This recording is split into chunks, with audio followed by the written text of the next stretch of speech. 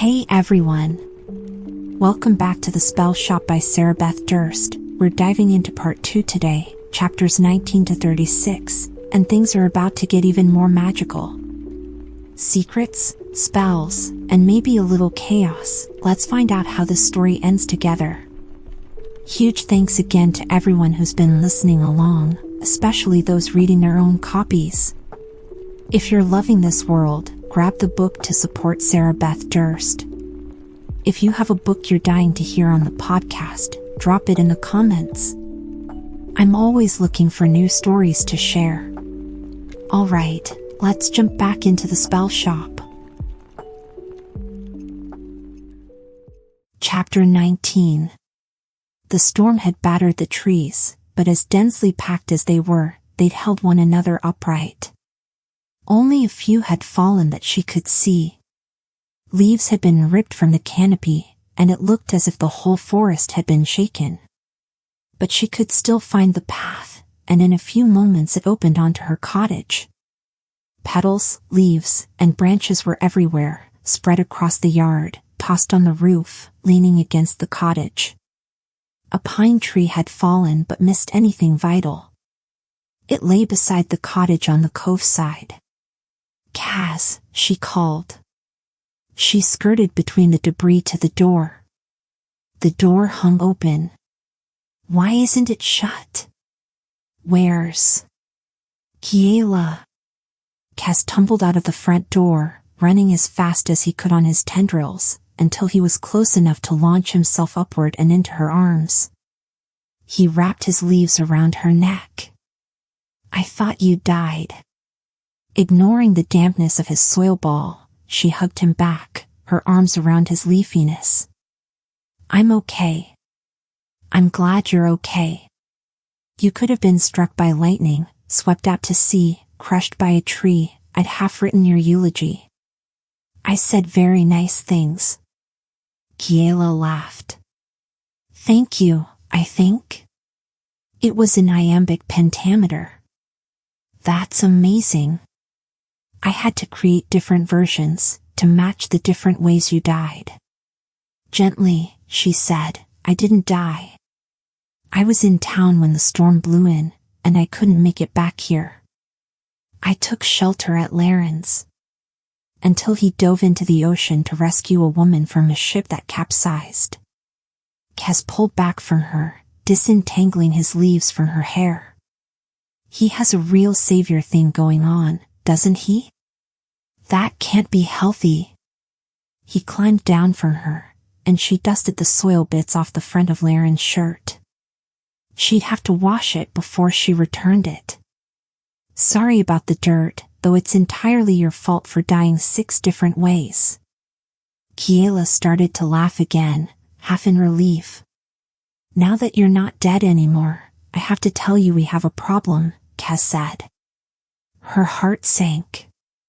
Had the storm caused damage to the cottage? Had the roof leaked? Were the books okay? What about the garden?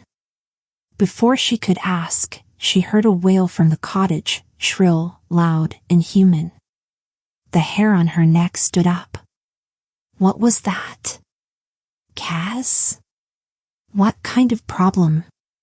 You won't believe it until I show you.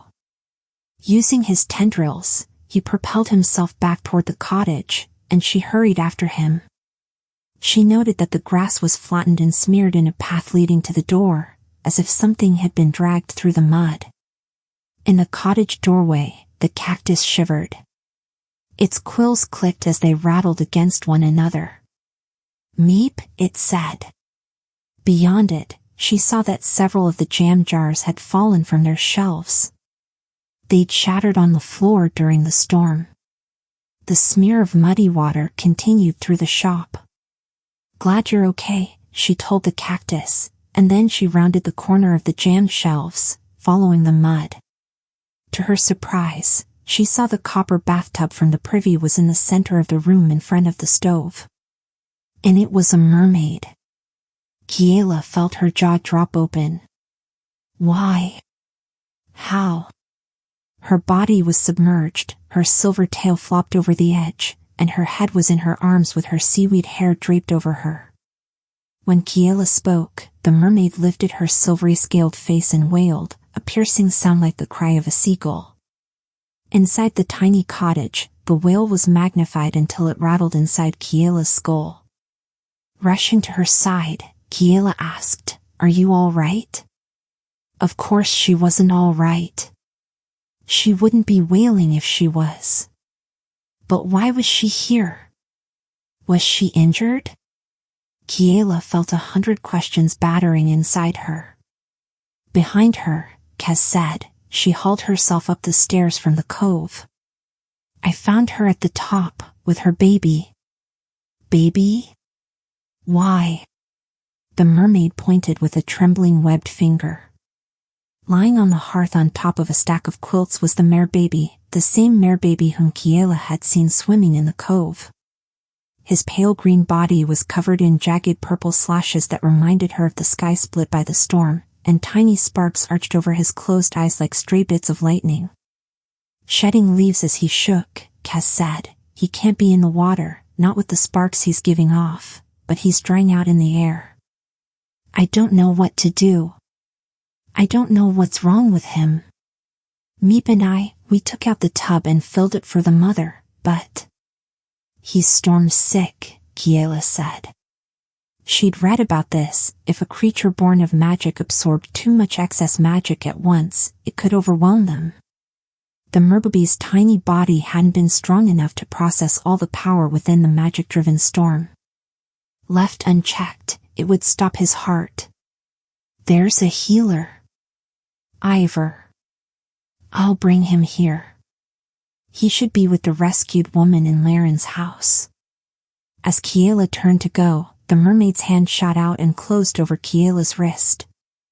Her fingers were wet and hard, like they were made of shell, not flesh. "No healer. She can speak." Kiela hadn't thought a mermaid's throat was shaped to be able to utter land-dweller words. This was remarkable. Did scholars know? Stop, focus on the baby. He needs help, and I don't know how. You. Kiela shook her head. But I don't know. Sloshing water out of the copper tub onto the floor, the mermaid lurched closer until her face was inches from Kiela's. Her breath smelled like the ocean, heavy with fish. Her teeth were pointed like a shark's. You. Tears pricked her eyes. She wanted to help, but how? What did the mermaid expect her to do? Tell me what to do. I don't know how to help. Spell. Kiela shook her head. I don't. Of course. 𝐾 said. She needs magic. It's magic caused, so she needs a spell to heal him. If there was a sorcerer. But there wasn't. There was only Kiela and her stolen spellbooks. You.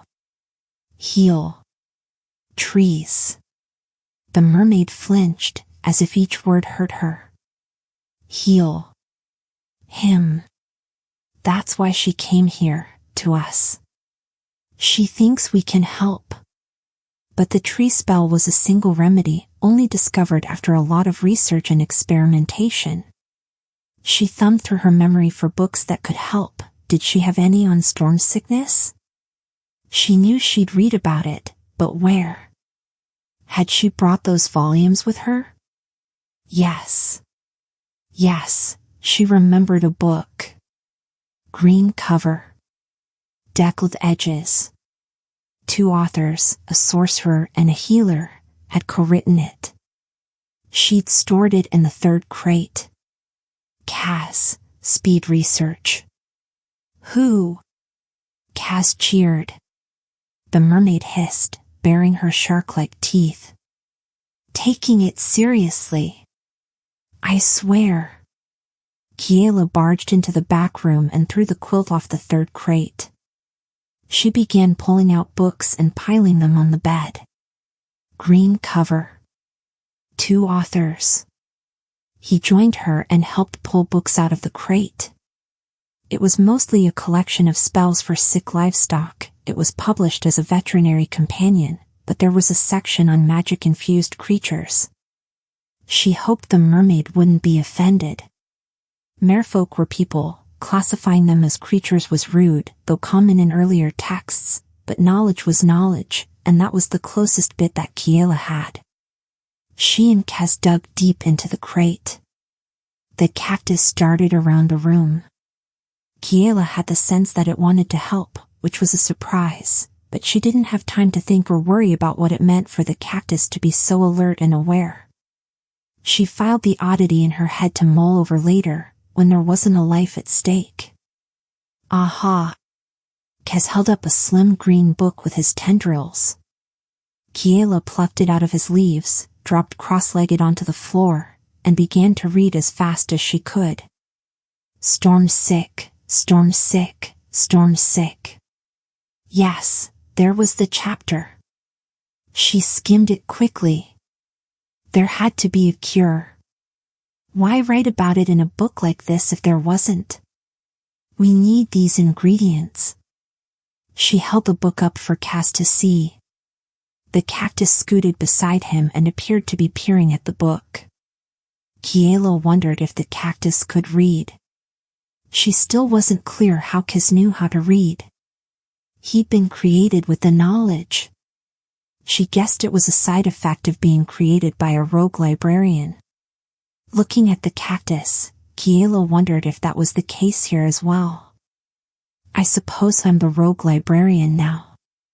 Most of the items on the list were natural and easily obtained. Sap from a tree struck by lightning. She'd seen one on her journey back to the cottage. Spit from a grown human. She could supply that. A feather. She hoped the chicken was still in the backyard. A handful of soil. Plenty of that in the garden or even attached to Kaz, though she wouldn't take that, of course. But it also called for the leaves of a verisad plant. What's a verisad plant? Rare, shiny leaves, very tiny plant that grows in the shade of other plants. Kaz's leaves rustled. I haven't seen any in the garden. I don't know if it grows on Caltray. The cactus darted out of the bedroom with a meep. Then we'll research substitutions.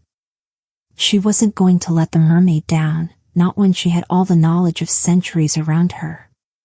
You want to start on that? I know where to find a pine tree struck by lightning. On it, Kes said. Rushing out of the bedroom, Kiela told the mermaid, we have a plan. She didn't know what to tell the mermaid to do, make sure her child didn't die. We'll be back. We need supplies. The mermaid flopped her tail and hissed, go. Kiela raced out of the cottage, skirting the broken jam jars. Where exactly had she seen the lightning-burned tree? It had been on the path to the cliff. She plunged into the forest without a backward glance. Around her, the birds called, and she realized this was the first time she'd heard them since the storm. She hoped they'd weathered it okay. Scanning the trees, she looked for the apple blossom bird but saw only sparrows. She wondered if the cloud bears were okay. Was there one attached to the damaged tree? Would her pine cone spell help heal it? First, though, she needed the sap. She found the lightning-struck tree, a third of the way down the trail. Skidding to a stop, she murmured an apology to whatever tree guardians were out there watching her. She grasped a bit of the bark and ripped it off, taking care to get some bark with char and some without. She didn't know which exactly the spell called for, but it was safest to have both. Kiela pivoted and darted back toward the cottage. She beelined through the house, past the mermaid in the copper tub and the mare baby on the hearth, out the back door, and into the garden. Several of the plants had been flattened in the rain. Mud stuck to her shoes. The chicken was still in her muddy pen. She had survived fine. Kiela plucked a feather from the hen's back. She squawked and ruffled her feathers. Sorry. Kiela scooped up a bit of soil that was at least partially dry from being close to the house. Running inside, she dumped the dirt, the feather, and the bark into a bowl on the counter. Behind her, the mermaid splashed in agitation as the merbaby let out a weak moan. Kiela spat in the bowl and mixed. The only ingredient missing was the leaves. Any luck with a substitution for the verisad leaves? Kiela called to 𝐒𝐘𝐍𝐎. Emerging from the bedroom, 𝐒𝐘𝐍𝐿 waved his tendrils in the air. No. No luck at all. I can tell you the substitute for basil, for goat cheese, for goat hooves, for goat spit. Why do so many spells involve a goat? You can use a chicken egg to substitute for a goose or swan egg so long as you are okay with the result only taking effect close to home. Apparently chickens don't like to wander, and that's why. Except for our chicken, though she seems happy enough now. But no mention in any books of any viable substitute for verisad leaves, because no other spell requires it, and I can't. Meep. Kiela turned around. In the garden doorway was the cactus, with a collection of small, shiny leaves stuck to its needles. 𝐒𝐘𝐍𝐎? Kiela asked. Are those? Oh, you beautiful genius, 𝐒𝐘𝐍𝐿 said to the cactus. Verisad leaves.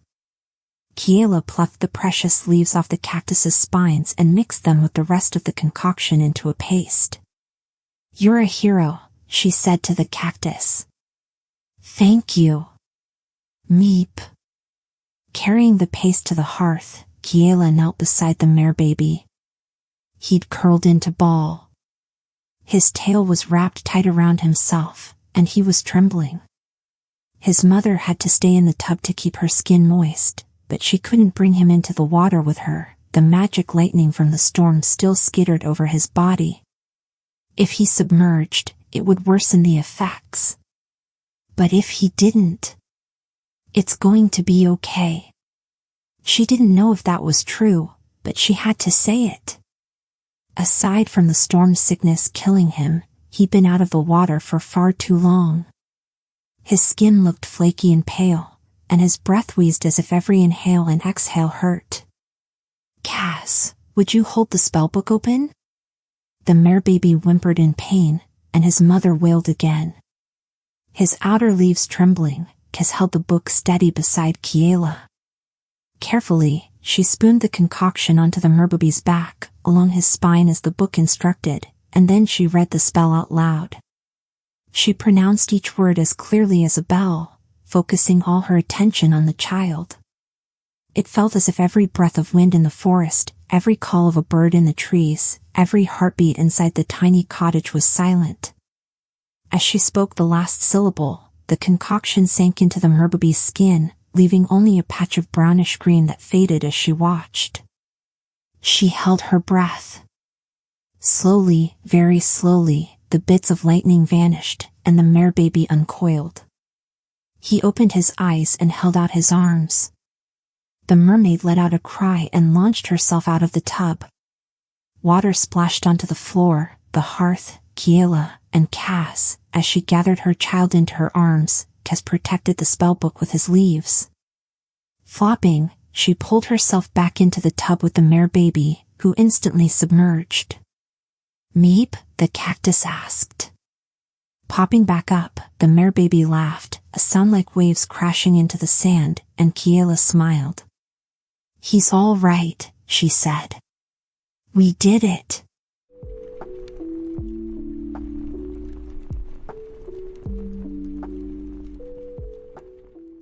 Chapter 20. After helping the mermaid and the merbaby down the steps to the cove, Kiela returned to the cottage to clean up from both the storm and their unexpected visitor. While the cactus mopped the floor, using its needles to hold the towel, Kiela emptied the copper tub and hauled it back behind the privy door. She rinsed the quilts and set them out to dry on a line in the garden. They had slight singe marks from the baby's sparks but no holes. She then helped 𝐒𝐘𝐍𝐿 return the spellbooks to the crates and covered them with the quilts that the merbaby hadn't used. Once the bedroom was restored to order, she examined the broken jars in the shop. To her relief, many were still intact. It had looked worse than it was, which was excellent news, considering that the spilled blood-red raspberry jam made it look a bit like a murder scene. As soon as the glass was picked up and the floor mopped, she collapsed into bed and didn't wake until the sun poked its way into the cottage and prodded at her closed eyelids. The instant she was awake, she thought of the mare baby, followed by the rescued woman, and she made herself get out of bed, wash, and dress, selecting a seafoam green skirt, a clean blouse, and her favorite boots. She wondered if there were any other storm victims and if they'd been helped. How odd, she thought. Usually when she woke, her first thought was to worry about her books. This place is changing me. She wasn't sure how she felt about that. Both the spider plant and the cactus were already outside in the garden, cleaning up debris. Kaz was using his tendrils to pick up stray twigs, while the cactus speared stray leaves with its spikes. I'm going to check on the mermaid, then Laran, okay? Kiela called to them. Do either of you want to come? Lots to do here, thanks. Meep, the cactus agreed. Kiela waved to both of them. Okay, have fun. She wondered if the cactus was going to learn to say more words. She had no particular feel for the developmental timescale of sentient succulents. Ooh, that would make an excellent research paper. If, of course, revealing the origin of the cactus wasn't a disastrous idea. On her way out, she picked up one of the undamaged jars of jam. If the rescued woman was recovered enough, maybe she'd like some? Or perhaps the mare baby would. Did merfolk like jam? Had anyone ever written a research paper about the culinary likes and dislikes of merfolk? Certainly she'd never heard of any scholar, sorcerer, or librarian finding one in their bathtub. That was new. She checked the cove, but neither the mermaid nor the mare baby was there, which she took to be a good sign. They were off in the sea, which had returned to its normal state of placid indifference. The birds were singing cheerfully as Kiela headed through the forest. She peered between the trees, looking for any sign of the forest spirits, but she didn't see any. She wondered if the rescued woman had woken. She wondered if Laran had recovered from his plunge into the stormy ocean. She wondered if Ivor was still at Laren's house. She wasn't sure what she'd say if he decided to ask questions about her remedies. It would be best if she could avoid him. Maybe she should have waited longer before she left the cottage. She could have stayed and helped Kaz and the cactus clean the garden and around the cottage. She could have made another batch of jam to replace what broke. Or she could have studied more spellbooks. Coming out of the forest, Kiela halted. Ahead of her, across the open field, the waterfall tumbled over the cliff. Half of her wanted to flee back the way she'd come. Stop it, she told herself. The healer had no proof that she'd cast any spells, and besides, the best way to avoid suspicion was to not act suspicious. It was natural for her to check up on Laran and the rescued woman. Resolutely not looking at the waterfall, Kiela descended the stairs. She reminded herself to watch for broken steps. There had been one a third of the way down. At exactly a third of the way down, she realized that someone had replaced all the missing steps with fresh slats of wood. Also, the railing had been mended in spots.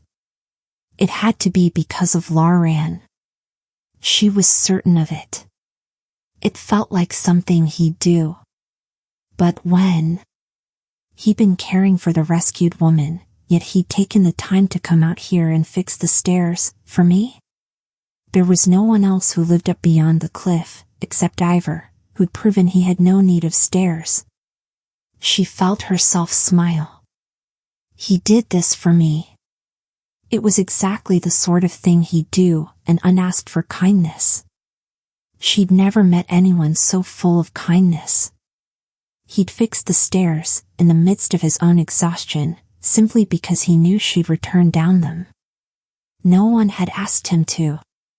No one else had even thought of it. He overflowed with kindness, perhaps to a perilous degree. Kiela kept smiling as she reached the shore and crossed the seaweed-strewn beach toward his house. The shutters had been thrown open to let the sunlight in, and the seaweed had been swept from the porch.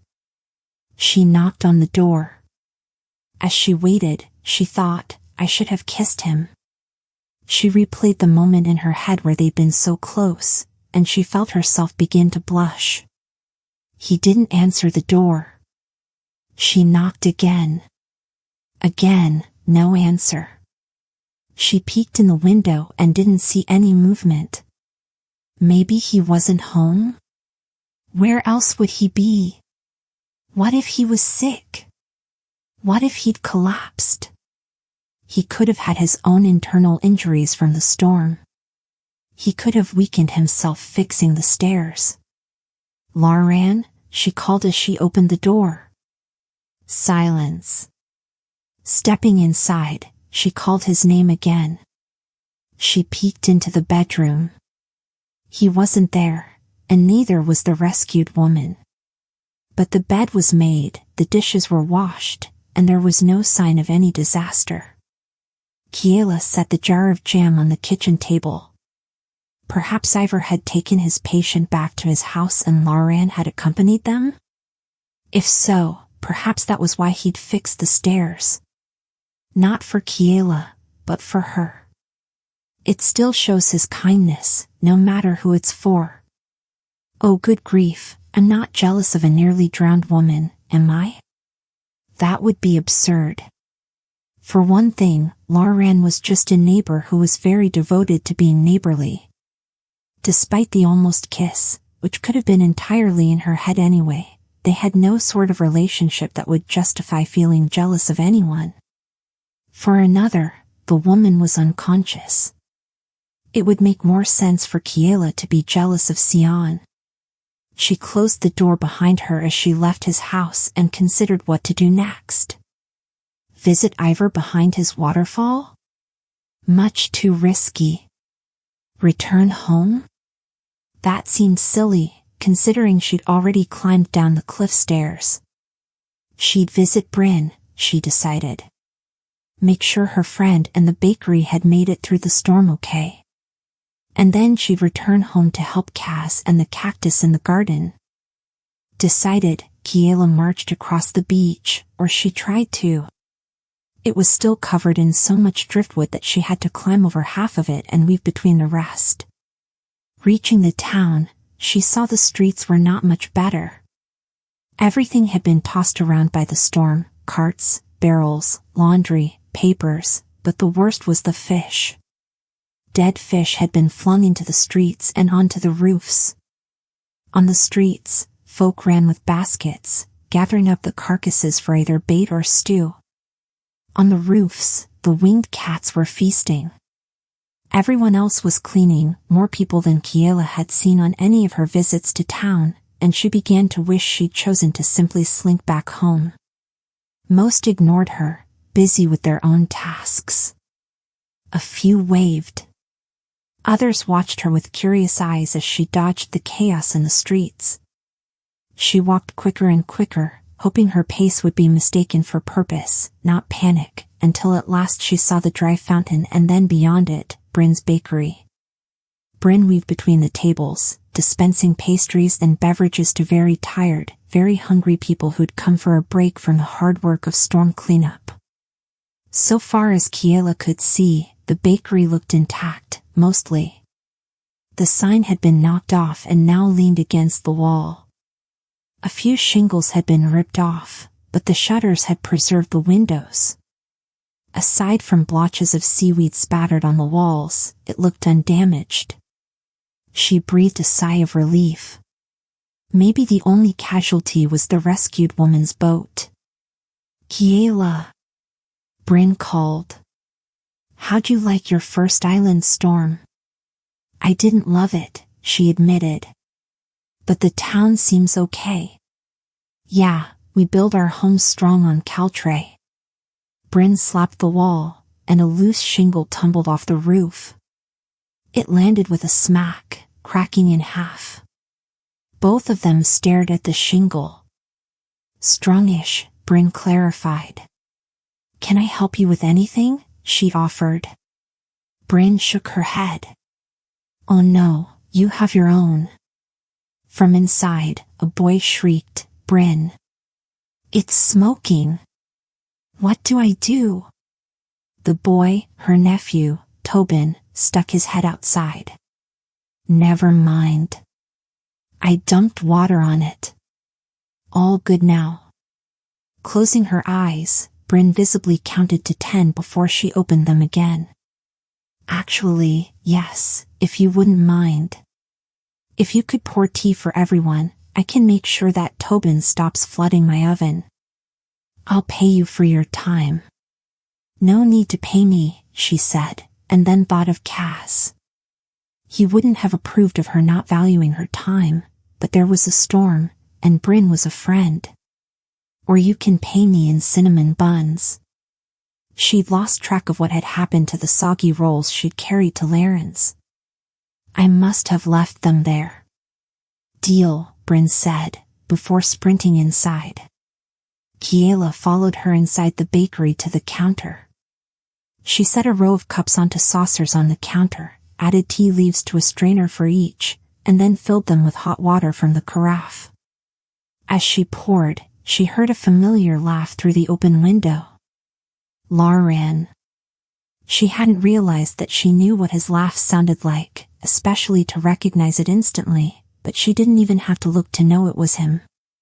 She did look, though, and she saw him position a chair for the fire-red-haired woman to sit.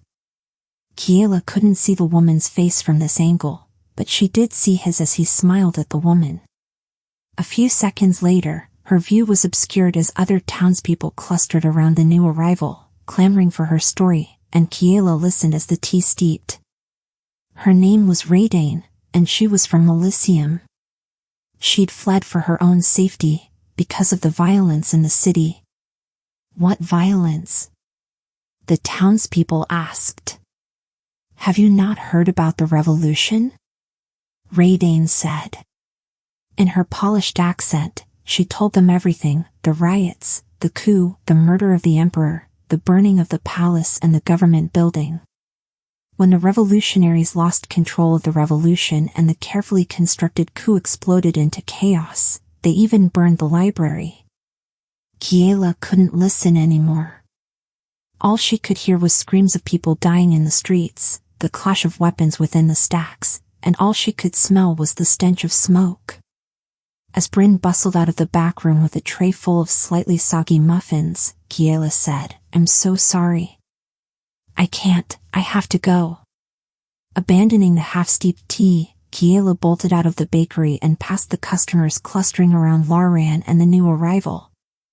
She half heard Lauren call her name, or perhaps she imagined it. She didn't linger to see which it was. Driven by the memory of screams and flames, she fled back to the beach, up the stairs, and into the green.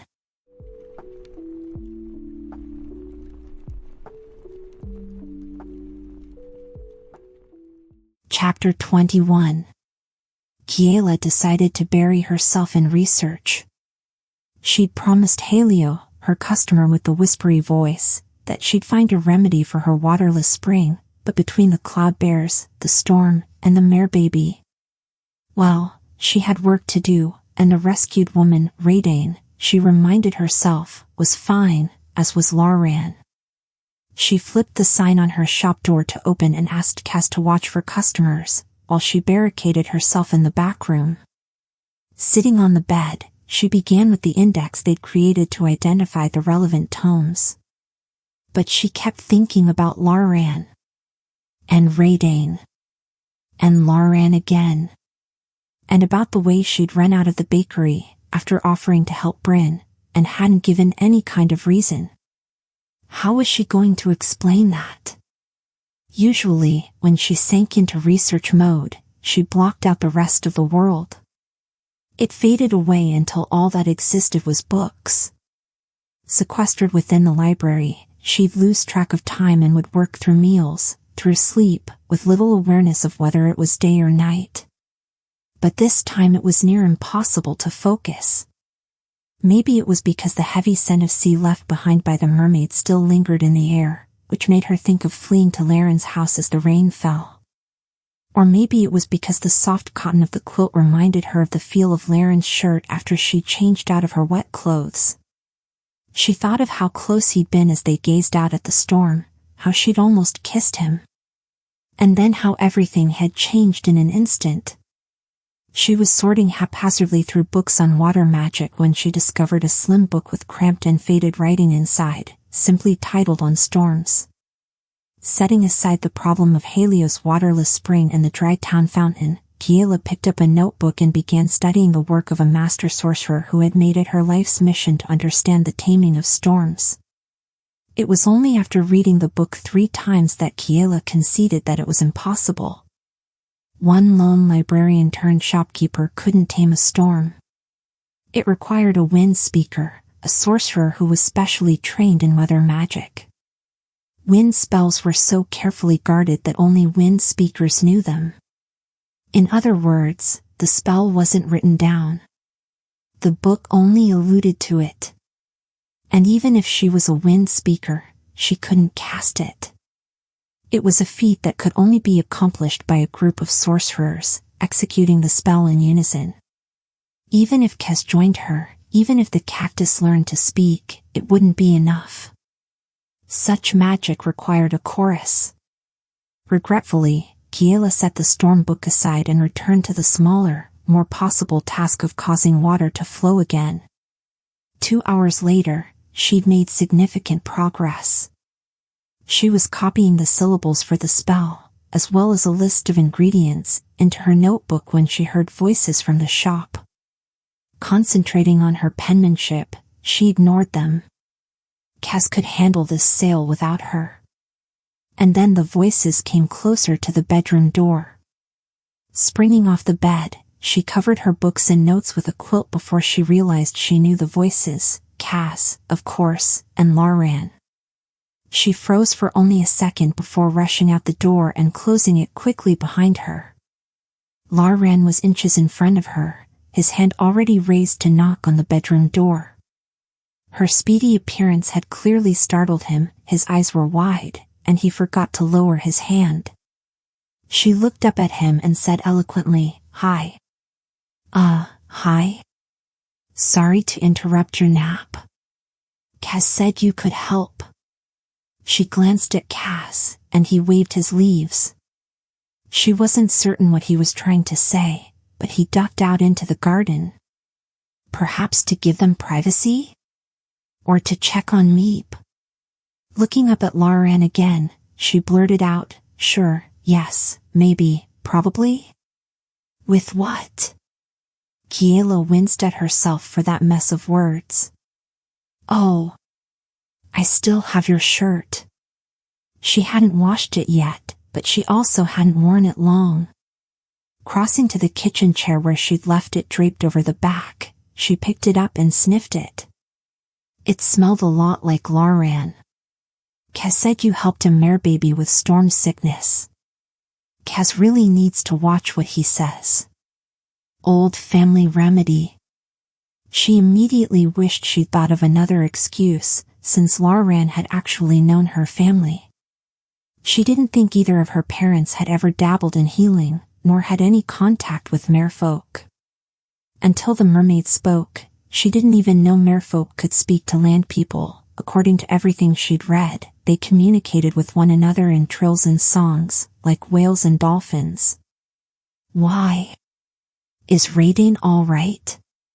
Are you? It's 𝐒𝐘𝐍𝐻. She hasn't been herself since the storm. I thought her favorite treat, tomatoes, would help. That's why I came, to see if you had more ripened tomatoes. But then 𝐒𝐘𝐍𝐻 said. A whole day had passed since the storm. If 𝐒𝐘𝐍𝐻 had been sick all this time. Kiela thought of the merbaby and how close he had come to dying. Do you think she has storm sickness? 𝐒𝐿aran spread his hands. I don't know. Maybe? I haven't encountered it before with one of my mare horses. Usually they dive beneath the waves for the duration of the storm, but 𝐒𝐘𝐿. He'd ridden her out to rescue the woman on the boat, and she'd been directly exposed to the storm. Kiela burst into motion. I need the spell. She could take just the page to hide the fact that it came from a spellbook, though everything in her quailed at the idea of damaging a book. I'll copy it onto a fresh sheet. But what about the ingredients, especially the verisad leaves? She'd used all of them for the mermaid. How was she going to find more? Kaz tumbled back in through the garden. He had a wad of leaves pressed between his tendrils. What a brilliant plant! She'd just need the lightning bark and soil. As she scurried back and forth assembling the ingredients, she realized 𝐿aurian was watching her. How was she going to explain all of this to him? It looked like a spell. It sounded like a spell. She didn't have time to figure out how to modify it so that it didn't. Can 𝐒𝐘𝐿 swim to my cove? It'll be easier to treat her there. He shook his head. She's on the rocks. I don't dare try to move her. Fine. She'd have to hope that 𝐿aurian was too worried to notice exactly what she was doing. You go back to her, try to keep her comfortable. Kaz and I will gather what we need and meet you there. He agreed to that and headed for the door. Wait, she called. She darted out to the garden, plucked 3 tomatoes, and then returned and thrust them at him. Go. Comfort her until I get there. He took the tomatoes, and his hands brushed hers. Do you really think you can help her? His eyes were anxious, and she saw every bit of fear and hope he was holding inside. She knew she should say she'd try. Any decent scholar would catch her response and qualifications. It was inaccurate to claim any kind of certainty. But looking into his eyes, all she could say was yes. Clutching the concoction and a hastily scrawled copy of the spell, Kiela hurried through the woods, across the field, and down the stairs to the shore. She ran through the list of ingredients in her head, certain she hadn't forgotten anything but calmed by the repetition of the list, and then the words to the spell, silently practicing the music of the syllables. Kaz galumphing beside her, using his tendrils to catapult his soil ball forward. At the stairs, he simply wrapped his leaves around his roots and rolled from step to step. He reached the bottom before she did. Up ahead, she spotted 𝐿aurian out on the jetty with 𝐒𝐘𝐿. The horsefish was slumped over the rocks, and for one horrible moment, Kiela thought they were too late. But then 𝐒𝐘𝐿 lifted her tail for an instant before lowering it again. We need a way to distract 𝐿aurian, Kiela said. He'll want to hover. Tell him you need one more ingredient, Kaz suggested. While he's helping me find it, you can cast the spell. Perfect. It's a plan. Just make sure it's an ingredient he'd have in the kitchen, not, like, seaweed. I wasn't going to say seaweed. Kaz halted at the end of the jetty, and Kiela stepped onto the first rock. From the house behind them, she heard the door open and turned her head to see 𝐿aurian step out onto the porch. The rescued woman wore a loose green dress that fluttered in the breeze, her hair was tied back with a white bow, and she looked fully recovered from her ordeal. Kaz asked the question that Kiela wanted to ask, why is she here? She supposed the new arrival didn't have anywhere else to stay, but still. It was, at the very least, inconvenient to have her here too. Also, she was certain that 𝐿aurian only had one bed. 𝐿aurian smiled radiantly at them. Oh, good day. Are you here for the laundry? Laundry? Did she think, never mind? It didn't matter. No, Kiela didn't want to spend the time explaining, not when 𝐿aurian and 𝐒𝐘𝐿 needed her. Kaz? She turned and picked her way along the stones toward Lauran, while 𝐒𝐽𝐫 greeted 𝐒𝐿ain. "We're neighbors," 𝐒𝐽𝐫 told her. "We came to help Lauran with his mare horse. We have an old island herbal remedy that's good with colic. Learned it from an old villager years ago." 𝐒𝐿ain boggled at the spider plant. "You talk. What a fascinating revelation." Kneeling, she began to examine him, lifting up a tendril and peering under his leaves. "I had believed sentient plants only existed on Alyssium." 𝐒𝐽𝐫 recoiled. "No touchy, please." Kiela felt prickles on her neck and hoped that 𝐒𝐿ain's reaction wasn't going to be a problem. Sentient plants weren't common outside the capital city, but there was nothing illegal about 𝐒𝐽𝐫's existing. Unlike the cactus, Kiela was legitimately not responsible for his creation. One problem at a time. "Did this villager also create you?" 𝐒𝐿ain asked. "I would be honored to meet him or her. Sadly, my creator died in a fire." If 𝐒𝐿ain was interested enough in 𝐒𝐽𝐫, it might be sufficient distraction for Kiela to get the job done. She raised her eyebrows at him, and 𝐒𝐽𝐫 shook a tendril at her. "Go," it meant. Kiela hurried down the jetty toward Lauran and Sion. "I've brought the remedy." She emphasized the word remedy. She wondered if she should repeat 𝐒𝐽𝐫's lie about the old villager. He didn't look up. "She's weakening. Look at her eyes." Her eyes were cloudy with flashes of light that swallowed her pupils. Her once golden scales were a lemon yellow, laced with streaks of purple, faint, but after the mare baby, Kiela knew what to look for. Sion was definitely storm sick. "She's dying." An uneaten tomato lay beside her on the rocks. "I need pepper," Kiela said. It was the first kitchen item she thought of. "I didn't have any, but the remedy will be more effective with it." Jumping to his feet, Lauran shouted, "𝐒𝐿ain, can you get the bottle of pepper? Third shelf to the left of the sink. Please, hurry." He squatted again and stroked Sion's mane. Well, that didn't work. And now she'd have to wait for 𝐒𝐿ain to return, or Lauran would suspect she'd lied. Worse, the woman would probably come out onto the jetty, and then Kiela would have 2 witnesses. Also, rosebuds. "I was in such a hurry that I forgot to gather them." She pointed to the top of the cliff, where the bushes hugged the edge. "I'll need 6. He turned back to the house to call to 𝐒𝐿ain again, but she had already gone inside. He took a breath to shout to 𝐒𝐽𝐫, and she interrupted him. "He doesn't have thumbs," Kiela said. "What?" "No opposable thumbs. It's hard for him to pick roses. But I've seen. Also, it's against his ethics to harm other plants." That wasn't true. He delivered the verisad leaves to her, after all, as well as multiple other ingredients. But it sounded plausible. He wouldn't forgive himself if he harmed a rosebush, even to save a life. "Could you please?" "Of course." He bounded down the jetty. When he was far enough away, Kiela knelt beside Sion. The mare horse was breathing shakily, each inhalation causing her entire body to ripple. Her tail was flapping weakly against the rocks. Quickly, Kiela smeared the remedy along Sion's spine.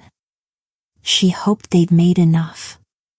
Sion was quite a bit larger than the mare baby, and it had been longer since the storm before treatment, more time for the sickness to spread and worsen.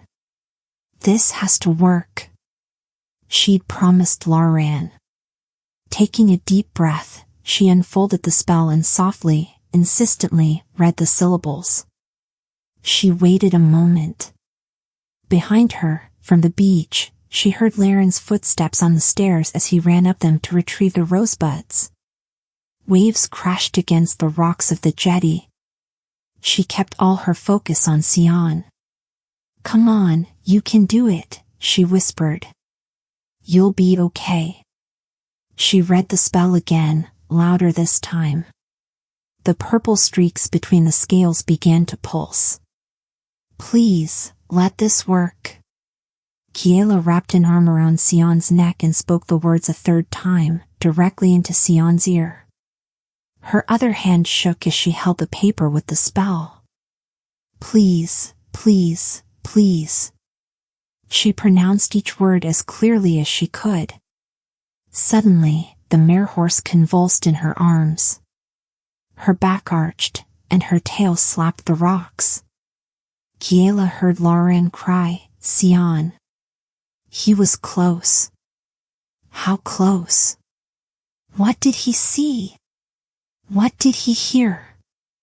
It didn't matter. Only 𝐒𝐘𝐍𝐿 mattered right now. Kiela stared into the merhorse's eyes. "Come on.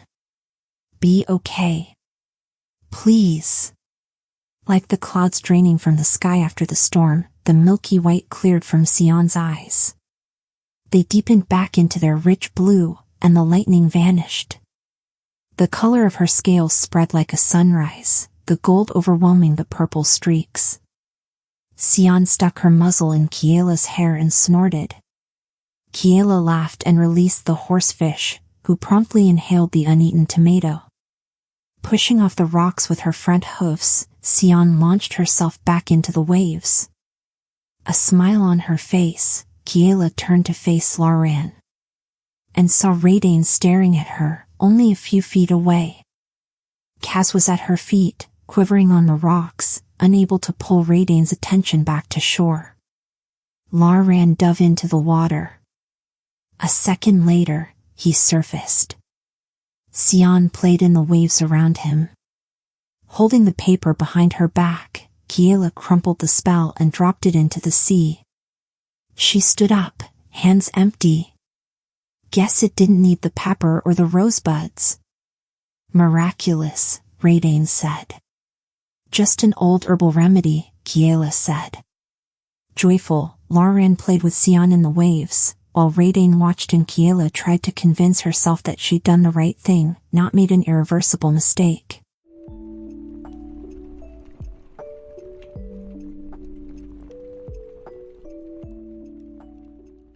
Chapter 22.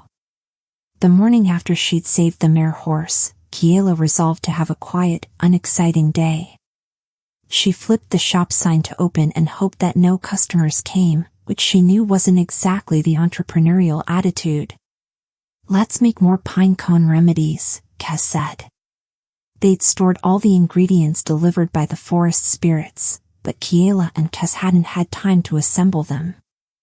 She thought of Edie and how pleased she'd been with her cherry tree. And then she thought of 𝐒𝐿𝐿 and how close she'd been standing when Kiela had cast the spell on 𝐒𝐘𝐍𝐿. Maybe we should take a break from remedies. Just for a little while. But we've barely begun. I don't want to draw more suspicion. I really don't think that woman heard anything. The waves were loud, and your back was to her. And Lauren was too far away. Besides, all he cares about is that 𝐒𝐘𝐍𝐿 recovered. You could have stripped naked, cast the spell with blood, and he wouldn't have cared. He could be right. Still. You think he wouldn't have cared if I was naked? Okay, that's not, hey, customers. Not yay, she corrected herself. The plan was to sell jam, not hide hermit-like with her books, so she should be happy to have customers. I should have come up with a better plan. Maybe she should have established a delivery-only shop and hired Bryn's nephew to deliver the jam so she wouldn't ever have to deal with visitors. Except that she couldn't afford to hire anyone yet. First, she had to sell more jam. Kiela opened the window with the counter as 3 figures emerged from the greenery. She recognized them instantly, Bryn, Edie, and the harpist with multiple arms. On the plus side, it wasn't Fenrir. Or 𝐒𝐿𝐿. or a stranger, or the Emperor's guards come to arrest her for unauthorized magic use. She tried to be happy that it was Bryn and 𝐒𝐿, but she couldn't help thinking, so much for my no people day. Quickly, Kiela scanned the shop and cottage. The bedroom door was closed, the books were under quilts, the cactus was in the back garden with the chicken, and the jam jars were neatly displayed on the shelves. She had peonies and larkspur in a pitcher on the kitchen counter and daisies in little glasses between the jam jars. Dried herbs, tied with ribbons, hung from the rafters in between copper pots. After the storm, she'd washed the gauzy curtains on the windows, and Kaz and 𝐒𝐿 had mopped the wood floor just this morning. Kaz climbed onto the shelves and plopped himself on an empty spot so he'd be eye level with the new arrivals, while Kiela checked her clothes for any jam stains or dirt. Since she'd planned to spend the day in the garden, she hadn't worn anything particularly nice. This was one of her handle-dusty manuscripts outfits. It had a tea stain on the neckline, as well as a rip in the left elbow. Her 3 visitors were all neat and lovely, Bryn in a red plaid pinafore dress that was fancier than her usual bakery garb, 𝐒𝐿 in bright green with a matching hat, and the harpist in white pants with a yellow blouse with 4 sleeves for her 4 arms. Oh well, it was too late to change now. Plastering a smile on her face, Kiela swung the door open wide. Thanks for coming to Kiela and Kaz's jam shop. Lovely to see you all. Kiela. Kaz. Bryn waved cheerfully to both of them. I think you've met 𝐒𝐿. Let me introduce you to our friend 𝐒𝐿𝐼𝐒. 𝐒𝐿𝐼𝐒 waved with both of her right hands, as if they were connected by a string. Imagining how useful an extra pair of hands would be for shelving books, Kiela tried not to be jealous. She didn't have bookshelves right now anyway. Just jam shelves. We almost met outside the bakery. Nice to officially meet you, 𝐒𝐿𝐼𝐒. Closer, 𝐒𝐿𝐼𝐒 elbowed 𝐒𝐿 with one of her arms. You were right. I see it now. Just like Binna. It's the eyes. Plus the freckles. Since she'd come to 𝐒𝐘𝐍𝐿 and spent so much time outside in the garden, instead of within the library stacks, a scattering of magenta freckles had appeared on the bridge of her nose, and her hair had tinted different shades of blue, some strands lighter and some still a dark sapphire, a rainbow of blues. Also, the smile, 𝐒𝐿 said. To Kiela, she said, you have your mother's smile. Kiela wasn't sure how hearing that made her feel. Jumbled inside, really. She liked that her smile sparked memories. It made it feel a little like her mother was still here to be able to smile, but then her mother wouldn't have been happy to be back on 𝐒𝐘𝐍𝐿. Her mother had loved Alyssium, loved all the shops and the bustle, loved the flowers that draped from every window box. She'd been so excited to get her own window box full of flowers. She'd nursed those seeds into sprouts, and every spring, she would proudly report on every blossom that appeared. Given how much she loved flowers, Kiela wondered if she'd ever missed her island garden. She liked to smile. We went to school together, 𝐒𝐿𝐼𝐒 said. She always had her nose in a book, while I was always showing off how well I could walk on rooftops. I was a bit of a daredevil back in the day. 𝐒𝐿 snorted. Binna used to dare you to not do dangerous things, just to make sure you made it out of your childhood alive. Kiela felt herself smile. That did sound like something her mother would do. And her mother had always loved to read. She taught Kiela at a very young age, and on their very first day in Alyssium, her mother had brought her to the Great Library. Without an imperial pass, they'd only been allowed in the public foyer, but Kiela had glimpsed the stacks up the spiral staircase and the reading rooms through the occasionally opened doors. She'd fallen in love with the place that day, and her mother had encouraged her. She'd been so proud when Kiela was accepted into the librarian program at the university. She told everyone in her book club and her gardening club and everyone at her favorite tea shop about her daughter the librarian to be. Kiela hadn't thought about that in years. She was surprised at how nice it was to remember. She would have expected it to hurt more. Somehow, being here in her family's old house, with people who'd known her parents, it was nice.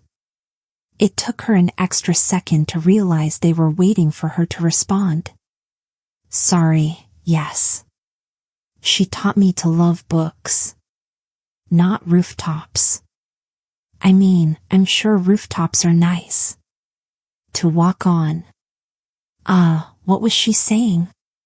Would you like some jam? Smooth, Kaz murmured. Actually, 𝐒𝐘𝐍𝐿 began. Edie jumped in. She saw my cherry tree. It's spectacular. Completely covered in ripening fruit.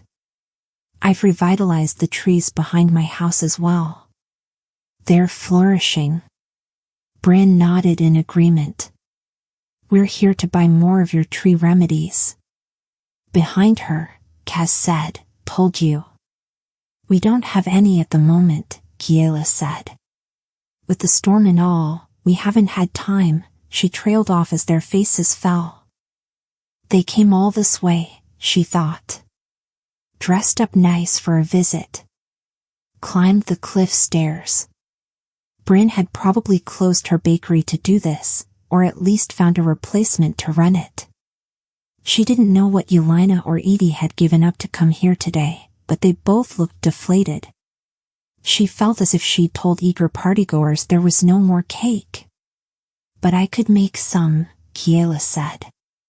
Kaz could keep you company while you wait. She glanced over her shoulder at the spider plant to see if he'd mind. Assembling the pine cones would be quicker with his help, but someone had to distract their visitors. You could have some bread and jam on the house, as an apology for the delay.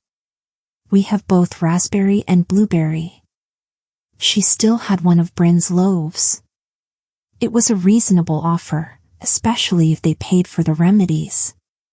All three of them perked up at that, and she felt a rush of relief. I said the right thing. Yay. Maybe she could handle being a shopkeeper after all. We'd be happy to help you, my dear, Edie said. Many hands make the work go faster, 𝐒𝐿𝐼 said, wiggling her many fingers. Oh. If they helped, they'd witness her spellcasting. She had to say no.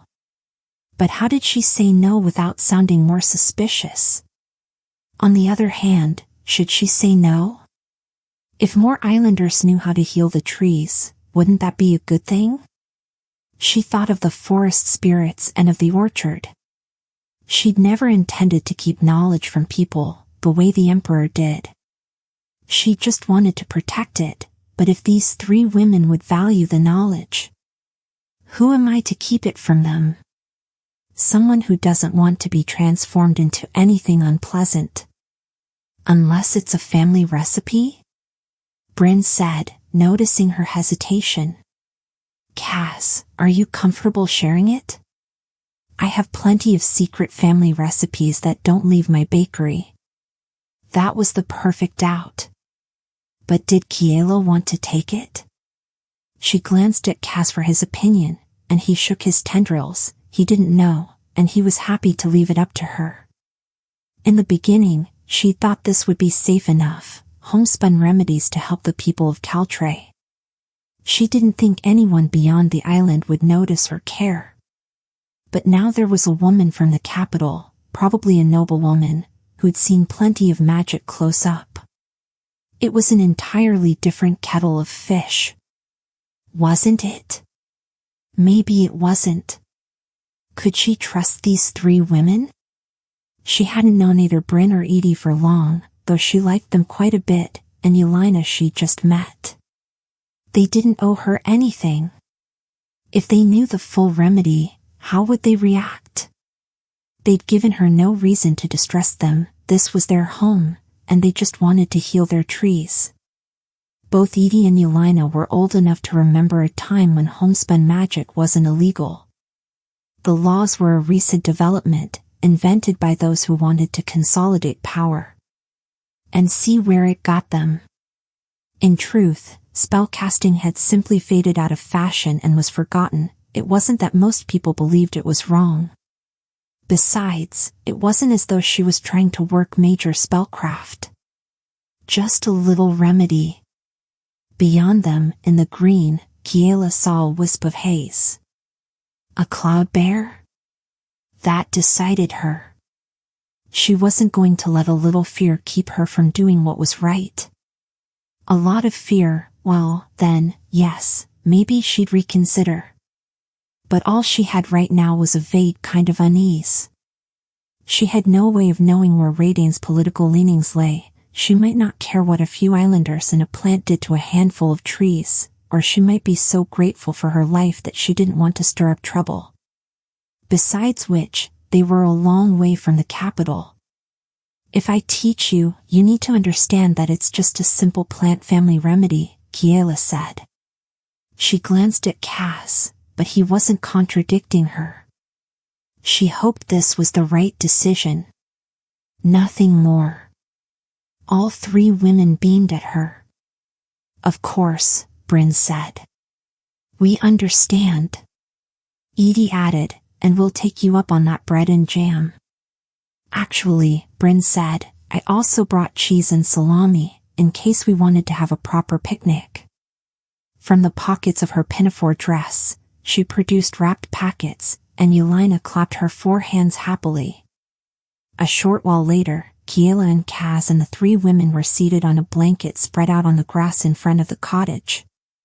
After asking Kiela if she could use her stove and kettle, Bryn had made fresh tea, while Kiela had sliced the bread and Edie cut up the sausage and cheese.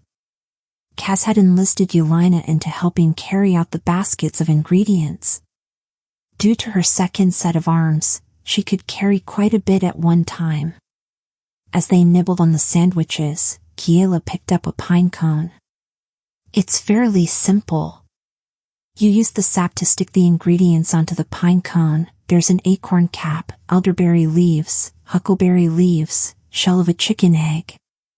Any eggshell would work, but I've only tried it with chicken shell.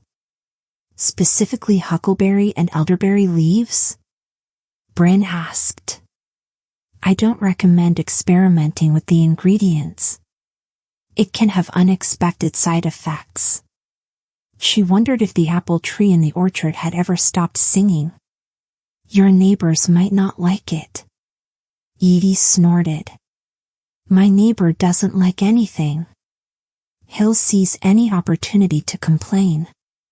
She launched into an anecdote about her neighbor fussing over the fact that his flowers bent toward her house, which meant she could see the blossoms and not him, as if she had anything to do with the position of the sun. He once yelled at a bird for daring to chirp by his window. Apparently it should respect the fence around his property? Halfway through her third story, Kiela realized which neighbor she meant, Fenrir. She swallowed her bite of sandwich. The sausage was peppery and the cheese was sharp, absolute perfection, and said, he came by my shop the first day it opened. Told me he doesn't like jam. Bryn shook her head. But you have a jam shop. Why come to a jam shop if you don't like jam? It's like visiting a fish market if you hate seafood or a baker if you don't like bread and then complaining that they don't offer steak and corn, which is a fine meal but... He likes to complain, 𝐒𝐼𝐒 said. Some people are like that.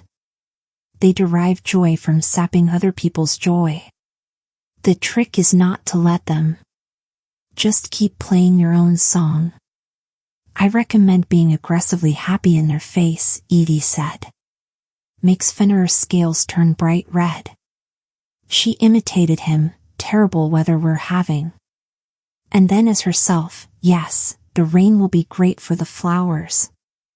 Brilliant, Bryn said, laughing. Finishing her first sticky pine cone, Kiela showed the others what it was supposed to look like. The others compared theirs. Kaz, what's the wind today? Kiela asked. Kaz held one of his tendrils up in the air. It's easterly, he reported. Excellent. Kiela held up her completed pine cone. It requires a breath of easterly wind. Only wind will work. Definitely don't try just blowing on it. You're making me very curious, 𝐒𝐐𝐍𝐻 said, lifting her pine cone into the air. What happens if you deviate from the spell? Remedy, both Kiela and Kaz said. Calming herself, Kiela said, think of it like a recipe. Like for jam. If you mix in salt instead of sugar, it won't taste the same, right? Bryn grinned at her. You tried it, didn't you? Go on, tell us. What happened? It didn't work, Kiela said. One of the trees turned into a bird, Kaz said. Kiela shot him a look. What? They should know if they don't want extra birds. Easterly wind, Kiela said firmly. And then, she hesitated. Here was the part that felt the most like a sorcerer's spell, because it was a sorcerer's spell. You say a few nonsense syllables. Bryn raised her eyebrows. 𝐒𝐚𝐫𝐿 and 𝐒𝐿𝐿 exchanged glances. Kiela tried not to wince. Why had she thought this was a good idea? It was not. Definitely not. But knowledge is meant to be shared. That was the entire point of a library. Otherwise it would be a sealed vault. You know, the syllables are just for fun. Someone in Kaz's family must have thought it would make it all look more impressive if it sounded like they were really doing magic. It was my grandpa, Kaz lied. He was trying to woo my grandma. But tradition says you have to say the words or, he shrugged with his tendrils. Or you'll dishonor his grandpa, Kiela said. Kaz nodded all of his leaves. So you'll teach us these nonsense words? 𝐒𝐿𝐿 asked. Yes, but I recommend not saying them around anyone who might misunderstand, Kiela said. Like Fenrir. He'd probably see it in the worst possible light. Instead of a harmless tradition to honor a grandfather, Bryn said. Exactly. All the women nodded, and Kiela taught them the words syllable by syllable.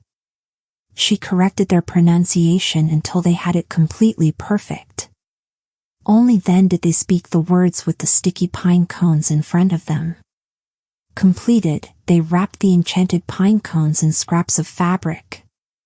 And then each of them reached for another pine cone to begin again. It was Bryn's turn then to regale them with a flood of anecdotes. She described various baking accidents she'd had in experiments with recipes, plus the time she'd been distracted and had in fact mixed up salt and sugar. I didn't create a bird, but I did create the most inedible pudding that you can possibly imagine. Let me guess, 𝐒𝐿𝐿 said. Tobin ate it anyway. Bryn grinned. Every last bit of it. Hours flew, and by the time the sun was overhead, they'd created several dozen remedies and depleted the entirety of the ingredients from the forest spirits. Kaz offered to gather more for their next working picnic, if they were interested in making this a regular event. Everyone loved that idea, and Bryn offered to supply the bread next time, 𝐒𝐿𝐿 offered to bring the cheese, and 𝐒𝐿𝐿 volunteered honey. As they poured themselves a final round of tea, 𝐒𝐿𝐿 said, if this is going to be a regular meeting, we should have a name. I vote we call ourselves the Pinecone Coven. Yes. Bryn said. I love it, 𝐒𝐿𝐿 said. Kiela held up a finger.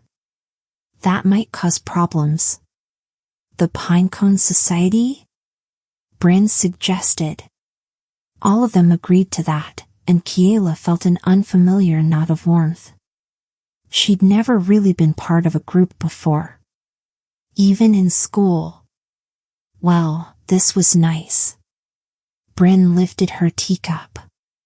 To the Pinecone Society. The Pinecone Society, they all said, lifting their cups. 𝐒𝐘𝐍𝐎 lifted a cup using his leaves. They clinked and then drank. 𝐒𝐘𝐍𝐎 dumped his cup, with water not tea, onto his root ball. Kiela smiled as she set down her cup and saw a bush shiver at the edge of the forest. A tree guardian?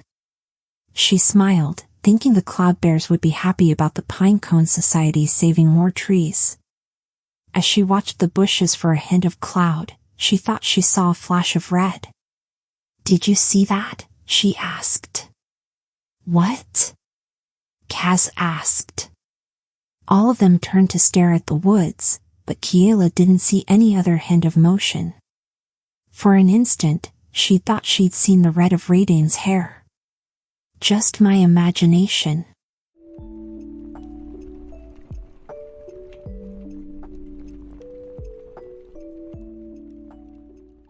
Chapter 23. 𝐒𝐚𝐫𝐭, Kiela thought as she waved goodbye to the three women. She decided she'd call it that to herself, though it was wise to say society out loud. All total, they'd made 46 more remedies. She'd wanted to give them at least half, in thanks for their work and company, but 𝐒𝐘𝐍𝐎 had jumped into negotiations, and somehow, in payment for her teaching them the spell, they'd agreed to supply her with 1/4 of the harvest on any fruit or nut trees, or a fish a week for a month if they used the remedy on another kind of tree. She had no idea where the spider plant had learned how to handle business negotiations, but she was grateful. Also, she was going to have to learn how to cook fish. Librarian would know. She wondered if that was a decent enough excuse to visit him. She could also ask how 𝐒𝐘𝐍𝐎 was feeling. But what if Radain was there? She wondered if that really had been her, lurking in the greenery, or if it had only been Kiela's imagination. Maybe I'm just overly jumpy. She'd glimpsed a bit of red. It could have been a bird. Perhaps even the apple blossom bird with its red feathers. She headed back inside the cottage. "The cactus wants to help next time," 𝐒𝐘𝐍𝐎 said. Of course. She was 99% certain the 𝐒𝐚𝐫𝐭 wouldn't bat an eye at the addition of a sentient succulent. Or at least 90% certain. 85? It's welcome to help whenever it wants. "Meep," the cactus said from the garden door, before darting back out to play with the chicken. The two of them seemed to be playing some variant of tag. "The cactus wants you to know they prefer they, to it, she, or he," 𝐒𝐘𝐍𝐎 told Kiela. "Ah, okay. Thanks for telling me," Kiela said. "Wait, you can understand them?" She hadn't realized the cactus could communicate, especially at such a grammatically nuanced level. "Sure. It's a plant thing. How intelligent are they?" She kept her voice low, in case the cactus was insulted by the question. She didn't mean to be insulting, she just had very limited experience with this. She didn't recall any of her books mentioning the developmental speed of accidentally enhanced plant life. They have a working understanding of theoretical astrophysics. Staring out at the cactus and chicken, Kiela said, "Really?" "No. But they do like poetry." She raised her eyebrows. "They prefer free verse." "Ha." She rather loved the idea of the spider plant and the cactus reciting free verse poetry to each other. She wanted to ask whether they wrote their own or drew from the masters, but her mind shifted back to that hint of red in the greenery. How much did she have to worry about the rescued woman? What would Radain think of a sentient succulent who was advanced enough to appreciate poetry? Maybe if Kiela visited Librarian, she'd be able to determine whether Radain had overheard her spell casting with 𝐒𝐘𝐍𝐎, whether she had been spying on her, whether she was a threat at all, or whether it was all Kiela's own paranoia. "I'm thinking of visiting Librarian." 𝐒𝐘𝐍𝐎 made a rustling sound that was suspiciously like a giggle. "To check on 𝐒𝐘𝐍𝐎 and to try to determine if Radain is a threat." Of course. And to ask him how to cook fish." She winced at herself. Okay, now it just sounded like she was making up excuses. But first, I want to finish the spell for 𝐒𝐘𝐍𝐿. Which spell for who? Remember the older woman with the dry spring? She bought some jam on our first day? I almost have the spell for her. I just need to confirm the pronunciation of line 3. Ooh, research. He sprinted into the bedroom. Cactus? Kiela called. Can you mind the shop? Meep if anyone comes. The cactus waddled into the cottage, followed by the chicken.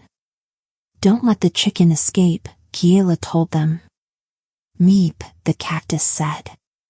Kiela wasn't certain what that meant, but it sounded like agreement. She'd have to ask 𝐒𝐘𝐍𝐿 if he could teach her to speak plant.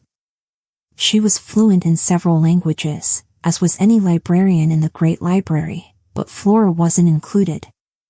She wasn't certain it was a recognized language, perhaps it should be. Thanks. She followed 𝐒𝐘𝐍𝐿 into the bedroom, where he'd already hauled out a dissertation on the linguistics of ancient languages, including the first language of spellwork. Joining him, she immersed herself in research until Kiela felt confident that they had the solution. Reasonably confident, at least. How do we test it? 𝐒𝐘𝐍𝐿 asked. She only knew of one waterless spring so far, and she really didn't want to be experimenting in front of 𝐒𝐘𝐍𝐿 when she was going to claim it was an old family remedy. If it failed, that would be hard to explain. Wait, I do know a second one. The fountain in town. It's dry too. If I pick a time when everyone is out at sea. Like right now? He waved his leaves at the window. It's a beautiful afternoon. She jumped to her feet. Like right now. Can you and the cactus go, he said. By the time you're done, it'll be dinner time. You can just happen to be passing by Laren's house. Perhaps he'll invite you to share a romantic meal. Kiela blushed. I'm not looking for a romantic meal. I have read that sharing meals can be very bonding, 𝐒𝐘𝐍𝐿 said. The act of nourishing one another creates a tie. Like when I share my soil ball, he trailed off. Lowering her notebook, Kiela looked at her spider plant friend. She could have sworn his leaves were tinted greener, the plant equivalent of a blush. 𝐒𝐘𝐍𝐿? You should visit librarian. Kiela grinned at him.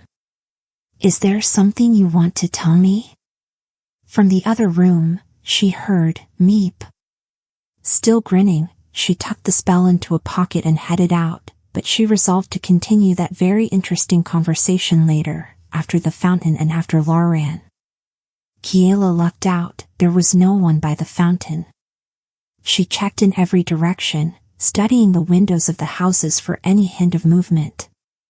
She could hear voices from the direction of the bakery, as well as shouts, 𝐒𝐘𝐍𝐿, the clang of metal, and the thunk of wood from the direction of the dock, but the only one watching her was a ginger cat with dirty white wings who had squeezed himself into a window box, displacing whatever flowers used to grow there. A lone daisy bloomed limply by his hindquarters, occasionally hit when he swished his tail. Don't tell, she said to the cat. With another glance down the empty street, she stepped into the basin of the fountain. Kneeling by the spout, she inserted the ball of ingredients. Both 𝐒𝐘𝐍𝐿 and the cactus had helped her harvest them from the garden and the pond. This particular remedy required aquatic freshwater plants, beside the statue of the mermaid. Carefully, she said the words, pronouncing each syllable as she and 𝐒𝐘𝐍𝐿 had determined. She climbed out of the basin and wondered if voices came closer. Kiela scooted down a side street. She'd check back later. Perhaps even tomorrow. It would be better not to have any suspicion thrown on her at all. If she was nowhere near town when the spell took effect, that would be best. She began walking toward the beach and Laren's house. She didn't look back. Either the spell worked and she had a new remedy for her customers, or it hadn't and no harm done. It was worth it to try, especially since she had such a perfect opportunity. Luck is with me today. She hoped that luck lasted. As she walked, she considered what she was going to say to 𝐒𝐿𝐴𝐴𝐿. Obvious start to the conversation was to ask about 𝐒𝐘𝐍𝐎𝐏. It was a reasonable excuse for a visit, regardless of whether 𝐒𝐿𝐴𝐴𝐿 was there or not. If 𝐒𝐿𝐴𝐴𝐿 was present, well, it would be a short visit. She wondered where the rescued woman was sleeping. 𝐒𝐿𝐴𝐴𝐿 had only one bed. There was no guest room or even a daybed like she had in her cottage. Exactly how kind was he? Kiela had read tales of people who fell in love with either their hero or their healer. 𝐒𝐿𝐴𝐴𝐿 was both. If 𝐒𝐿𝐴𝐴𝐿 was grateful. If she realized how much he'd risked. If she saw how kind he was, how sweetly awkward, how... Gah, what does it say about me that I'm clearly jealous of a woman who nearly died? Kiela wouldn't blame 𝐒𝐿𝐴𝐴𝐿 if she fell for 𝐒𝐿𝐴𝐴𝐿. All he did was fix my chimney, and I can't stop thinking about him. No, it wasn't the chimney that had drawn her. It was the apology afterward. Yes, that was the moment that she began to have feelings for him. His clumsy apology. If 𝐒𝐿𝐴𝐴𝐿 was sharing his bed. I'll be fine. She hadn't needed romance in her life before, and she didn't need it now. It was a new idea, spurred by being in a new place and trying new things, but that didn't make it a necessity. Kiela thought of her happily married parents and how irritating it used to be when they pressure her about her love life. She didn't have what they had, a union, a partnership. Not everyone did. Some people were solitary, and she'd done just fine on her own. She'd been content. And I can be content here, with 𝐒𝐿𝐴𝐴𝐿 as a very nice neighbor. On his porch, she raised her hand to knock on the door, and it swung open. His smile lit up his face, and for an instant, she forgot it was smart to breathe. With a laugh, 𝐒𝐿𝐴𝐴𝐿 stepped out onto the porch, wrapped his arms around her, and swung her in a circle, lifting her off the ground. In that instant, she was surrounded entirely by him, and she was only aware of the breath in his chest, the strength in his arms, the warmth in his skin, and the smell of the sea. You saved my 𝐒𝐘𝐍𝐎𝐿, he said. Gently lowering her, he released her, and she had to catch herself to keep from staggering. He didn't seem to notice. He took her hand and pulled her across the beach and down the jetty. Kiela had to concentrate to keep from slipping on the way, and both of them were laughing by the time they reached the end, where the mare horses were playing. 𝐒𝐿𝐴𝐴𝐿 put his fingers to his lips and whistled, 3 short and 1 long. 𝐒𝐘𝐍𝐎𝐿 broke from the herd and leapt through the waves. She looked magnificent with the sunlight on her golden scales. She tossed her mane as she reached the rocks. Rising up onto her front hoofs, 𝐒𝐘𝐍𝐎𝐿 snuffled at Kiela's hands and then her pockets. No tomatoes today, Kiela said. I'm sorry. She's herself because of you, 𝐒𝐿𝐴𝐴𝐿 said. I don't know how to repay you. Again. 𝐒𝐘𝐍𝐎𝐿 was the foal, the one you sang to. You've saved her twice. Kiela shook her head and didn't feel like laughing anymore. You don't need to repay me. That's not why. She took a breath. You would have done the same. Both times.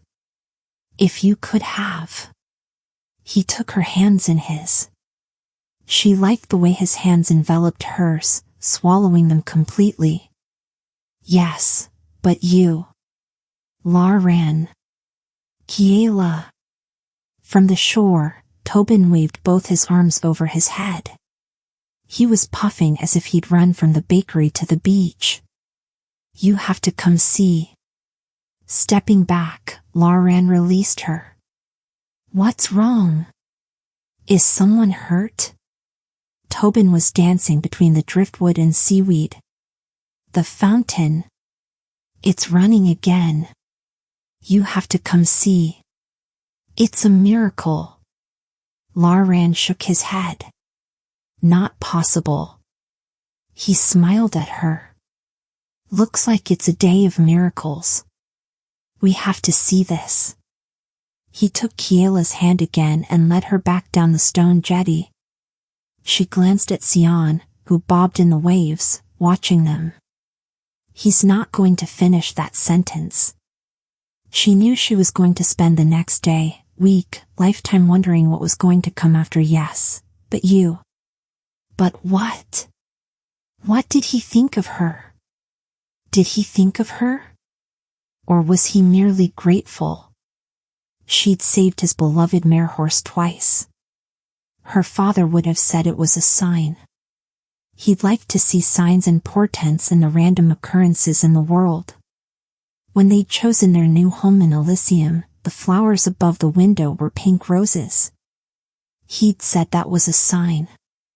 She hadn't realized at the time that those roses were the same pink as the ones on the wild rose bushes that edged the cliff. She also remembered the time she'd lost a scarf in the canals. Her father had said it was a sign that she should live at the Great Library, shielded from any wind or sea breeze. At that point, she'd already taken the library assignment and was full of doubt about leaving her parents' home. He'd been trying to say, in his own way, that it was okay for her to go. They reached the beach and followed a very excited Tobin as he leapt like a goat over the beach and into town. Kiela heard the crowd long before she saw it, squawking like a flock of gulls, with words piling onto one another so fast that they became meaningless. If Laran wasn't still holding her hand, she'd have pivoted and fled up the cliff stairs. But he was still holding her hand, even though she wasn't sure he realized he was. All his attention was on Tobin. As they approached the fountain, he slowed. The crowd was thick, clustered in a ring around the fountain. She couldn't even see the mermaid statue, but then Laran pushed forward, and a gap opened up.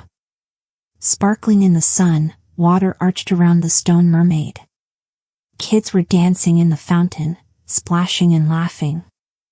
Islanders, more than she'd seen at one time, were marveling at it, repeating the same amazed phrases over and over, asking how this could happen, wondering what it meant.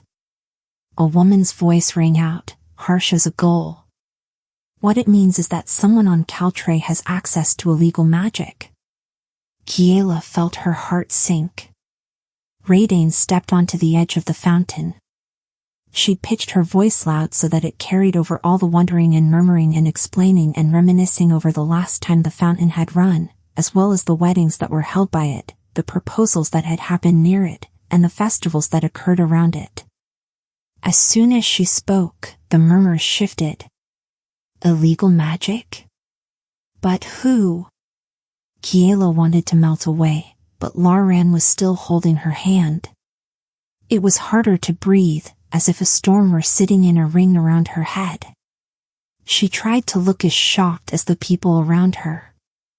She felt the bodies around her, penning her in. You have a rogue sorcerer on 𝐒𝐿𝐿, 𝐒𝐿𝐿 shouted, and it is imperative that he or she comes forward. If you do so voluntarily, I promise that the Imperial Guard will be lenient. If you do not, then you will be considered a traitor to the Empire. Out of the corner of her eye, she saw Laran scowl. Don't say anything, she thought at him. Don't draw her attention. But it was Bryn, not Laran, who shouted, Who are you to come here and make threats? You were saved from the sea by one of us, quite a display of gratitude to now turn your suspicion on us. I am an Imperial Inspector, 𝐒𝐿𝐿 said, authorized to enforce the laws. And it will go more smoothly for your island if you do not hide this criminal from me.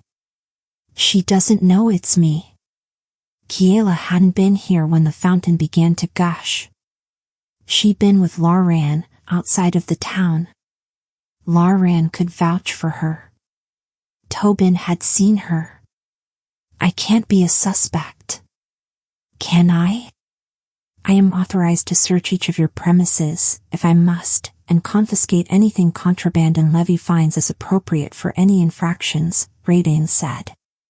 But I do not wish to disrupt the lives of innocent people.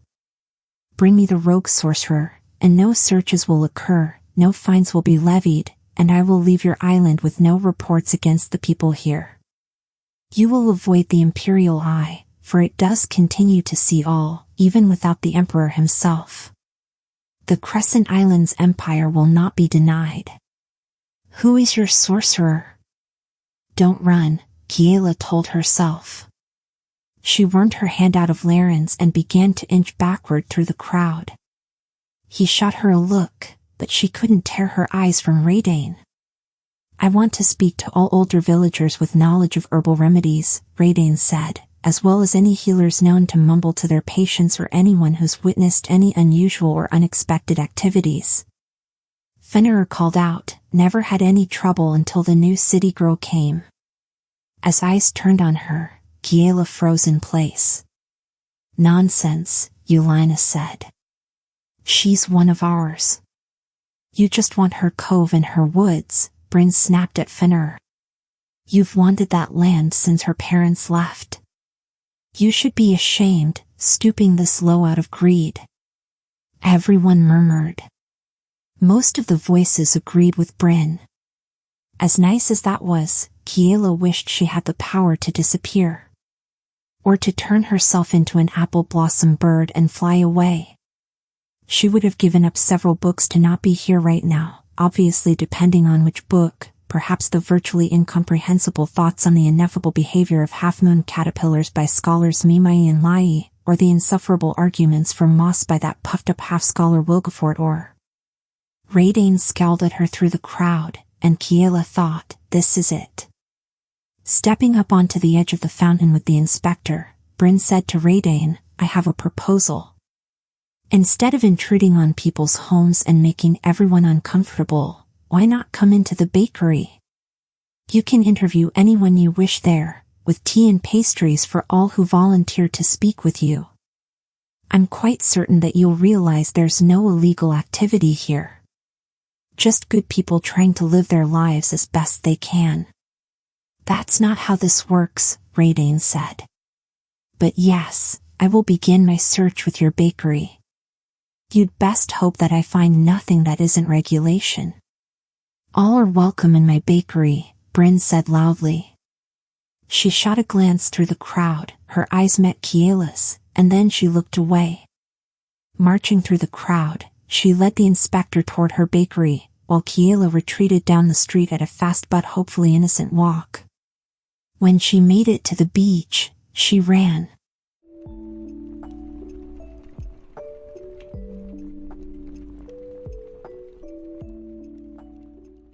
Chapter 24. Kiela ran up the cliff stairs, her sides hurt, her lungs hurt, her legs hurt, and her heart hurt to think that she'd ruined everything. If she hadn't shared her spells with anyone. If she hadn't experimented on the apple trees. If she had just left the books alone. But she hadn't, and now she'd endangered not only herself but Cass, Lauren, Bryn, Edie, 𝐒𝐈𝐒, and possibly everyone else on 𝐒𝐘𝐍𝐿, depending on how hard this inspector decided to come down on the island for harboring a rogue sorcerer. What else would 𝐒𝐿's investigation expose? Who else have I endangered? Panting, she reached the top of the stairs. What about 𝐒𝐈𝐒? He'd said he wanted to talk to her about remedies. She'd assumed he disapproved, but what if she had it backward? He was the island healer. Perhaps he slipped in some illegal remedies of his own to save a patient. In Alyssium, it was universally known that no one looked too closely at what healers did so long as they kept healing the rich and powerful. But what about on an island in the outer region? Would they still look away? 𝐒𝐿 had specifically mentioned healers, so she might not look away. As an imperial inspector, she had the authority to enforce the laws against non-approved magic used to their fullest. She could call a legion to 𝐒𝐘𝐍𝐿 to comb through their houses, observe their activities, question everyone, and then levy fines, make arrests, dole out punishments. She could, if she chose, strip 𝐒𝐘𝐍𝐿 of every resource and call it justice. Outside the waterfall, Kiela called, "Ivor." She bent over, hands on her knees, and tried to catch her breath. Straightening, she shouted louder, "Ivor." He stepped out from behind the spray of water. Wet, his magnificent antlers gleamed. "Who needs help?" "You do." He blinked at her. "There's an imperial inspector in town," she said. "You may have nothing to hide, but if you do, hide it." She turned without waiting for him to reply. "Kiela, I know what you did for Laren's mare horse." She froze. And then he said, "It was a true kindness." With a nod, Kiela set off toward the greenery. She held her side as she ran. Every breath felt as if it were scraping her throat. She wasn't used to running. Not much need in the Great Library. She didn't see the point unless something was chasing you. Well, now something is. Consequences. Consequences were chasing her, and even though a good, upstanding citizen of the Empire might choose to face those consequences. I have a spider plant, a cactus, and a chicken to think of. And the books. She couldn't let 𝐒𝐿𝐴 claim the spellbooks. An imperial investigator wasn't a librarian. 𝐒𝐿𝐴 wouldn't know how to care for them, how to protect them, how to return them safely to where they'd be guarded and valued. At best, she'd confiscate them, and they'd languish in a warehouse for illegal magic. At worst, she'd destroy them, deeming them the instrument of illegal activities. She might not believe they were library books. Or care. It's not a risk I can take. Stumbling onto the green in front of the cottage, Kiela collapsed onto her hands and knees. Her voice croaked as she called, "Cass." She tried again. Louder, "Cass." "Meep?" "Get Cass, please," she told the cactus as they peered at her from around the side of the cottage. "Tell him it's an emergency. Tell him it's all gone wrong. Tell him I failed. Tell him I'm sorry." Before she could say any of it, 𝐒𝐘𝐍𝐿 spurted out over the garden wall and toward her. "What happened? Are you hurt? Oh, seeds and soil. You're dying." She shook her head hard. "𝐒𝐿𝐴, she's an imperial inspector. She knows there's illegal magic on 𝐒𝐘𝐿𝐴. We have to hide the books." "Gah." He bolted into the cottage, followed by the cactus. "Meep, meep, meep." She got to her feet and puffed after them into the bedroom. Throwing the quilts off the crates, she piled the research books she'd been reading back inside and closed the lids. She then began tugging the first crate out of the cottage. "Where to?" Kaz asked. "Boat," Kiela said. "How? We pull it down the stairs?" "I guess." As she maneuvered the first crate to the top step, she heard the rustle of bushes near the path. Her heart hammered inside her rib cage. "Hide," she ordered Kaz and the cactus. There was no hiding the crate. She couldn't just drop it down the stairs, not safely, not with water at the bottom of the steps. She had to guide it down, but there was no time. Larenn burst out of the greenery. "Kiela?" "Over here," she said, and then thought she should have stayed silent. Of course, he would have seen her in a second, just standing at the top of the steps with an enormous crate. She braced herself as he crossed to her. This wasn't going to be a pleasant conversation. She expected questions. Or a demand for an explanation. She knew he'd seen her flee, there was no way to hide that. She only hoped she had enough of a head start on 𝐒𝐿𝐴, that Bryn would keep her busy in the bakery for long enough. But he didn't demand anything. He merely asked, "What do you need?" Kiela wanted to cry. That was the most, no, fall apart later. "I need help with the crates. I have to hide them. Kaz and I. We need to get the crates to our boat and then, somewhere." She didn't know where. Out to sea. Along the coast. She didn't know, but she'd figure it out. First, she had to get the books away from here. Maybe she could find another cove, one where no one knew to look for her. Or better yet, a cave. Yes. There were caves riddling the cliffs. She didn't know where any were, but if she searched for long enough. "I just have to get the books away." He didn't ask what was in the crates. He didn't ask why they needed to be hidden. He simply helped. Grabbing the crate, he muscled it down the stairs himself, while she, Kaz, and the cactus dragged the second crate from the back bedroom to the top of the steps. Lauren jogged back up the steps and hefted the next crate into his arms. She saw the strain in his arms and the sweat on his forehead. She knew the crates were painfully heavy, even for him, but he didn't say a word. He didn't slow. She went for the third crate. The fourth. The fifth. By the last one, her arms were aching so badly that they shook. But she helped him carry the final crate down the steps, both of them grunting and wheezing. They positioned it onto the scow next to the others, and Kiela covered them all with the tarp. "Kiela?" Kaz called from shore. He was holding the bag of pine cone remedies in his leaves. The cactus was beneath the bag, helping support it. "Kaz, wait there. I'll carry you over the dock." "Cactus."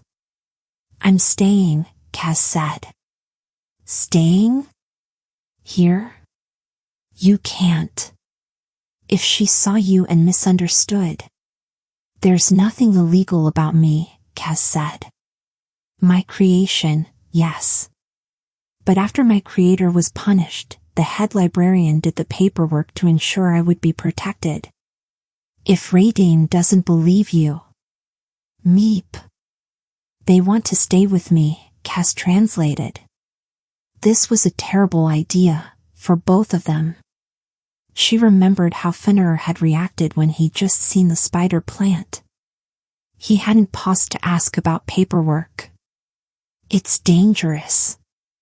You don't know." Meep, meep. Kiela didn't need a translation for that. The cactus wanted to stay with Kaz, which would normally be sweet but right now was just plain reckless. If Raydane saw either Kaz or the cactus, she'd be convinced that Kiela, not some elderly villager with an herbal remedy, was the source of the magic, and she'd be right. Kiela tried another tack. "I need the two of you to guard the books wherever I hide them. I can't just stash them somewhere unguarded, and I can't stay with them myself. It'll be suspicious if I'm not at my shop." "What if she comes while you're gone?" Kaz argued. "Someone needs to delay and misdirect her." Lauren spoke up. "I'll do it." "Don't be ridiculous," Kiela said. He wasn't involved. He had no idea what was going on or what was at stake. He shouldn't have to, she suddenly realized with horror that she'd said the word books. A second later, she realized he hadn't flinched. He hadn't asked, "What books?" Or worse, whose books? Maybe. No. This wasn't his responsibility. He didn't owe anything to her, no matter what he'd said before with Sion. "I'm not his anything." He had no reason, except this was Lauren, and this was what he did and who he was. Still, though, she couldn't let him. He'd be accused of obstructing an official investigation, and he couldn't afford to be arrested. His mare horses needed him. Besides, he didn't deserve to be pulled into this mess. He was a good person, kind to a fault. Kiela shook her head. No, I won't be responsible for ruining your life. Go home, and be innocent. You rescued her, so she should leave you alone. I brought danger to you, however unintentionally, by bringing her into your life, 𝐒𝐿aurian said. Don't argue. Just go. Take 𝐒𝐘𝐍𝐿 and, he hesitated. 𝐒𝐽𝐵, the cactus said. Take 𝐒𝐘𝐍𝐿 and 𝐒𝐵 with you, and I will delay 𝐒𝐿aurian, if she comes. She half laughed and half hiccuped. 𝐒𝐵 is an excellent name, she told the cactus as they waddled down the dock toward the boat. Carrying the bag of pine cones, 𝐒𝐘𝐍𝐿 followed the cactus.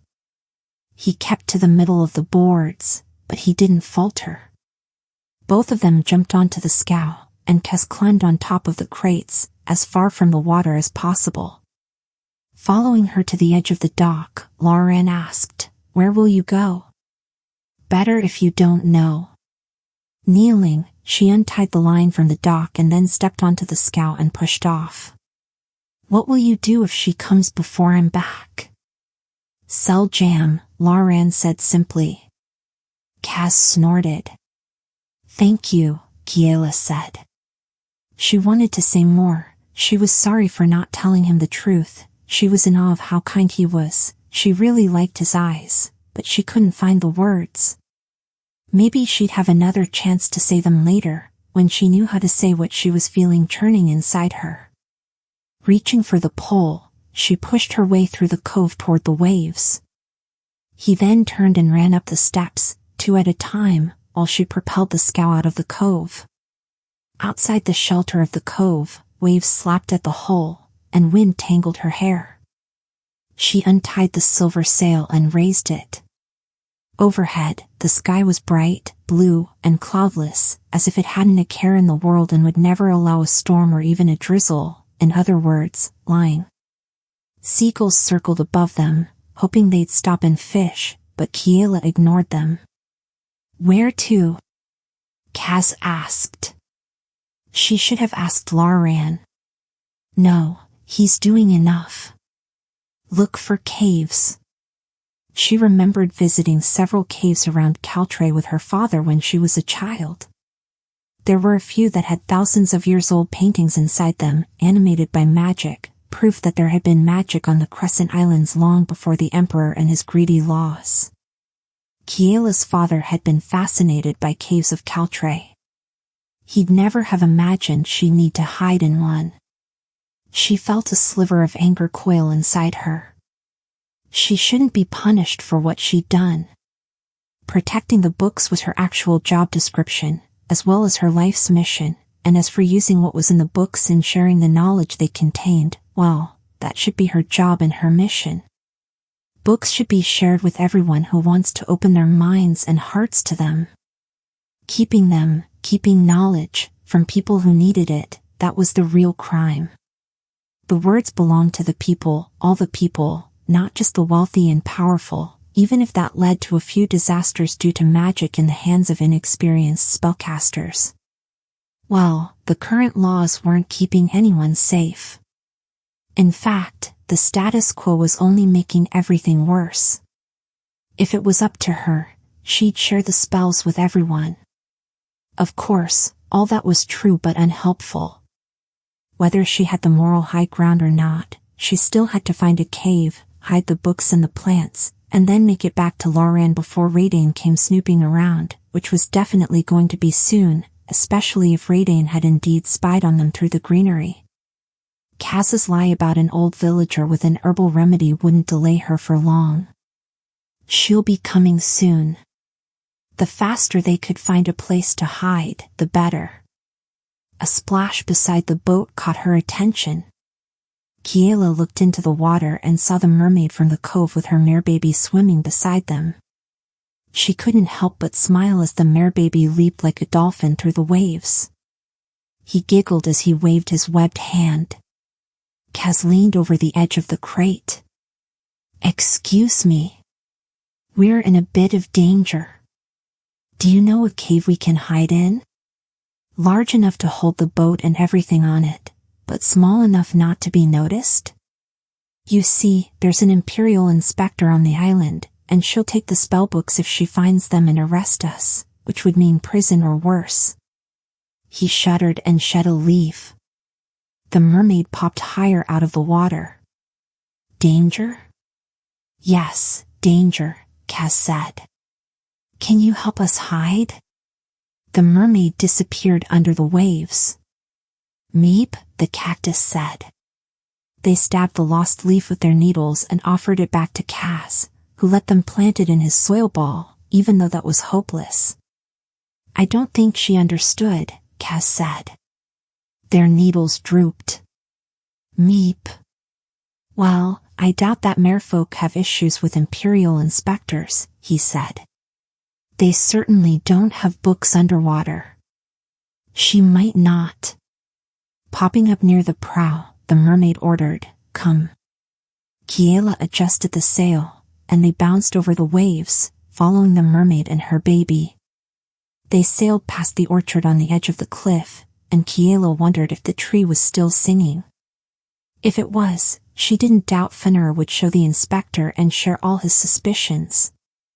Frankly, it was sheer luck that Raydane hadn't begun her search at the jam shop. No, it's not luck, she thought. It's Bryn. She wondered what Lauren would say when Raydane finally came, whether she would search the cottage, and whether she'd guess what they'd removed from the bedroom. Kiela hadn't had time to reorganize the furniture. What would she make of the pile of quilts? Would she notice the boat was gone from the cove? If she discovered Kiela had come by boat, she'd demand to know where the boat was. A good inspector would crack through Kiela's lies in a heartbeat. I didn't hide well. She hadn't been trying to hide, she'd been trying to escape. And once she was here, well, she thought she was too far from Alyssium for anyone to care what she did. She'd let herself be lulled into an illusion of safety, and look where it had gotten her. I'm sorry, Kiela said to 𝐏𝐻𝐿. For what? You came back as quickly as you could. For all of this. If I hadn't touched the books. If we'd just left them behind. 𝐏𝐻𝐿 shook his tendrils at her. They'd have burned. Then I should have just left them hidden. I shouldn't have. Meep. If she hadn't cast spells, then Meep wouldn't exist, the forest spirits would be treeless, the mare baby and Sion would have succumbed to storm sickness. It wasn't all a mistake. Ahead, the mermaid swam toward what looked like a shadow in the cliff wall. Kiela pulled the sail tighter, and they shot through the water, following her. They sped toward the rocks. 𝐏𝐻𝐿 rustled his leaves. Kiela? She wasn't certain where the cave was, if there was a cave, but the mermaid. Kiela. I trust her. And there it was, the cave. It was a trick of how the cliff wall was angled, combined with the color of the rock. She'd never have seen it at all if not for the mermaid. Loosening the sail, she let the boat drift toward the opening. They slipped inside between the silent stone. Shadows closed around them, like a mother's arms, to protect them. The lap of waves echoed within the cave. I know this place. It was her father's favorite. On the ceiling and the walls, painted flowers sparkled around them in a magical light show, courtesy of a spell that had been cast thousands of years ago. Marveling, Kiela turned in a slow circle as the petals of ancient roses, lilies, daisies, and flowers twinkled in every color of the rainbow, and she felt, for a brief moment, safe.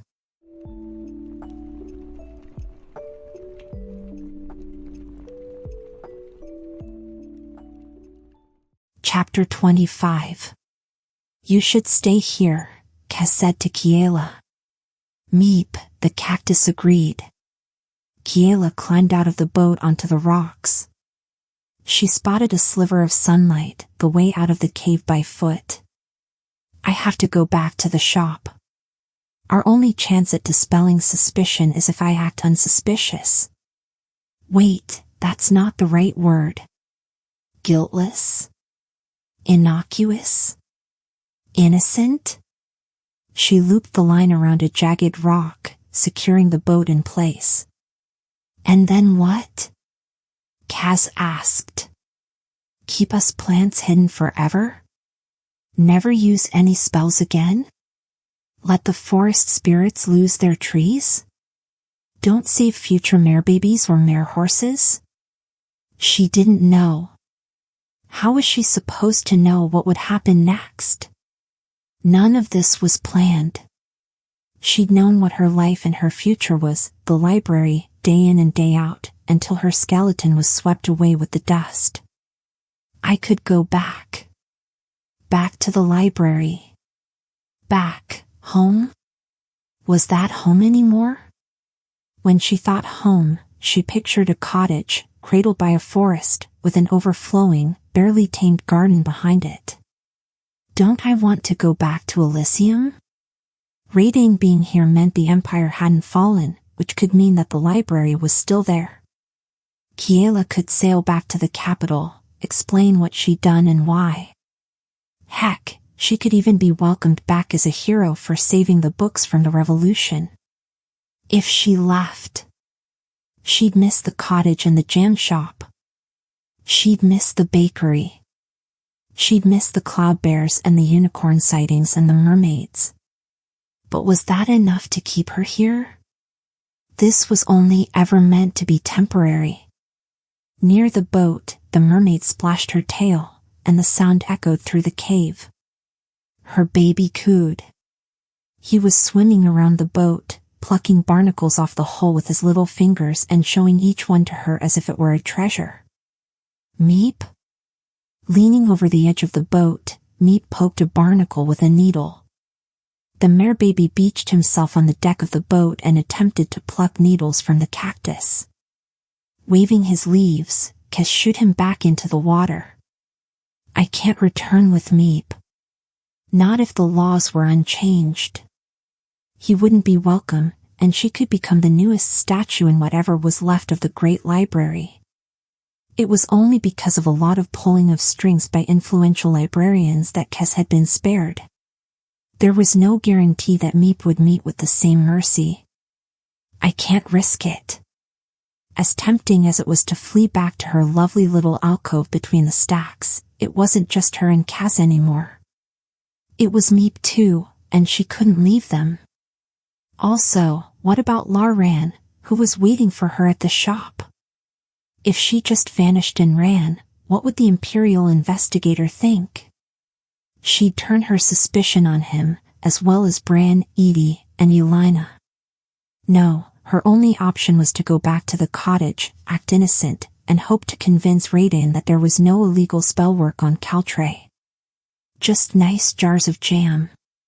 Maybe the Imperial investigator has a favorite flavor.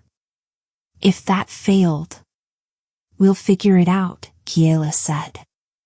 One step at a time. You have to promise to be careful, 𝐶𝐽 said. There's just one of her, Kiela said, trying to sound brave.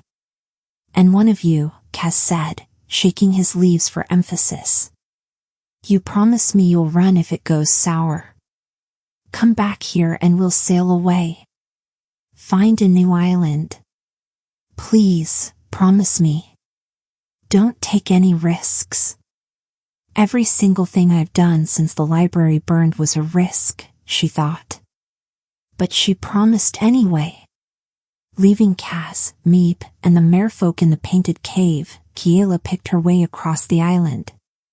She kept to the forest, away from the fields and the dirt roads that led to various farms and orchards. She wasn't entirely certain of the way, which was a problem given the urgency. It helped that the island was, well, an island. She knew to keep the sun behind her and the sea to either side, at least when she could see it. When she reached the pond with the willow tree, she thought, almost home. and the thought surprised her so much that she stopped walking. When did this start to feel more like home than the library? She'd only been here a short while, whereas she'd lived in the library for years. The willow tree whispered as a breeze blew through its leaves. She thought she saw a wisp of a cloud bear dangling from its draping branches. Feeling braver, Kiela pushed forward through the ferns and underbrush until she reached the brambles that marked the overflow from her garden. She circled around until she reached the corner by the front, and stopped when she heard voices. If my boat had not encountered that unfortunate storm, then I would have all the proper documentation. It was 𝐒𝐿𝐴. She wasn't shouting, but Kiela knew that tone of voice. That was the voice of someone who was used to being obeyed. She heard Lauren reply, apologetic and polite. He couldn't allow her inside without that documentation. He was only obeying the law. Kiela smiled. Clever boy. You do not want to obstruct me, 𝐒𝐿𝐴 warned. Trust me on this. It's not my home, Lauren said. I can't let you in. Check your laws on that. The homeowner needs to say it's all right. Except in an official investigation, 𝐒𝐿𝐴 said. And I'd be happy to help if you'd show me the paperwork. I'm just trying to do what's right, 𝐒𝐿𝐴. You wouldn't want a stranger marching into your home. Then where is the homeowner? 𝐒𝐿𝐴 demanded. If she has nothing to hide, then why is she in hiding? Her absence alone is enough to qualify as obstruction. It was time to intervene. He'd kept 𝐒𝐿𝐴 busy while the books were hidden, and that was victory enough. Kiela cast about for anything she could use to ha. There was a sprig of blue blackberries. She had no idea what kind they were, but it didn't matter. She broke off the tip of a branch with a cluster of berries and came around a corner. Lauren. The foraging trip was a success. I can mix these huckleberries with raspberries and oh, hello, 𝐒𝐿𝐴. Lauren broke into a relieved smile, which quickly turned into a frown. Those aren't huckleberries. You really shouldn't mix them with anything if you don't want your customers' stomachs to, rebel. Eeks. Kiela tossed the branch away and then smiled her best polite librarian smile at 𝐒𝐿𝐴. Would you like to try some jam that I guarantee will not cause any kind of rebellion? She winced at herself. She shouldn't have said rebellion in front of 𝐒𝐿𝐴, but Lauren had planted the word in her mind and it had just popped out. Hoping the Imperial Inspector didn't take offense, she pushed on. I have raspberry and blueberry available. Lauren, thank you so much for minding the shop. I really thought I'd find ingredients for a new flavor. 𝐒𝐿𝐴 raised both her eyebrows. You were walking in the woods for jam ingredients? It is a jam shop. Kiela pointed at the sign. Lauren chimed in. You had one customer before 𝐒𝐿𝐴. He bought a jar of blueberry and said he hoped you'd make rhubarb jam next. I'll plant some rhubarb, Kiela said, trying her hardest to keep her voice level, casual, and calm. She clasped her hands behind her back so 𝐒𝐿𝐴 wouldn't see them shaking. Do you know anyone with seeds? When Lauren shook his head, Kiela repeated the question to 𝐒𝐿𝐴. 𝐒𝐿𝐴 was scowling. Rhubarb is not my line of inquiry. She took a breath. On the authority of the Emperor, I demand to search the premises for contraband material. Okay, Kiela said. About to launch into threats or arguments or whatever she'd planned to say, 𝐒𝐿𝐴 halted. I am sorry. Okay, with no further objection? She glared at Lauren. Why have you been blocking me for the past half hour if she has no objection? He shrugged.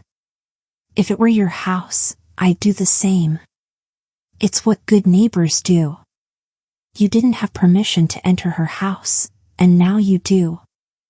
He must have never told Raydane how we met. He hadn't been so scrupulous about private property then. Kiela resisted a smirk. "Can I get you a glass of water?" she offered Raydane. "Or jam on toast, though I do have to charge for that." "Business, you know." Glaring at her, Raydane marched past Lauran. He quickly moved out of her way to allow her inside. Lauran met Kiela's eyes, and she mouthed, "Thank you." Kiela slipped inside, and she and Lauran stood by the sink while Raydane searched the cottage, beginning with every shelf in the jam shop. Finishing those shelves, she spotted the closed door to the bedroom and strode across the cottage. Kiela silently prayed to the memory of her parents that they'd taken every book, every scrap of paper, and every note with the crates. Of course we did. She wouldn't have been given responsibility for the entire natural sciences section of the Great Library if she had ever proven negligent with details. She'd never once misplaced a book or manuscript. Why would she think she'd start now? Raydane rooted through the bedroom while Kiela and Lauran stood in the doorway, watching as she flung Kiela's parents' quilts, looked under the mattress, and probed at each board in the floor to see if any were loose. "What are you looking for?" Lauran asked mildly. "Hiding places," Raydane said shortly. "I have nothing to hide," Kiela said. "Someone on this island does," Raydane said, "and I will not rest until I find it." That wasn't good. "I can assure you." Raydane stomped out of the bedroom, pushing between Kiela and Lauran. She began opening every cabinet in the kitchen. She pulled out Kiela's parents' cookbook. "Aha! What is this?" She slammed it down on the table. Kiela started forward. "Careful. That's..." Raydane flipped through the pages so fast that one ripped. "It's my parents." Kiela ached to grab it out of her hands. To be that careless with a book, especially a book that had belonged to her parents, the memory of what they'd written, with love, with exhaustion, with whatever they'd felt when they'd recorded those recipes. A cookbook. Just a cookbook. They appear to be spells. Raydane slapped her hand on an open page. "Those are a list of ingredients for cakes and soups. They could be in code." "If they are, I don't know it," Kiela snapped. "And my parents are dead. That's my legacy you're handling. Show some care." Raydane slammed the cookbook shut. "I will be confiscating it." Kiela's hands curled into fists, and she wanted to yell.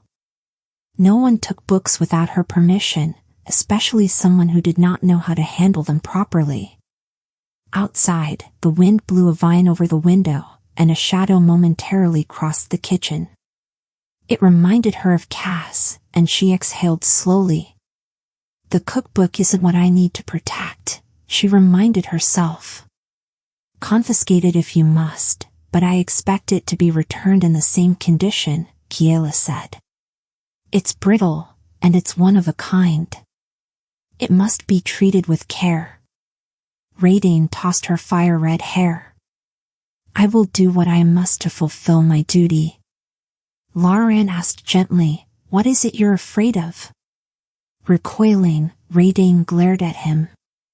"How dare you? I am an Imperial Inspector. When I speak, when I act, when I do my duty, I am embodying the glory and power of the Empire.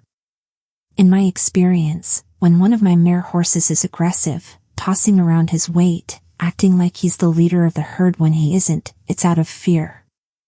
His voice was gentle, and Kiela thought this must be how he tamed his mare horses, with kindness and understanding.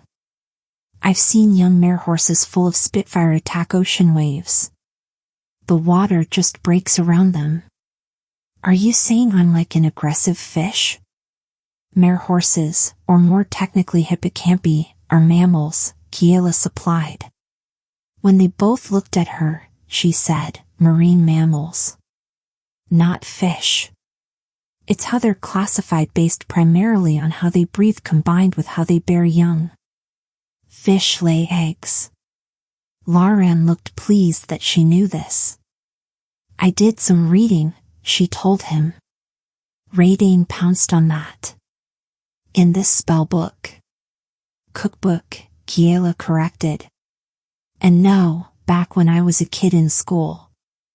I was born here, grew up here, and went to school in the village. She left out the piece about how they'd left for Alyssium when she was 9. It wasn't a lie to omit it, and the less 𝐒𝐿𝐴N knew about Kiela's background with spellbooks, the better. Let her think Kiela had lived here her whole life. This cottage was my childhood home. My parents moved here when they first got married. They were born on 𝐒𝐘𝐍𝐿𝐴 too. Met when they were kids on a fishing boat. She remembered that story. Her father had wanted to see the stars from out on the sea, but his parents worked in an orchard. They didn't have their own boat, and they thought it silliness to borrow one for something as frivolous as stargazing, and so her mother had invited him on her parents' boat. Her mother's mother, whom Kiela remembered as a tiny, wrinkled woman with a terrible singing voice, had been a fisherman, and she'd been planning a night fishing expedition. There was a particular kind of fish that was most active at night. Kiela's mom and dad had both been 11 years old, and her dad had always claimed that that was when he'd fallen in love, under the stars while the fish jumped in the moonlight. Kiela couldn't help but look at 𝐒𝐿𝐴N as she remembered that story. She wondered if he ever rode his mare horse out under the night stars. Put another way, 𝐒𝐿𝐴N said, go softer, and you'll find that island folk want to help out. Order them about, and they'll bristle. I've known these people my whole life, and they're good people. But we've our pride. Treat us like criminals, and we'll push back. You don't push back against the Crescent Islands Empire, 𝐒𝐿𝐴N said. She slid the cookbook into a pouch at her waist, with who knew what else that could stain or damage the pages. Kiela ordered her fists to unclench. Say nothing. Do nothing. Think of 𝐒𝐘𝐍𝐿𝐴. When the rogue sorcerer is found, your property will be returned, 𝐒𝐿𝐴N said. Unless it is determined that you aided the sorcerer. If you are concealing him or her, all of your property, she gestured to the cottage, the shop, the garden, will belong to the Empire. As 𝐒𝐿𝐴N strode out of the cottage, Kiela felt 𝐒𝐿𝐴N's hand on her shoulder. It was warm, heavy, and comforting, and it kept her from screaming or, worse, hurling a jar of jam at 𝐒𝐿𝐴N's retreating figure. Neither of them spoke as the Imperial Inspector walked into the greenery, and 𝐒𝐿𝐴N did not look back. Thank you, Kiela said. I couldn't save your cookbook, 𝐒𝐿𝐴N said. Not without making it worse. She shook her head. You did right. There was nothing either of us could do. Imperial investigators have virtually unlimited power. She didn't need to consult a law book to know that. Once, an entire wing of the 6th floor of the Great Library was sealed by investigator order. No one, not even the assigned librarian, was allowed in the stacks for 13 months. When the wing was at last unsealed, it was discovered that the investigators had torn pages from one-of-a-kind, irreplaceable books and burned them in a cauldron they'd brought for that exact purpose. No one ever discovered why the books had been condemned, but librarians spoke of it in hushed whispers ever since. Feeling as if her heart were clenched inside a fist, Kiela leaned against 𝐒𝐿𝐴N. He wrapped his arms around her. It's my fault she's here, 𝐒𝐿𝐴N said. It's no one's fault. It's sheer bad luck. But her being here meant that Kiela couldn't be. We can't stay. Everyone would be safer if she took all evidence of spellcasting far away from 𝐒𝐘𝐍𝐿𝐴. But where could she go? And when should she leave? If she left immediately, it would just cause suspicion to rain down on everyone who'd befriended her. Like 𝐒𝐿𝐴N.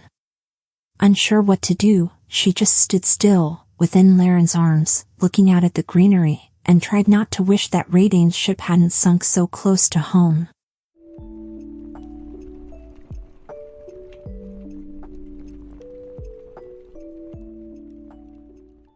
Chapter 26. Without the spellbooks safe in their crates around her, Kiela couldn't sleep. She tried valiantly, curled up in soft quilts made by her mother and her mother's mother, but she woke at every hoot of an owl, every blast of wind through the chimney, and every creak of the shutters. She hated that she was alone. In the library, she never was.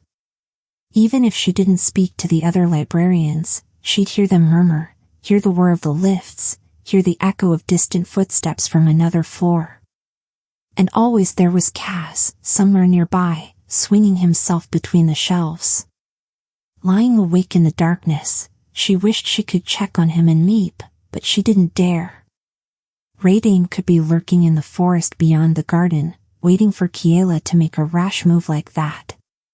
She had no way of knowing how suspicious the Imperial investigator was, and she didn't fool herself into thinking she was safe just because Radane had walked away.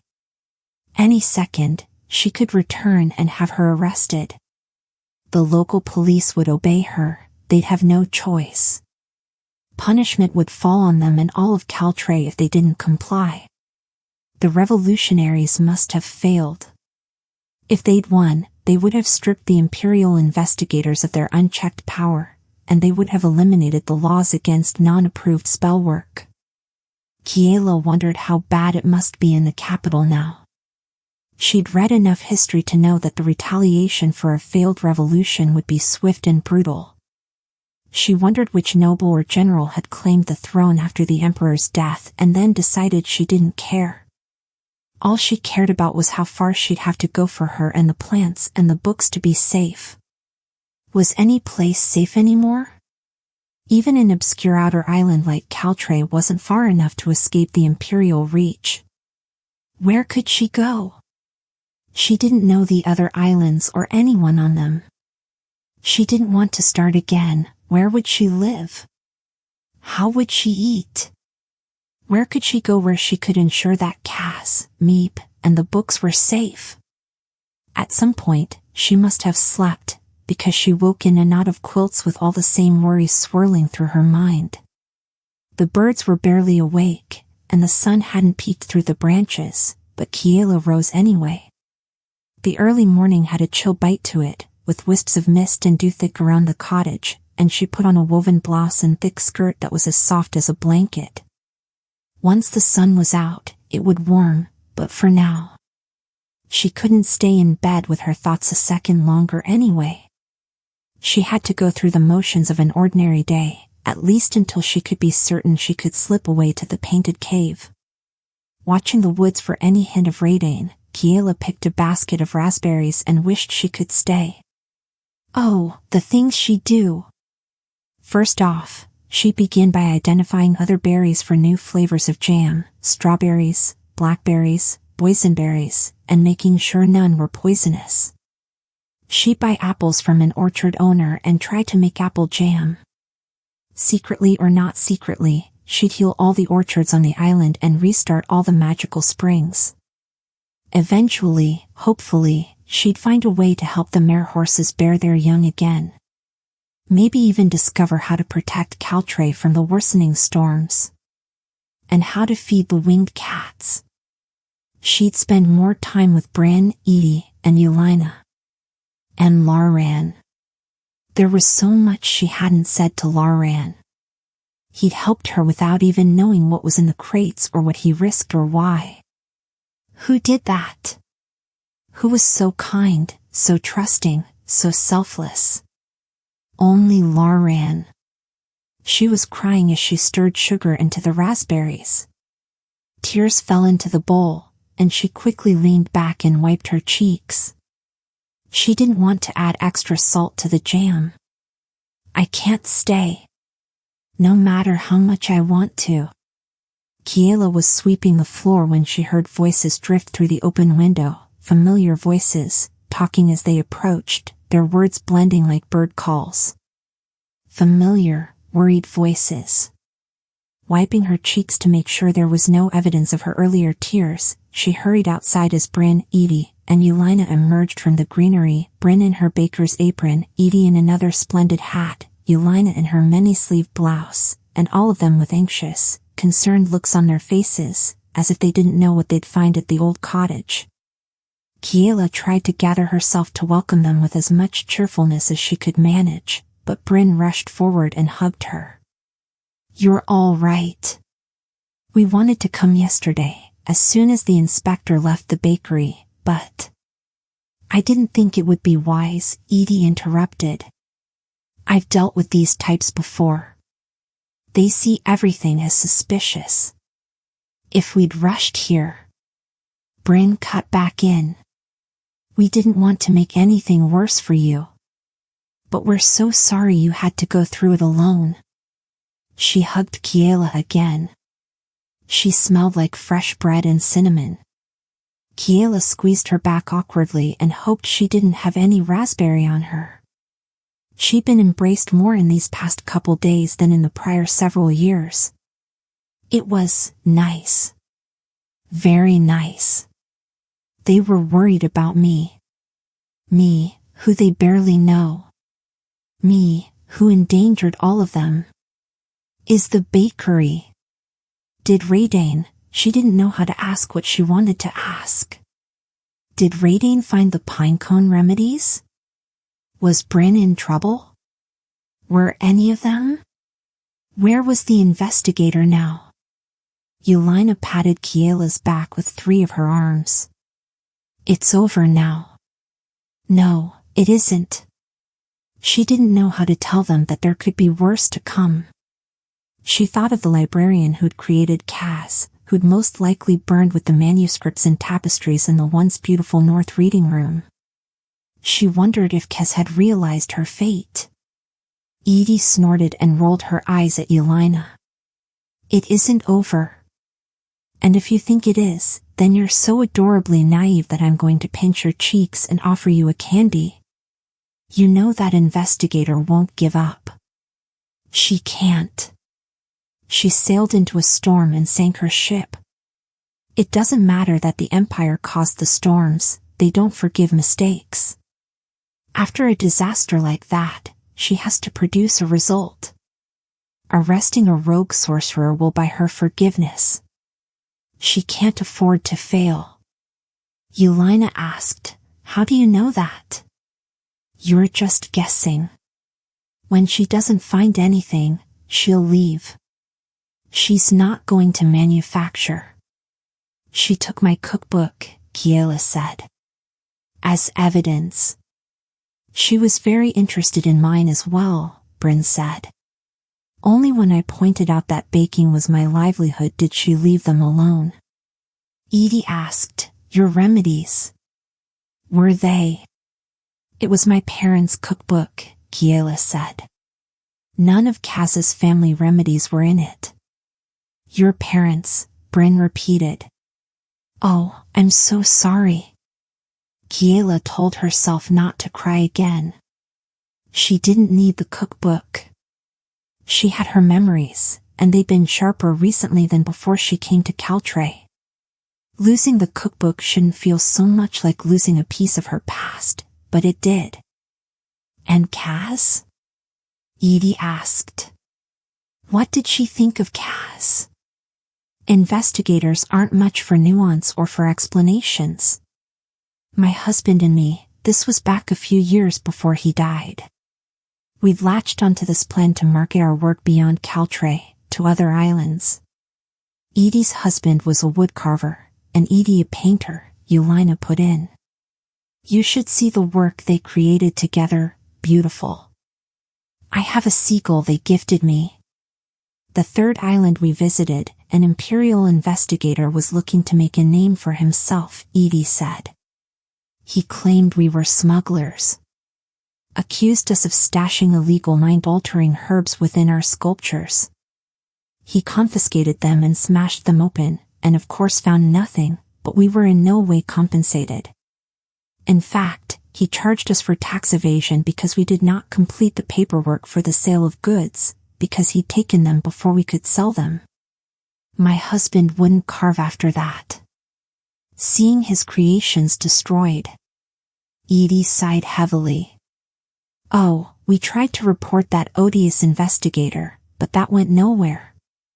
Kiela wasn't surprised by that. Imperial investigators were nearly untouchable. I'm sorry for what happened. And for your husband. Edie smiled. Thank you, my dear. It was a while ago, but I still miss him. Sometimes I sit on my porch and have a chat with him, as if he were still there. Extra bonus, my neighbor can't stand it when I do that, but I always tell him I'm not talking to him and it's rude to butt into other people's conversations. But my point is that I don't think Raidane is done yet. You may be right, Yelena admitted. Kiela took a deep breath. That's why I need to leave. The other women drew closer to her, until Kiela realized they'd encircled her, consciously or unconsciously protecting her from anything beyond them. It felt like an embrace without being touched. You've only just come home, Edie said. You can't leave. Absolutely. Bryn said, nearly a shout. A bird startled on a nearby tree, and Kiela caught a glimpse of its apple blossom tail as it flew deeper into the forest. You have a shop, and you've already made your mark, which means you belong here. You need to stay with the 𝐒𝐽𝐵, Yelena said. Society, Edie corrected. Kiela's eyes filled, and she blinked hard. I'm not. Bryn poked her shoulder. And what about Laran? You can't just leave him. I've seen the way he looks at you. He'll be crushed. She felt herself blush. He doesn't look at me in any particular way. He's just a nice person who sometimes feels sorry for me. Maybe they'd almost had a moment, or almost had a few moments, but that didn't mean they had any kind of relationship. With her responsibilities, she didn't have the luxury of that kind of sentimentality. Never mind all the mushy thoughts she'd been having lately. He'll forget me as soon as I sail away. Oh, sweetie, Edie said. Yelena kept opening and closing her mouth, fish-like, as if she wanted to say something but didn't know which words to say. You don't know him like we do. You should know. Edie interrupted her. We should have this conversation over tea. And toast with jam? Can we buy some of your raspberry jam? Kiela ushered them inside the cottage. You don't need to buy it. As your business partner, I say you shouldn't argue when people want to give you money, Bryn told her. She softened her words with a smile as she stepped inside. Kiela backed up so that Edie could squeeze through the door after Bryn. The shelves rattled as Edie clip-clopped into the kitchen. While Kiela lit the stove, Edie filled a kettle with water. Yelena retrieved teacups from the cabinet and set them on the table. The 4 chairs were placed around, and in a few short minutes, the water was hot, a loaf that Bryn produced from her vast pockets was sliced and warmed, and the air smelled like pine tea, raspberries, and bread. It was all so homey and lovely that Kiela wanted to cry again. What's wrong with me? She rarely ever cried. She wasn't an ups and downs emotions kind of person. Usually she was quiet and calm and even keeled. For a little bit, while the tea steeped, they chatted about inconsequential things. Bryn talked about Tobin forgetting the fountain was functional again and falling straight into it, and how all the winged cats would cluster around the fountain every morning to drink from the cold, clear water. Yelena told a story that her great-aunt had told her, about how the fountain had come to be. The man who'd commissioned it had been saved by a mermaid once, when his ship was capsized by one of the giant squids that lived out in the deep. He'd been responsible for the law that prohibited gill nets to be used on 𝐒𝐘𝐍𝐿. Before then, fisherfolk would leave nets in the water unsupervised, suspended off of jetties, and occasionally merfolk, particularly curious mare babies, would become tangled in them, leading to tragedies. The fountain was installed to celebrate the law, and his wife had cast the spell to make the water flow. Back in those days, that wasn't forbidden. Used to be, islanders looked out for one another, 𝐒𝐿𝐼 said, and the empire let us be. Better that way. You can't let Radain hear you say that, Kiela said. You heard her talk about the uprising, the revolution. The fact that imperial inspectors still exist means it failed. And post-revolt, she'll come down extra hard on anyone who says anything that sounds anti-empire. 𝐒𝐿𝐼 snorted. Never been a law against being opinionated. Yet, Kiela said. She had no idea what laws were being passed in the wake of a failed revolution. We can't take chances. That's why I have to go. If I stay. Are you happy here? Bryn asked. Do you want to stay? Yes, Kiela said. Her voice was a whisper.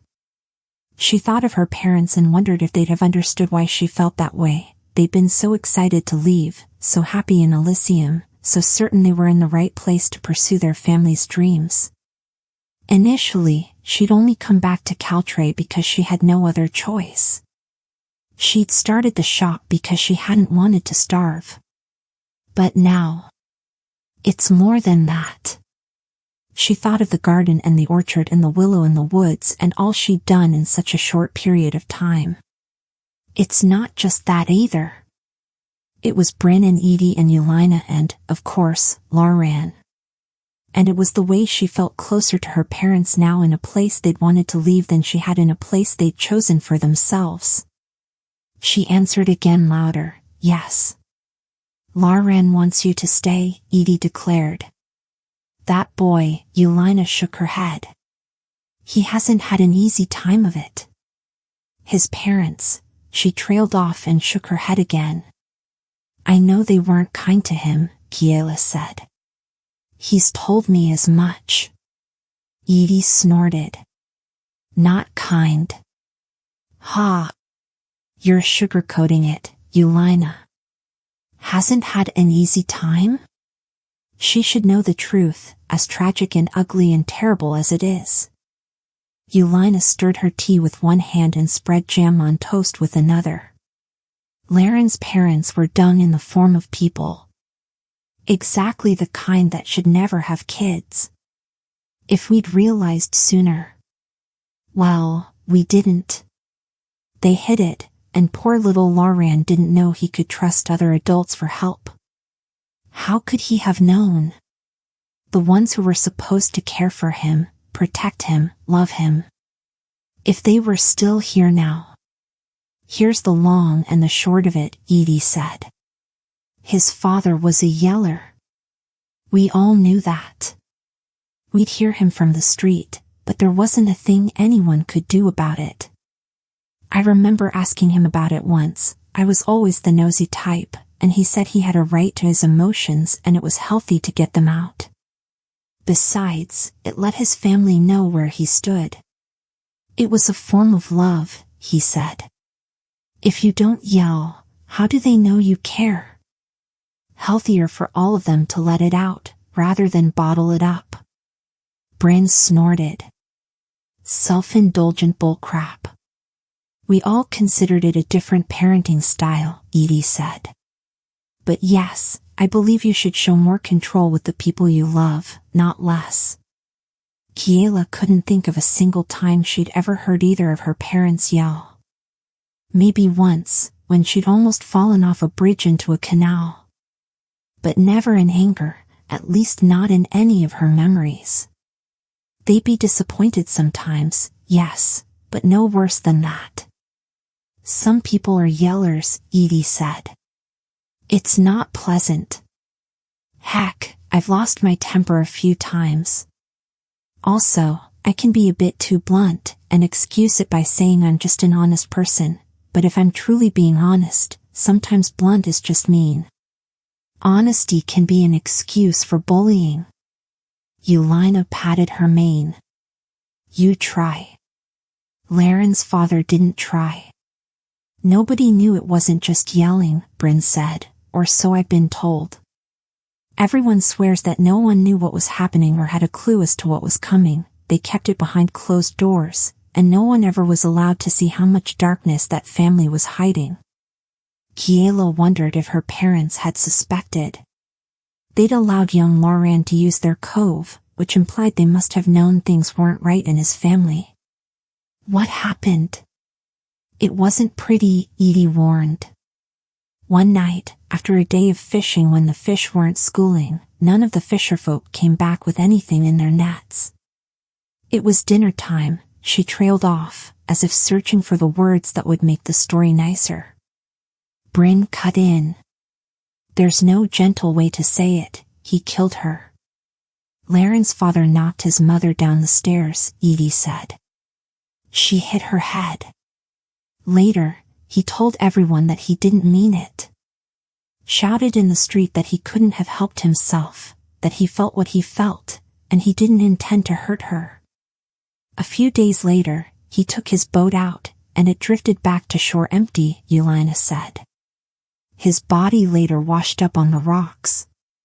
We don't know if it was an accident or intentional, but at age 13, Lauren became an orphan. A mare horse herder took him in, but only a handful of years later, there was a sudden storm, and he drowned. Lauren was the one who found him, tried to save him, but he was past saving. She sighed heavily. Boy has seen a lot of bad things, Edie said. He's worked hard to be the very opposite of his parents in every way, but he's careful with his heart. Never lets himself become close to anyone. Until you, Bryn said with a smile. Kiela shook her head. He'd been through so much. Poor Lauren. But surely, she wasn't the first person he'd cared about. She didn't even know if he did care about her. All they'd had were a few moments. He'd been kind to her because of Sion. He felt gratitude and maybe friendship. It could have become more, if I could have stayed. But I can't. He doesn't.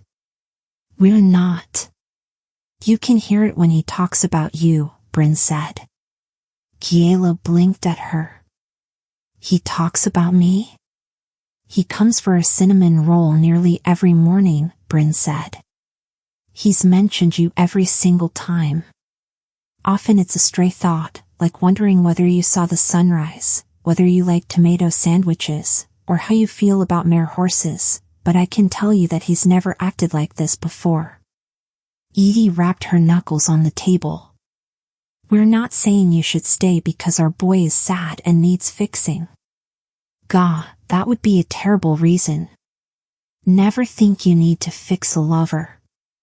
You should stay because there's a chance you two could make each other happy, and that's a special thing. It's worth taking a risk, Yelena said. I can't endanger everyone, Kiela said. Not for a relationship that may or may not exist, that may never be anything. You all could be reading into what isn't there. Then talk to him, Bryn said, as if it were the simplest thing in the world. Unless you were planning to leave immediately? Yelena asked. I don't recommend that, if you want to avoid raising Radane's suspicions, Edie said. You don't want her chasing you. So, go talk to Lauren. Bring him something from your garden, that way, no one will question your visit. She smiled. Talk to him, and see if you've a reason to stay. Besides us, of course, Bryn said, refilling everyone's teacups. Obviously, we're an excellent reason to stay, but if you need additional motivation. Yelena grinned at her. He does have nice eyes. The other two women nodded.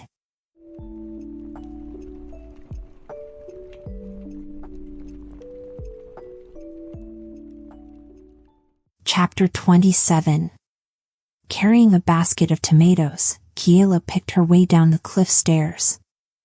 The sea breeze was playful today, dancing through her blue hair and tickling her neck. All the pink roses were in bloom, and their scent was heavy in the air, tinged with the ever-present scent of seaweed that had been soaking in the sun. She remembered her father had hated that smell, overcooked salad, he'd called it, but she thought it smelled wonderful. It smells like summer. With the cloudless blue overhead, it was hard to believe that anything awful could ever happen here. Like what Laren's father did. She reached the beach and, shielding her eyes, looked out toward the end of the jetty. Bryn, Edie, and Yelena are wrong. He doesn't need me. He had his mare horses. He had friends. He knew nearly every islander. She wasn't anything special to him. Out in the waves, Lauren rode on the back of a golden mare horse. Spray flew all around them, sparkling in the air. He was turned away from her, but she saw the shape of his shoulders and the muscles on his arms as he steered Sion into the breaking foam of a swell. Kiela drew a tomato out of her basket and held it in the air.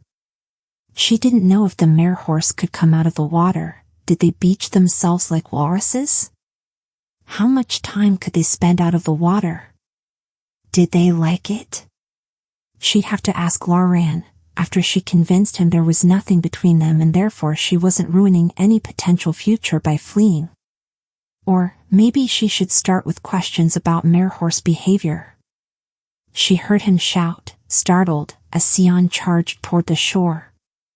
He saw her a second later, and she couldn't help but smile. He was smiling, his hand raised in a wave, as Sion leapt through the waves to the shore.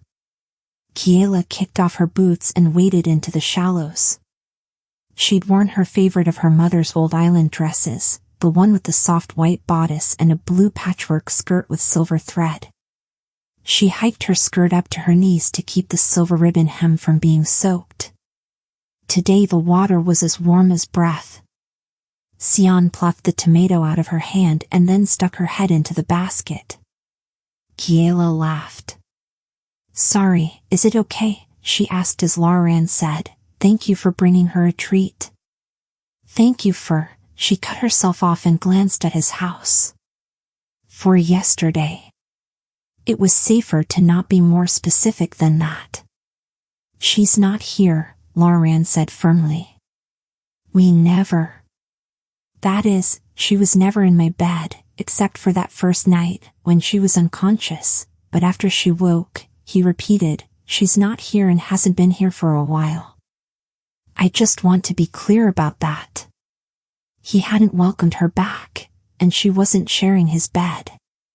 He'd chosen Kiela's side, despite the fact that she'd clearly broken the law and endangered all her new friends. "Thank you," Kiela said again, as if those two words could encompass everything. "Of course," he said, as if those two words explained everything. They stared at each other for a moment, while the golden mare horse rooted through the basket. She huffed, snorted, and munched with so much enthusiasm that Kiela started to laugh, until Sion grabbed the basket with her teeth and tried to yank it off Kiela's arm, knocking her off balance. Kiela yelped. "Sion, back!" Lauren barked as he lunged forward to grab Kiela before she could tip. The horsefish tossed her mane, whickered, and raced off into deeper water. "I'm fine," Kiela said, regaining her balance without, thankfully, splashing into the water this time. "I should bring spare clothes every time I come to visit. Except this could be her last visit." He hadn't released her arms, and she didn't want him to. Staring up into his eyes, Kiela tried to think of all the words she'd planned out on the walk through the greenery and down the cliff stairs. She was going to remind him that they hadn't known each other long, even if he did remember her from years ago, and that they didn't know each other well. She wasn't ending anything because nothing had ever begun. "Are you all right?" he asked. "Yes, fine, of course. After yesterday. Are you all right?" He was looking into her eyes so intensely. She gazed back. "Yes." Is 𝐒𝐘𝐍𝐎 all right? He asked. And with that, she couldn't say any of the words that she'd wanted to say. That question, the fact that he chose to ask about her best friend, the fact that he genuinely cared as he waited for her answer, it undid her. She rose up on her tiptoes in the wet sand and kissed him. He froze, his lips motionless and his eyes wide open, as if he hadn't expected this. How could he, when she hadn't even planned to? She nearly pulled away, but then he was kissing her back, suddenly, as if he'd snapped awake after a thunderclap. He pulled her closer, and the seawater from his chest soaked through the fabric of her dress. She didn't care. He tasted like the ocean, and his lips were warm. The kiss ended. But he didn't pull back. He was only an inch away, and she was still breathing his breath. He was looking at her as if she was all that existed on the entire island. I came to tell you that I have to leave, Kiela said. What? Librarian said. She took a deep breath and took a step backward and then another step until she was out of the water and on the sand. It was easier to think when he wasn't so close. I said I have to leave 𝐒𝐽. With Kaz. And Meep. Because we can't stay.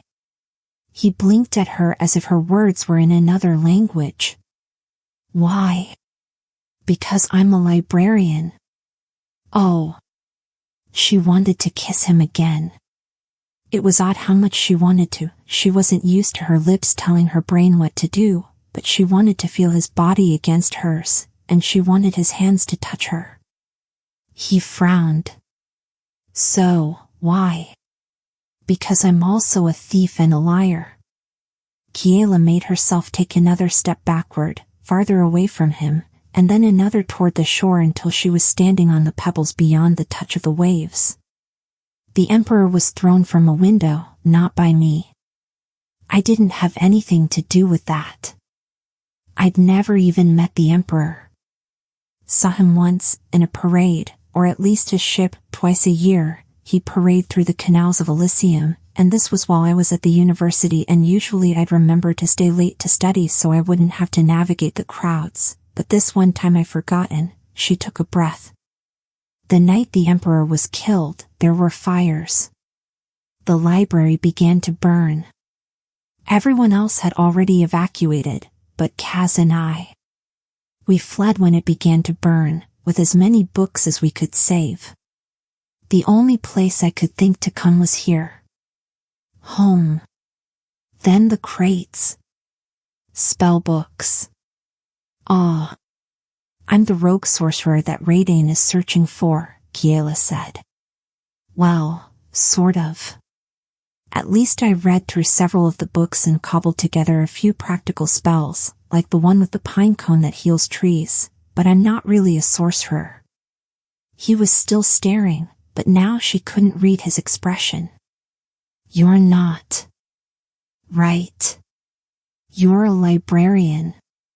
Yes. Who saved her books, Librarian said. I like the word saved, but given that I didn't actually bring them back, I think the Empire might choose the word stole.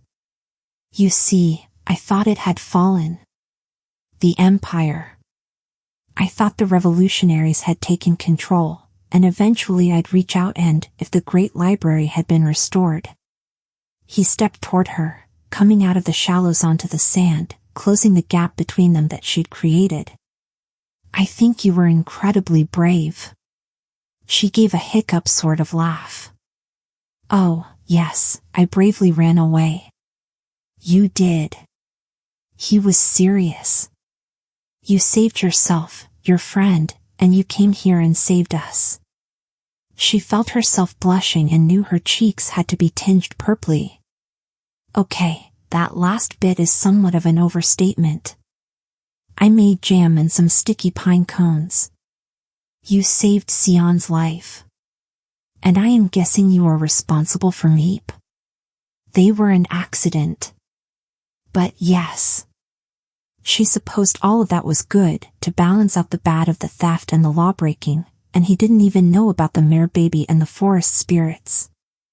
But none of that changed the fact that she'd endangered him, her friends, and everyone on 𝐏𝐽𝐶 by exposing them to Radain's investigation. I don't regret any of it. It can't continue, though, not now with an Imperial investigator on the island. She'll lose interest, Lauren said. And when she leaves 𝐏𝐽𝐶, everything will return back to normal, and you don't have to be afraid. The only way it returns to normal is if I leave, Kiela said.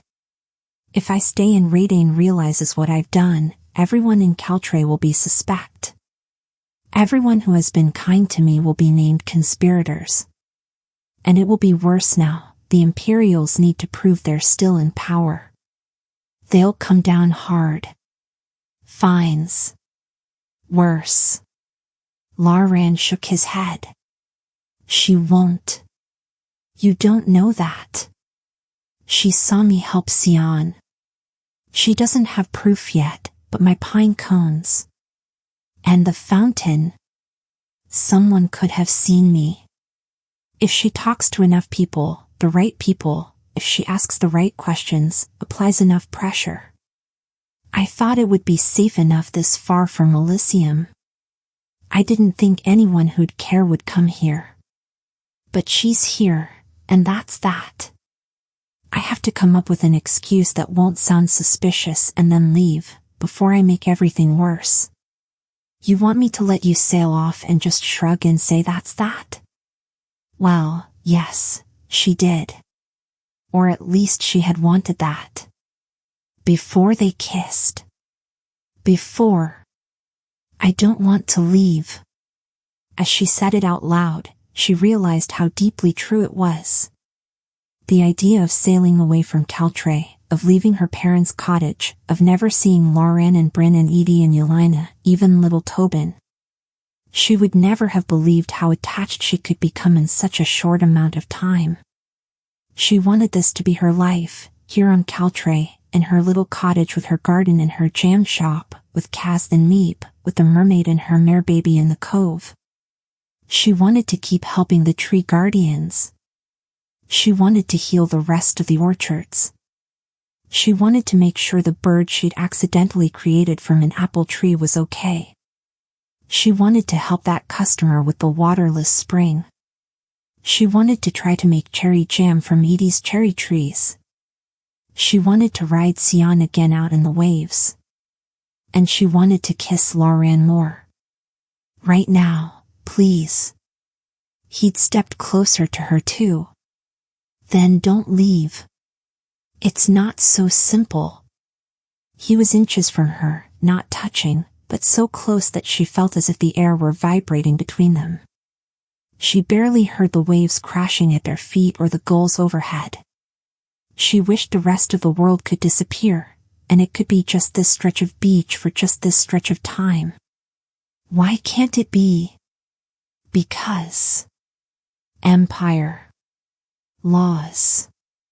Really terrible punishments. He kissed her first this time, and everything melted away as his arms wrapped around her. Stay, he said, breathing the word into her. You don't want me to. He kissed her neck, light kisses that made her breath catch. I do. You don't know me. Not well enough. His hands were on her back, and she'd never felt safer. If the earth fell from beneath their feet, she felt as if he'd hold her up. I want to know you better, he said. He kissed her ear. No, you don't. I'm not friendly. I like to be alone. You can be alone with me. She ran her hands up his neck and tangled her fingers in his hair. That doesn't make sense. Sorry. You were right. Kiela kissed him and forgot what she was going to say back. Something about how she wasn't really alone since she had Kaz. Something about how she didn't want to be alone. Something about her parents or his parents or Radain or. I like books too much. He paused mid-kiss. What? You don't know me. So I'm telling you about me. So you'll know me and why it's better if I leave. I read and I forget anything else exists. And I don't forgive anyone who isn't careful with books. I hate people who tear out pages, who bend corners, who break the spines. Unforgivable, he agreed. She pulled back and frowned at him. Are you laughing at me? Yes. These aren't flaws. They're just you. And I like you. Very much. She couldn't help but ask, you do? He nodded. As much as 𝐒𝐘𝐍𝐿 likes tomatoes. Kiela laughed and kissed him again and again, as the waves kissed their bare feet and the sea breeze danced around them and the sun shone down, and it all felt so eternal and so ephemeral at the same time.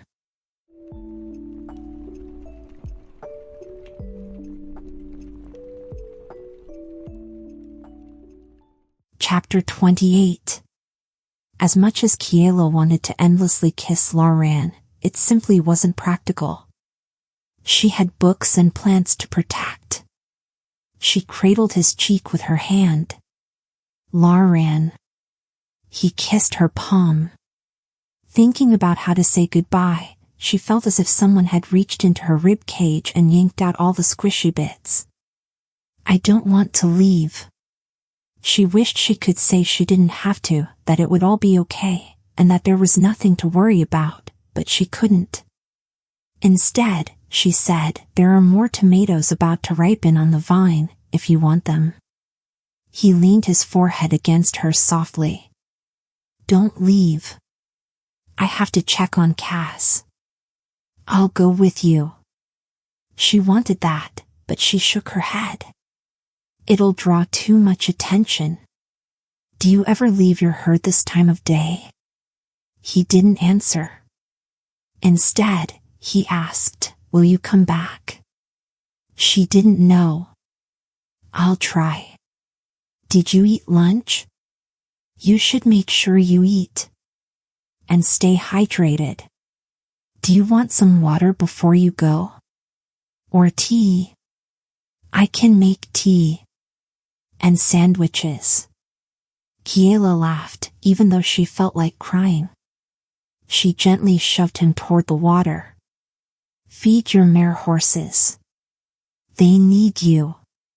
He turned back toward her. I need you. You don't need me, and frankly I'd be a little uncomfortable if you did. We just met. You like me for unfathomable reasons. 𝐒𝐿𝐴 smiled. Fine. But I like you a lot. She blushed. I like you too. Kiela forced herself to cross the beach to the stairs. Glancing back, she saw 𝐒𝐿𝐴 wading into the water, a half-dozen mare horses bobbed in the waves just offshore. He likes me a lot. She climbed the stairs and walked through the greenery. She was no closer to a solution to her problems, but a piece of her still felt like singing. She didn't, though. Obviously. Even as deliriously distracted as she felt, she was aware of the need for caution. She settled for humming softly as she reached her cottage and then strolled beyond it, just a casual walk in the woods for an ordinary shopkeeper or a jam maker in need of ingredients. Only when she was as certain as she could be that no one was following her did she make her way back to the cave with the painted flowers. Cass, she whispered as she slipped in between the rocks. She waited an instant for her eyes to adjust to the dimmer light. A little louder, Cass? Meep? Why aren't they answering? She felt fear creep up from her stomach and clutch her throat. She crept deeper into the cave. The air was cool and damp on her skin, and she tasted salt with every breath.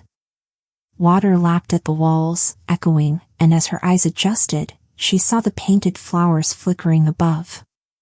The library boat was here, a shadow in the water. But where was? She heard a muffled shout. Hitching up her skirt, Kiela ran through the shallows toward the sound. Ahead, she saw a figure thrashing on the rocks in the far corner of the cave. Shadows flailed on the wall. And she heard Kaz, "Hold her down." "Almost got it, Meep, don't poke her." On the ground, wrapped in line from the boat, was the Imperial investigator. Her red hair stuck out at all angles, and a wad of cloth, it looked like a ripped piece of sail, was shoved in her mouth. "What did you do?" Kiela cried. "Kiela! You're here.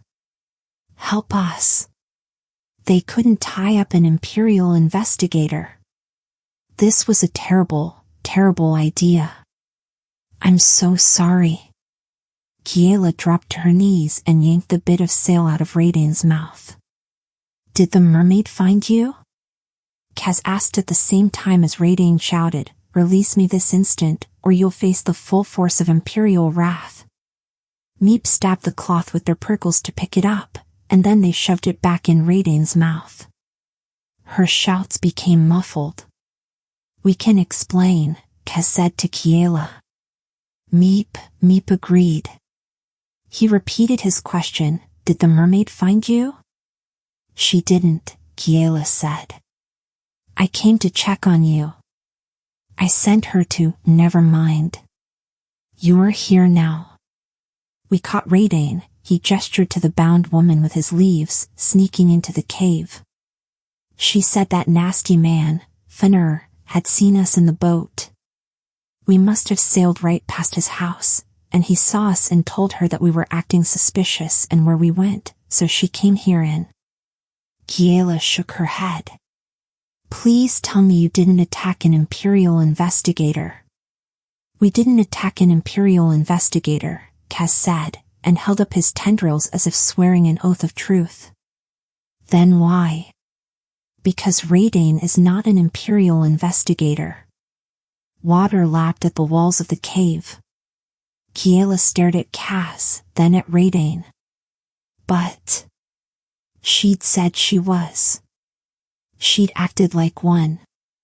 Granted, there was no proof, but she had been in a shipwreck and lost all her belongings, so how could she have proof?" "How do you know?" "She wasn't trying to confiscate the spellbooks, she was trying to steal them."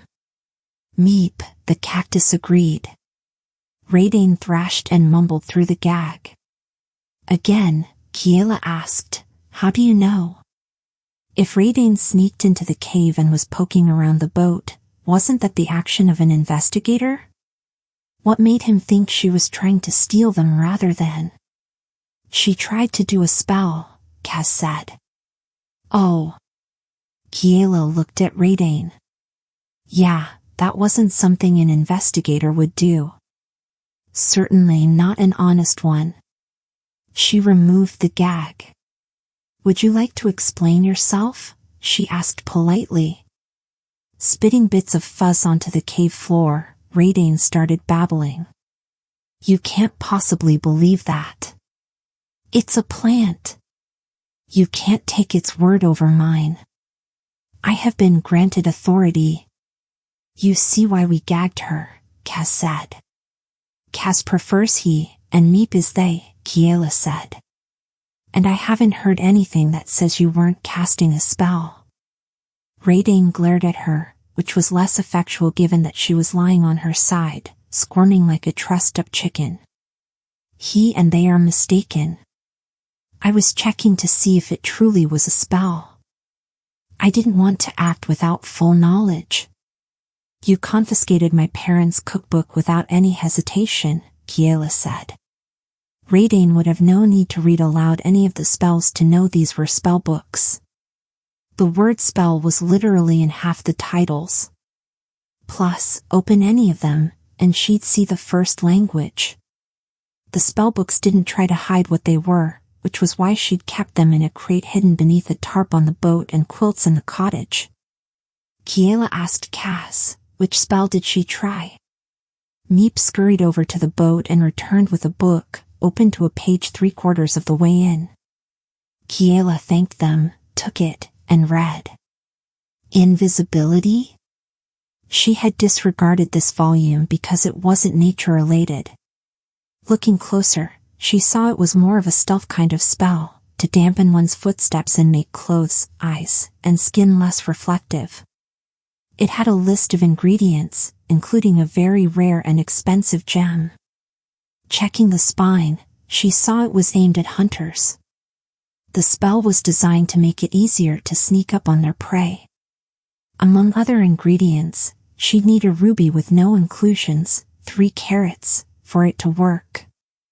See, 𝐒𝐿 said. I wasn't casting a spell.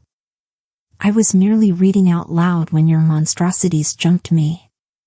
𝐒𝐘𝐍𝐎 reached toward her neck with a tendril, and 𝐒𝐿 flopped onto her stomach.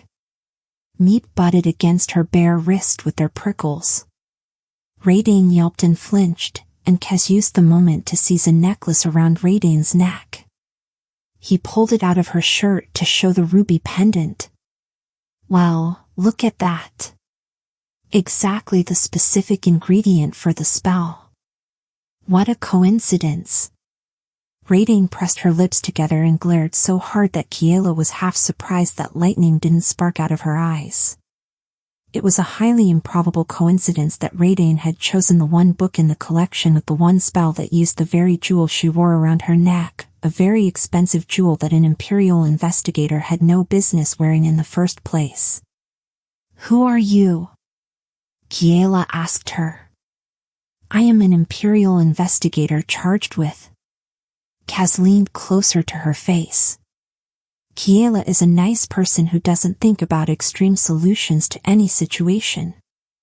It didn't occur to her that the revolutionaries would throw the emperor out a window. Or that they'd allow anyone to burn the library. Or that anyone would really come after us. Yet here you are. I would like to point out, though, that if you are who you say you are, an imperial investigator who crashed on our island, then no one knows you are here. You could have drowned in the storm.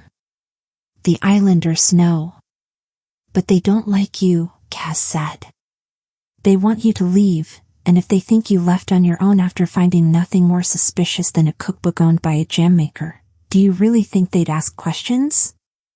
Kiela frowned. She wasn't certain what 𝐒𝐘𝐍𝐻 was getting at, but it sounded an awful lot like he was about to threaten 𝐒𝐿 with something dire. 𝐒𝐘𝐍𝐻, she began. The cactus poked her in the ankle. He loomed closer to 𝐒𝐿's face and spread his leaves wide. You'll note the water here is deep. Your body wouldn't even wash to shore. If we attached a few heavy rocks. 𝐒𝐿's eyes widened. Appalled, Kiela said, 𝐒𝐘𝐍𝐻. I'm just explaining options to her, 𝐒𝐘𝐍𝐻 said. We can't. Kiela couldn't even say the word murder. That was much too far. They should definitely not even be having this conversation. 𝐒𝐘𝐍𝐻 fixed his attention back on 𝐒𝐿. His leaves were still puffed up, and all his tendrils were vertical. Kiela is my best friend. Meep. And practically Meep's mother. Kiela startled at that. She hadn't thought of herself as anyone's mother. Certainly she'd never acted or felt motherly toward the cactus. Was she supposed to? I don't think. If it makes you feel better, Meep says they consider you more of an aunt. Okay, that was nice, but... Stay focused. Potential murder talk here. 𝐒𝐘𝐍𝐻, we are absolutely not going to. You aren't going to, 𝐒𝐘𝐍𝐻 said. You're going to sail the boat back to the cottage, put away the books, and then have lunch with your nice handsome neighbor. Meep and I are going to continue our conversation with our new friend, 𝐒𝐿. I'm not leaving if you're going to, Kiela swallowed. Kiela, 𝐒𝐘𝐍𝐻 said. No. She began to tug at the ropes that bound 𝐒𝐿. I don't know who you are or what you want, but you aren't an imperial investigator, and we aren't murderers. So we're going to have a conversation like civilized people, and you're going to tell us why you're on 𝐒𝐘𝐍𝐎 and what you want. I am not letting my best friend commit an act he can't undo and will regret. Kiela. We protect each other, she told him. You caught her. Now it's my turn. She finished loosening the knots. She met 𝐒𝐿𝐴𝐻's eyes. I am or was a librarian at the Great Library. Kaz was my assistant. We escaped the fires and came to my childhood home. Since then, we've been doing our best to set up a life here. Your story now. 𝐒𝐿𝐴𝐻 pushed the ropes off her ankles and then sat up. Kiela tensed, expecting her to attack. Or bolt. It entirely depended on what kind of person 𝐒𝐿𝐴𝐻 was, and Kiela knew nothing about her except she'd been rude and hostile. We're not murdering anyone. That's not what librarians do.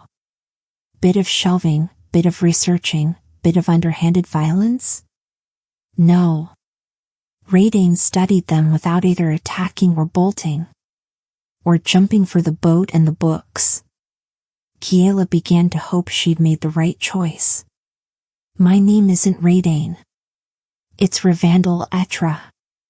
A wave crashed within the cave, rocking the boat, and splashing into them. Kiela sputtered as she spat out seawater. 𝐒𝐿𝐴𝐻, or whoever she was, had been drenched. Kaz was shrieking and trying to climb the cave wall, and 𝐿𝐴𝐻 darted for the boat and, using their needles as if they were climbing picks, scurried up the mast. A herd of mare horses stampeded into the cave. Water flew around them, and they neighed like they were trumpeting. Kiela spotted 𝐿𝐴𝐻 riding one of them, silhouetted against the light from beyond the cave, looking like a hero from an ancient tale. 𝐿𝐴𝐻? What? The mermaid popped up in front of the herd. Oh no you don't, Kaz said, and Kiela turned to see that Kaz had wrapped his leaves around 𝐒𝐿𝐴𝐻's ankles. She'd begun to flee toward the cave entrance. Half the herd beached themselves, blocking 𝐒𝐿𝐴𝐻's escape on land with their hoofs and powerful tails, while the others blocked the exit by sea. 𝐿𝐴𝐻 leapt off Sion's back and swam to the cave's shore. He climbed out. Dripping wet, he confronted 𝐒𝐿𝐴𝐻. At the same time, 𝐿𝐴𝐻 said, You can't arrest her. She's innocent, as Kaz shouted, We're not finished here. Kiela cried, Everyone, calm down, while the mermaid sounded a siren-like cry, the mare horses snorted and neighed, and the cactus shrieked, Meep, meep, meep. 𝐒𝐿𝐴𝐻 put her face in her hands and sat down hard on the shore. Kaz loosened his grip. 𝐿𝐴𝐻 held up one hand, and the mare horses began to calm. Seawater sloshed around them, but slowly began to steady. Meep quieted. 𝐒𝐿𝐴𝐻's shoulders were shaking. Was she crying? She's laughing.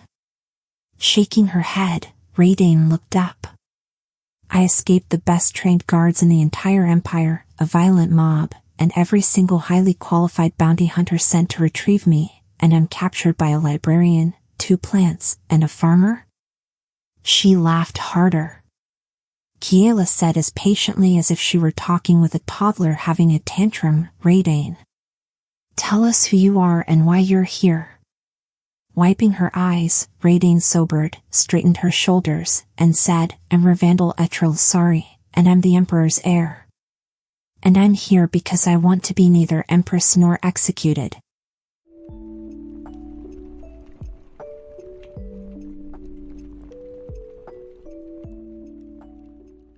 Chapter 29. Meep, the cactus said.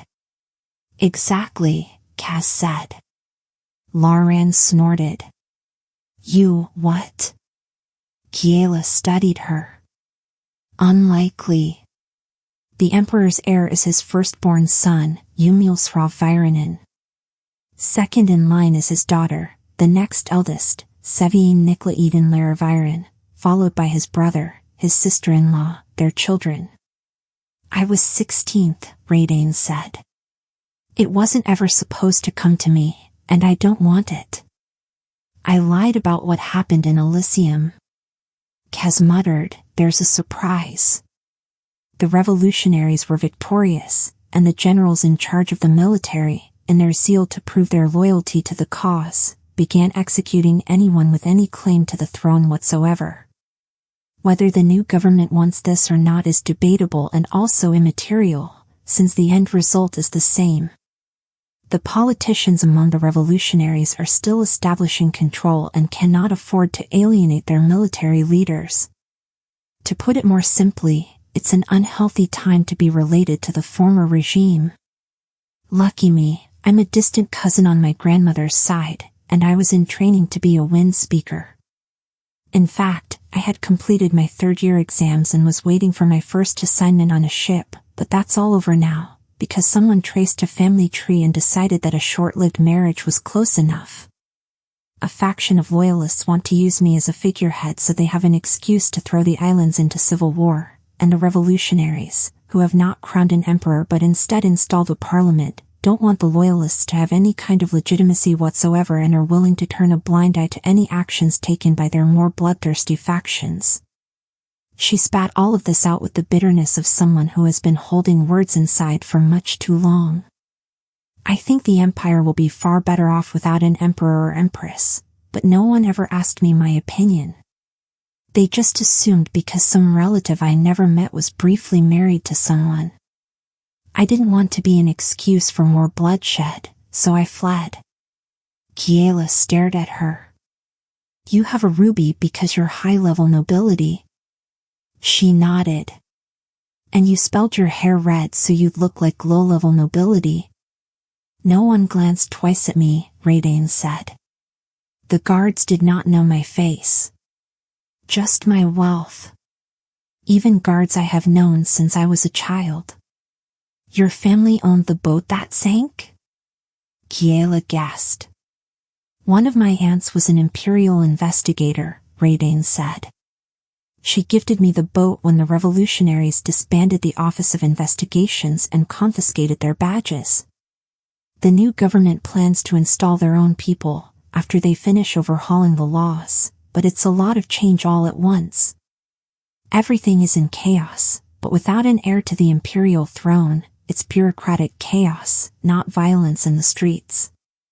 Librarian laid a wet hand on Kiela's shoulder.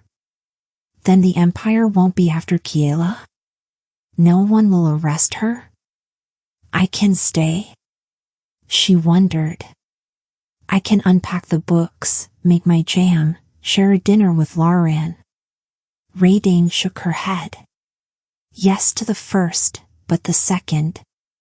As far as I know, the laws have not been overwritten yet. What you have done here, she gestured toward the boat with the books and the sentient succulent, could still get you arrested, tried, and found guilty. But I am not the one who'd do it. Using his leaves, 𝐒𝐽 was squeezing salt water out of his root ball. So I was right, you were trying to steal the spellbooks for yourself. Only the useful ones, 𝐒𝐿𝐴 said. All books are useful, Kiela and 𝐒𝐽 said simultaneously. Aha, definitely librarians, 𝐒𝐿𝐴 said. I needed spells that would help me hide. I do not wish to ever go back to that life. I want what you have. An ordinary life without the constant fear of assassination. That sounded like a very reasonable wish. How can we trust you? 𝐒𝐽 said. You threatened to have us arrested and punished, even though the revolutionaries won, which, by the way, yay. 𝐒𝐿𝐴 countered, how can I trust you? You threatened to murder me and hide my body. Librarian looked startled. 𝐒𝐽 waved his leaves at him. Not Kiela. She has more morals than common sense. To 𝐒𝐿𝐴, he said, can you prove you are who you say you are this time? She spread her hands. No. I have nothing but what I was wearing when the storm hit. You say you're a wind speaker, 𝐒𝐽 said. Why didn't you spell the storm away? A single wind speaker cannot work such large magic, 𝐒𝐿𝐴 said. It requires multiple spellcasters to effect a storm. Best I can do solo is summon a pleasant breeze.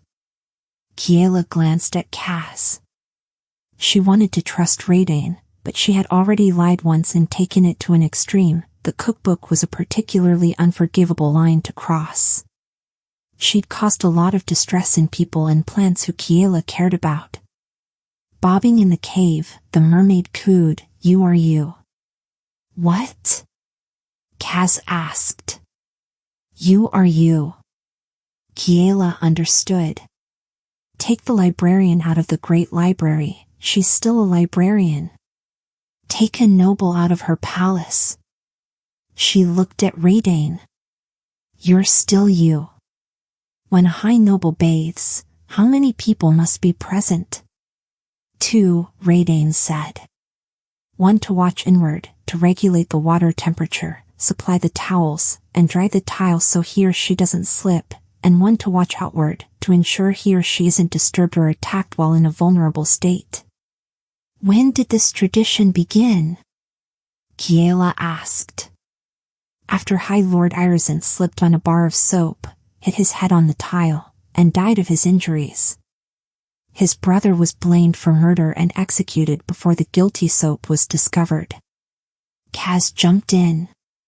How many spring festivals must a high noble attend? In an even year or an odd one? 𝐒𝐿𝐴 countered.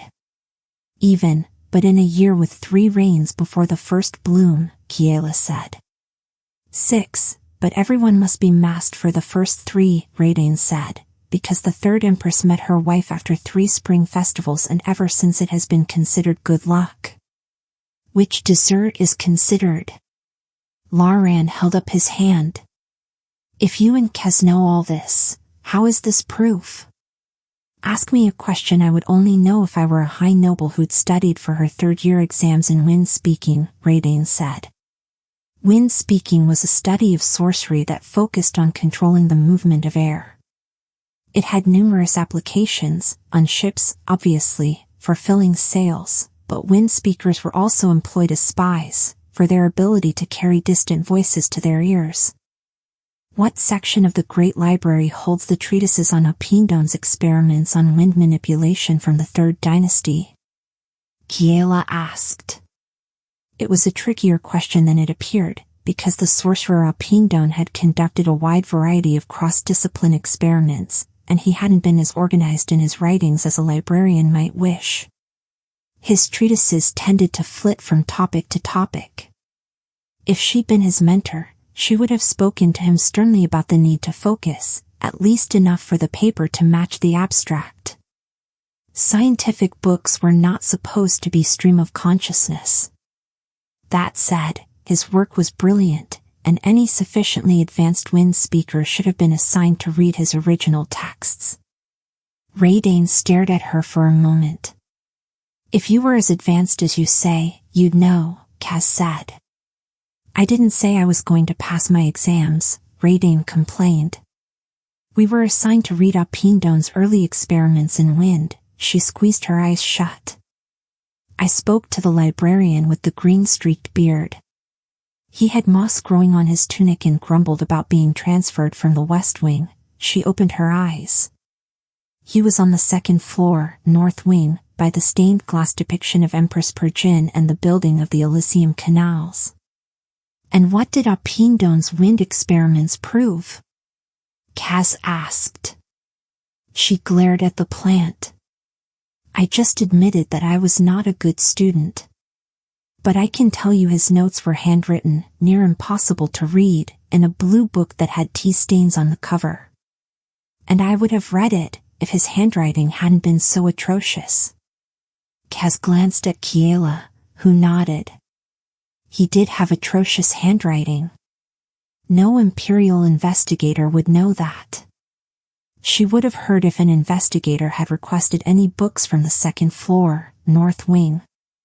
It was rare enough that gossip about such a request would have spread, but a mere student, no matter how noble, was exactly the sort of patron who the library was designed to accommodate. She's telling the truth, at least as far as I can tell. All right then, 𝐒𝐘𝐍𝐎𝐏 said. Kaz nodded. Meep? Kiela understood that question without need of translation. Now what? Together, they sailed back to Kiela's cove.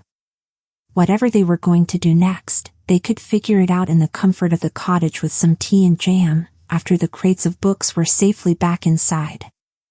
Without an actual investigator on the island, there was no need to keep them so hidden. Kiela's bedroom would do just fine. 𝐒𝐿𝐴𝐴𝐿 rode on the back of a brilliant teal mare horse, while the mermaid and her child dove through the waves. Meep stayed stuck to the top of the mast, while Kiela sat near the rudder. Kaz stretched himself over the crates of books and watched 𝐒𝐿𝐴𝐴𝐿. 𝐒𝐿𝐴𝐴𝐿 was very carefully steering clear of any topic that made her sound like she was still a threat. I always hated the spring festivals, she said, raising her voice to be heard over the wind. You dance too much, you eat too much, and a lot of nobles assume that since they're anonymous, even though the costumes make it blatantly obvious who is who, since they're typically designed around a play on the wearer's name and status, that the rules do not apply to them. I like to be asked before I'm kissed. And the noise. I do not mind musicians, but one at a time. I hid in the library for all festivals, Kiela said. Lucky, 𝐒𝐿𝐴𝐴𝐿 said.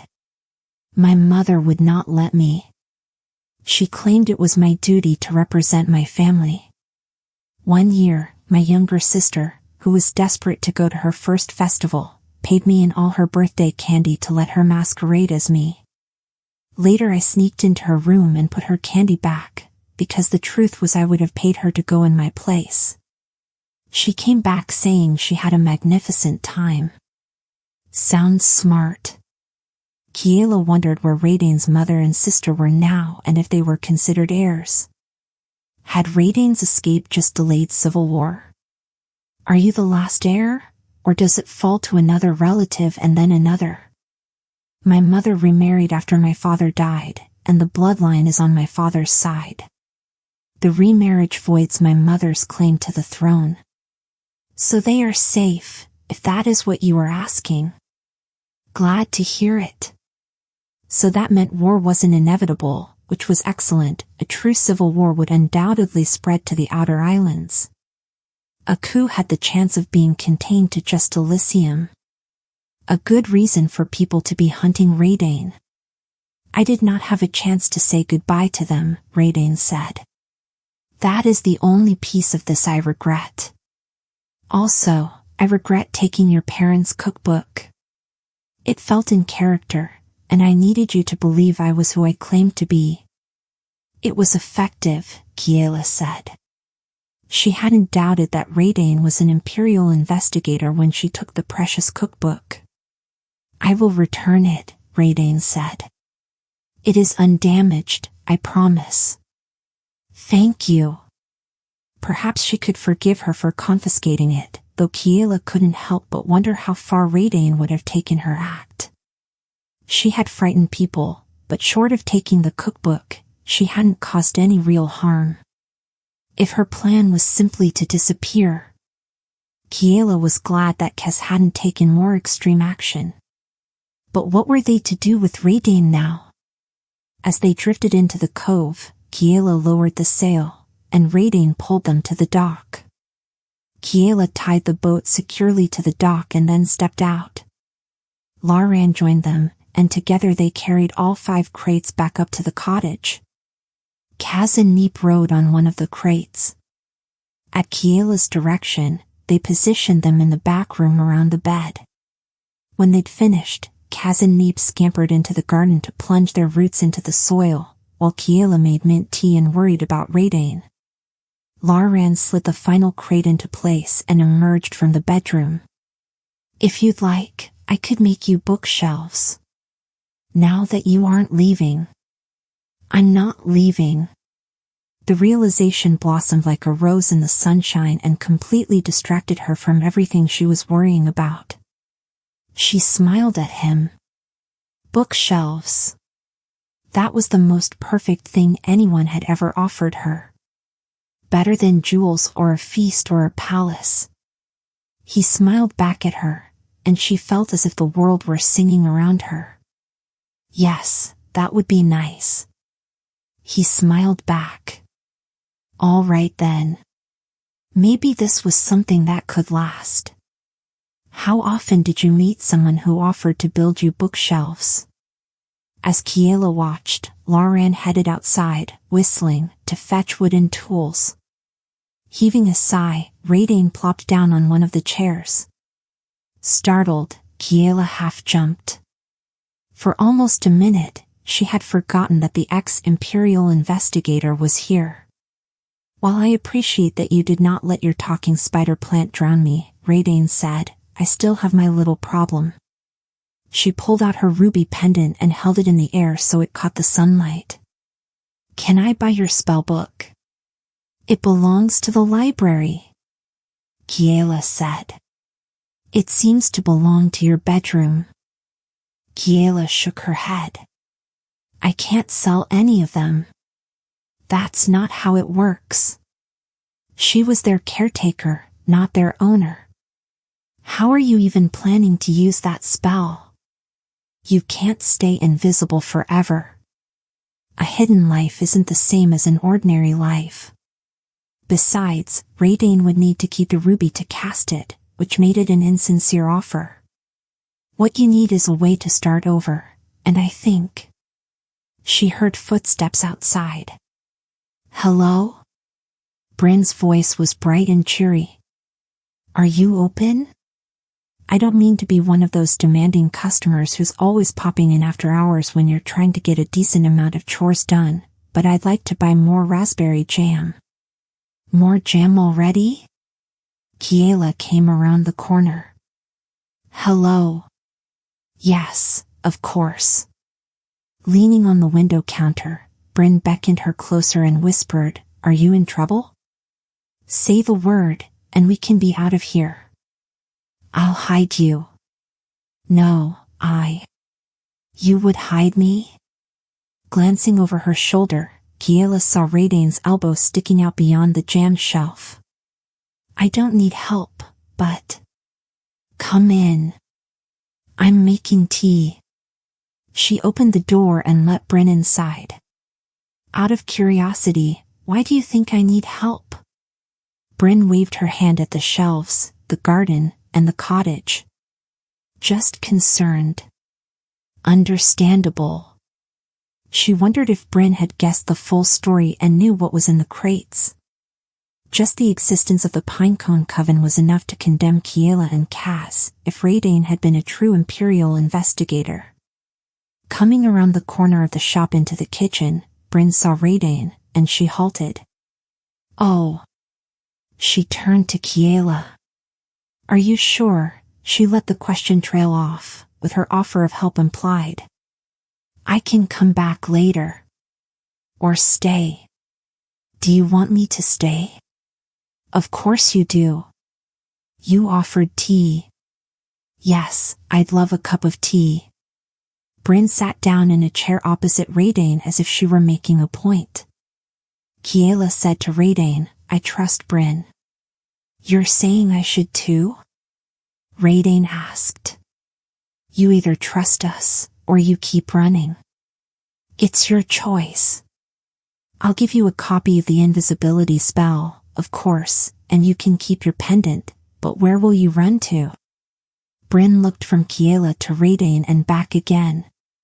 As the kettle whistled, Kiela picked up a towel to hold the handle. She poured hot water into 3 teacups and then distributed them on slightly chipped saucers to her 2 guests, who were watching each other as warily as 2 winged cats who didn't want to share a roof. I don't know where to run, 𝐒𝐿aine confessed, or even how. My ship sank. You could buy another, Kiela said. But we're already on one of the outer islands. I don't know if you'll find a better place to hide than this. Plus, no one knows where your ship went, do they? They don't know it sank, or that you survived. Wait, do you want me to stay? 𝐒𝐿aine said. After, she shook her head in obvious confusion. Why would you want me to stay? Because 𝐒𝐘𝐍𝐿 said she wanted a life like this. Because 𝐒𝐘𝐍𝐿 had gifted Kiela with a future that she'd never even imagined she'd want. Because this was a good place with kind people who cared about one another. Because there was a unicorn in the woods, mermaids in the coves, and the best raspberries she'd ever tasted. Also because if 𝐒𝐿𝐿 stayed, then she couldn't tell anyone outside 𝐒𝐽𝐿 that Kiela, 𝐒𝐘𝐍𝐻𝐒, and the spellbooks were here. It was practical as well as kind. It's safer for me if you stay, Kiela said. Ah. That clearly made sense to 𝐒𝐿𝐿. Not to Bryn, though.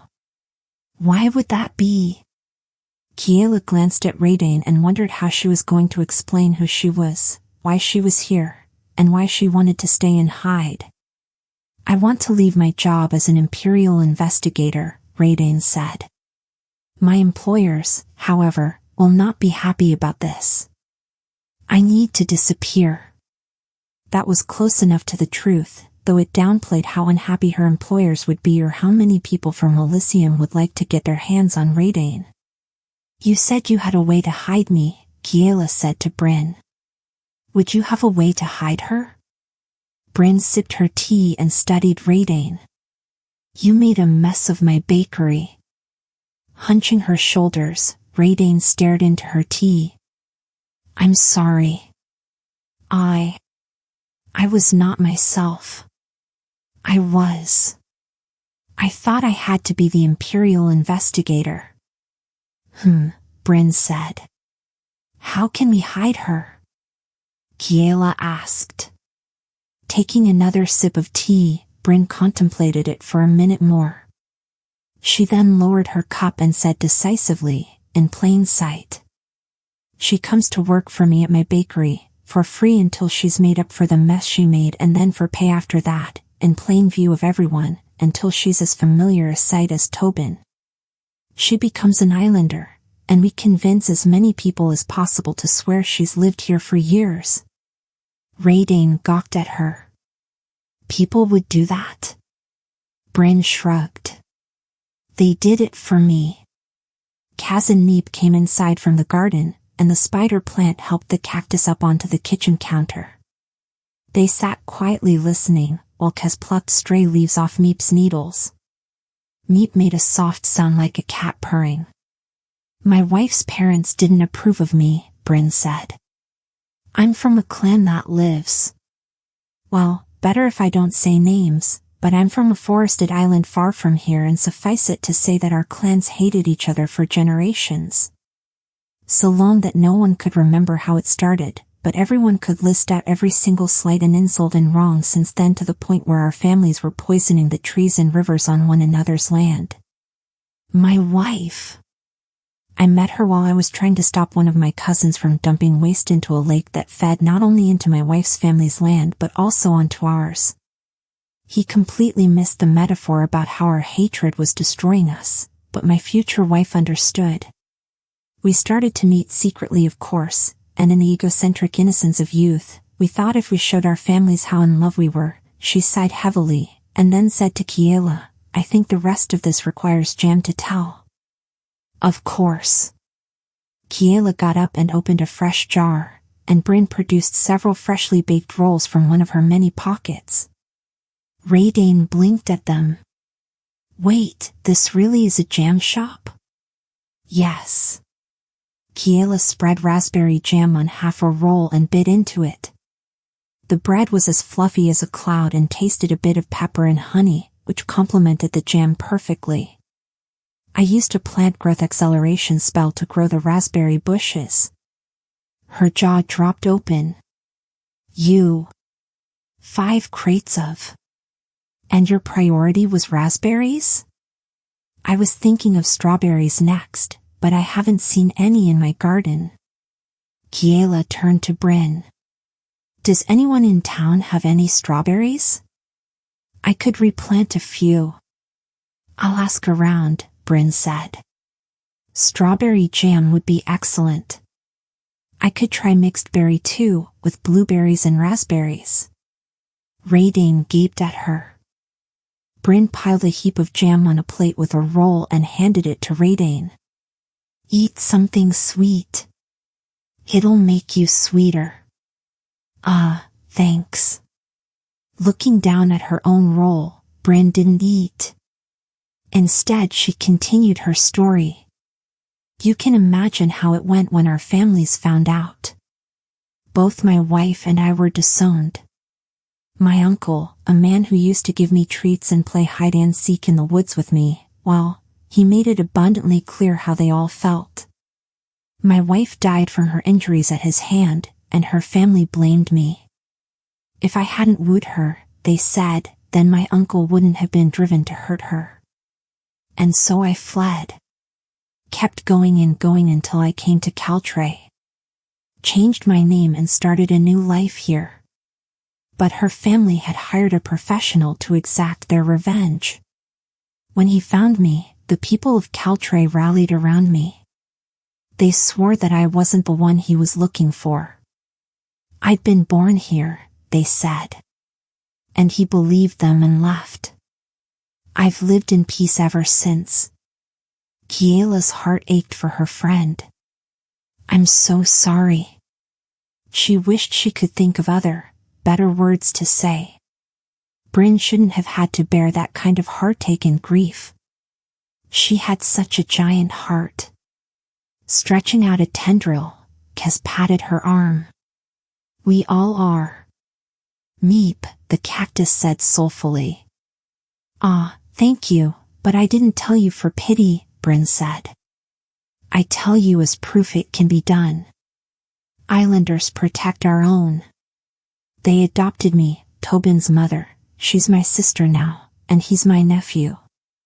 The people of 𝐒𝐘𝐍𝐴 are my new family. I'm not one of you, 𝐒𝐿ain said. You could be, if you want to be. Bryn held up her hand. Think about it before you answer. The question isn't will you be safe here, it's do you want to stay here?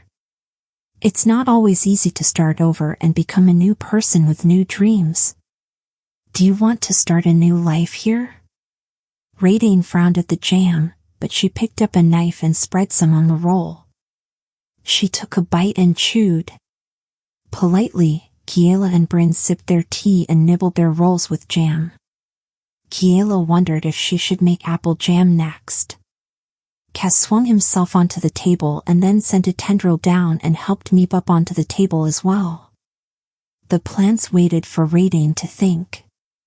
After a little while, 𝐒𝐿ain said, I'd like to make a life here. Bryn nodded briskly. Then you can start as I offered, by cleaning up the mess you made in my bakery. I'll hire you as my assistant, at least temporarily. If you like working at the bakery, you can stay. If not, I'll help you find another job in town. Regardless, I live above the bakery and have a spare room. It can be yours. If anyone comes to look for you, we'll tell them you've lived here a decade and worked at the bakery for just as long. 𝐒𝐿ain swallowed her mouthful of jam and bread. I was terrible to both of you. Why are you being so kind? Kiela thought of Lauren, leaving cinnamon rolls and eggs in a basket on her step the first morning she was here, and went for the simplest and truest answer. Because we can.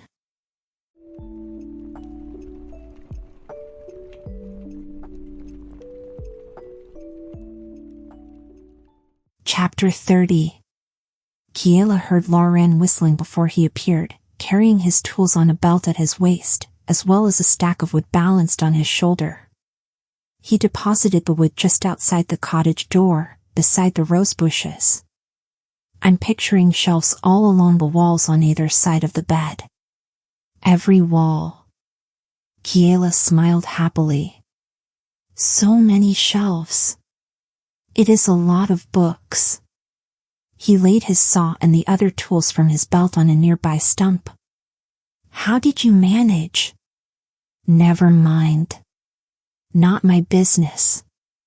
We started preparing when we first heard about the unrest, Kiela said, watching him organize his tools with the same care he did everything. I only wish I could have saved more. I didn't believe it would get as bad as it did. By the way, in case it's not clear already, you really shouldn't go to Alyssium right now." He nodded. "Got that. But the storms are." "Meep," the cactus said from the cottage doorway. "Okay, yes," he said with a laugh. "I'm not going anywhere." Kiela, Bryn, and Raydane scooted the crates and the bed out of the way to clear room for the shelves, while Lauren cut the wood. Raydane had never held a hammer or saw before, but she was adept at measuring. Kiela and Bryn hammered the shelves in place, and Cass, with Meep, issued instructions: floor-to-ceiling shelves, 12 inches for the bottom 3, 8 inches for the top. Unlike the jam shelves, these would be built into the wall. As they worked, they talked about things close to their hearts: Kiela and Cass about the library, Bryn about the bakery, Raydane about the university where she'd studied, and Lauren about Caltray and the mare horses. It took them 2 very pleasant days to complete the shelves, beautiful shelves of multicolored wood on every wall of the bedroom, floor to ceiling, framing the windows. They filled the cottage with the scent of fresh-cut wood. At night, Raydane slept in Bryn's above the bakery apartment, while Lauren returned to his house to care for the mare horses. And Kiela dreamed about being in the heart of the forest, with the cloud bears and the unicorn. On the second day, Edie and Yelena stopped by to visit.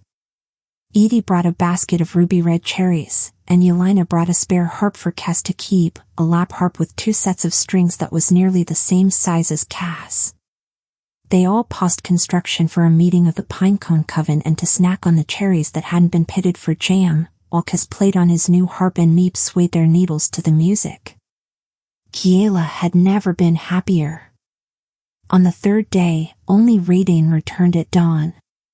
Bryn couldn't spend any more time away from the bakery, and Lauren was needed with his herd out with the fishing boats. "Bryn said I can start my bakery job tomorrow," Raydane explained when she arrived. She withdrew a tattered and familiar book from a pouch. "I wanted to come bring you this." It was her parents' cookbook.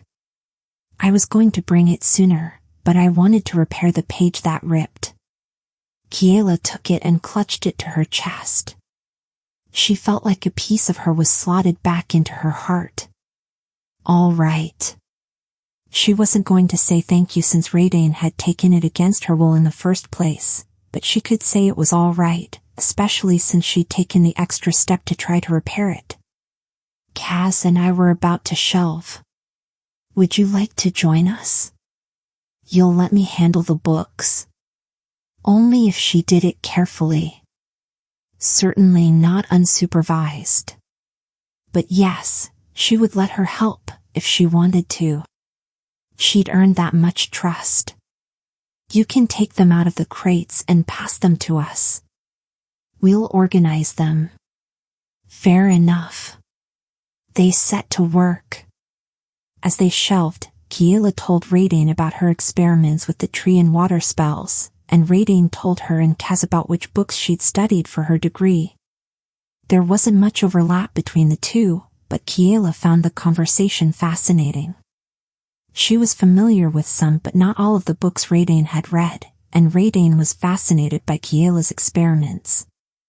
At the university, they had not been permitted to alter any spells or even try any that hadn't been thoroughly tested by their professors. The city was considered too crowded and the spells too volatile to take any risks. "I'd like to find a spell to help the mare horses." Kiela explained how they had difficulty with both conceiving and birthing without the aid of city sorcerers.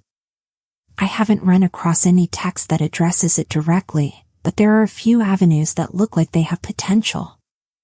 Cass pulled out the books with relevant spells to show Raydane. None were specific to mare horses, but they thought that with some study, perhaps they could be adapted.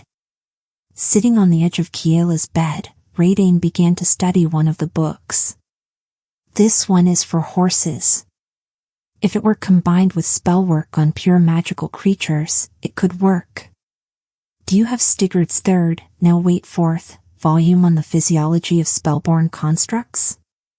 Kiela consulted her notebook with the index. Third crate. Abandoning the shelving project, they began to pore over the various books. Kiela knew of several in their collection that had been too advanced for her. They required a background in spell work that she didn't have, but 𝐒𝐿 did have training. By sundown, only a quarter of the books were shelved, but they were closer to a workable spell. Can you ask Bryn for one more day? Kiela asked. 𝐒𝐿 startled. You want me to come back? Why are you so surprised? We're making progress. But she took a breath and then exhaled.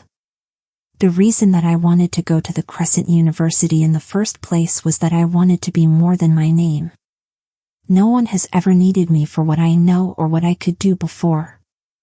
It's always been about who I am. Who you were, Kiela corrected. You're a 𝐒𝐘𝐍𝐿 now. 𝐒𝐿 smiled. And she came back the next day. By the fourth day, the shelves were complete, thanks to librarian, the books were organized, thanks to Cass, and the spell was workable, thanks to 𝐒𝐿. 𝐒𝐵 gathered the ingredients, and Kiela mixed them into a paste, which she sealed in a jam jar. When librarian came to visit, he came daily, though they hadn't been alone since that day on the beach. Kiela shared the news that it was ready. Wordless, he kissed her. She felt as if she'd been plunged into the ocean, but on a warm day.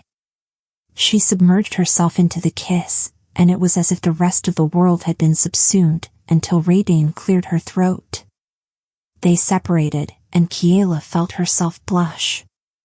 When they both could breathe again, librarian asked, How can we be certain the spell won't hurt my mare horses? Kiela had been thinking about that. We'll bring 𝐒𝐈𝐒. He'll know it's a spell, 𝐒𝐿 warned. I don't think he'll be shocked. Kiela looked at librarian. She wasn't going to do anything to a single mare of his herd without his approval. They were a piece of him, of his heart, and if he said no, that was it. librarian nodded. I trust 𝐒𝐈𝐒, both with your secret and my herd. Are you certain? 𝐒𝐿 asked. The more people who know, the more risk there is. She wasn't certain that was true. The more friends I have, the safer I am. The same is true for you. Isolating herself wasn't the answer, not for her, not for Cass, and not for 𝐒𝐿. If they were going to be safe here, they needed the whole community around them. And it was going to start with helping the mare horses. Everyone needs the herd to be healthy, don't they? Kiela said. If the herd grows, it helps the fisherfolk. If they catch enough fish, then everyone thrives, right down to the winged cats. We look after the islanders, and the islanders will look after us. As an added benefit, it would make librarian happy. She looked at him. Your mare horses are important to all of 𝐒𝐘𝐍𝐿, as well as to you. As she'd hoped, he smiled. True. Then let's do this, Kiela said. Cass stayed behind with 𝐒𝐵 to mind the jam shop, and 𝐒𝐿 returned to town to help Bryn at the bakery, since her job had officially begun. So it was Kiela, librarian, and 𝐒𝐈𝐒 who walked out onto the stone jetty with the spell and the ingredients. 𝐒𝐈𝐒 knew quite a bit about mare horse biology. The reason the sorcerers are able to help, or were able to, when they chose to, is because the mares carry fertilized eggs within them through the spring and summer months. It is merely with implantation that they need magical assistance. This is why it didn't matter when the sorcerers would choose to come to 𝐒𝐘𝐍𝐿 on their circuit, the mares would be ready whenever they arrived. Kiela interrupted his lecture. So you think this will work? I have absolutely no idea, 𝐒𝐈𝐒 confessed. I've never been privy to the spells they used. But I can be on hand in case anything goes wrong. I will monitor the mother-to-be and assess if she's in any physical distress. And if the mare turns into a bird? Or a tree. Kiela, Kaz, and 𝐒𝐿 had gone over the spell multiple times. They'd cross-referenced every word and every ingredient, but Kiela wouldn't truly know until she cast it. She'd discovered there was a world of difference between studying a spell and making magic. I will also be able to assess if it was successful, 𝐒𝐈 said. How? Kiela asked. If she understood the spell correctly, it would merely facilitate implantation. The mare horse wouldn't be noticeably pregnant for weeks, and she wouldn't give birth for another 4 months. 𝐒𝐈 wiggled his fingers. Magic. Kiela raised her eyebrows. I may not know the spell, 𝐒𝐈 said, but you were correct that I have other secrets that I wouldn't want an Imperial investigator to know. We're all lucky that 𝐒𝐿 decided to retire, Kiela said. Indeed, he agreed. At the end of the jetty, librarian pulled off his shirt. He then jumped into the water and whistled, 4 short and 1 long, and one of the mare horses broke from the herd with a neigh. She was a pale blue mare whose scales looked like the midday sky. This is Mari, librarian said. She's 4 years old, exactly when she should be having her first foal. She's in ideal health but has showed no signs of quickening. He cooed to the mare horse and patted her mane. She nuzzled against his neck. There, girl. There. Kiela climbed down the rocks and into the water beside librarian to stand beside the mare horse. Curious, Mari whickered at Kiela's hair. No treats right now, librarian said. Later.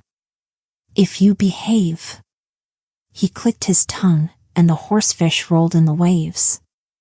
I train them to do this so that 𝐒𝐈 can treat them for any injuries or illnesses.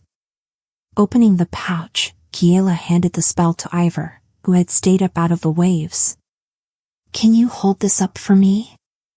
She'd memorized it, of course, but it was better to be safe than cocky.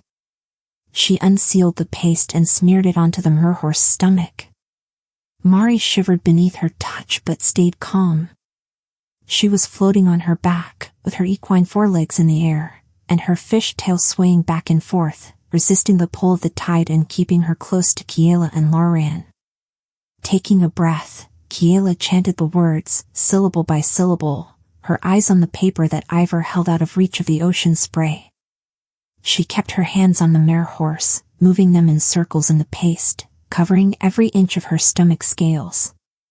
She pushed the paste into each crevice as she spoke. Offshore, the mare horses bobbed in the waves, and Kiela felt as if they were watching her too. She tried to block it all out and speak each syllable carefully and confidently. Waves crashed against her, and she ignored them. Gulls called overhead, and she didn't hear. For the space of those minutes, it was only her, the mare horse, and the words. And then she finished. She stepped back. You can release her. librarian clucked his tongue, and Mari rolled over in the water. Is it done? He asked. She looked up at 𝐒𝐈. Did it work?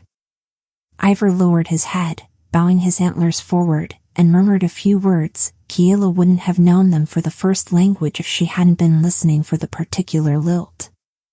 He was good at hiding what he did. She made a mental note to practice that kind of spellcasting with the 𝐒𝐚𝐫𝐭.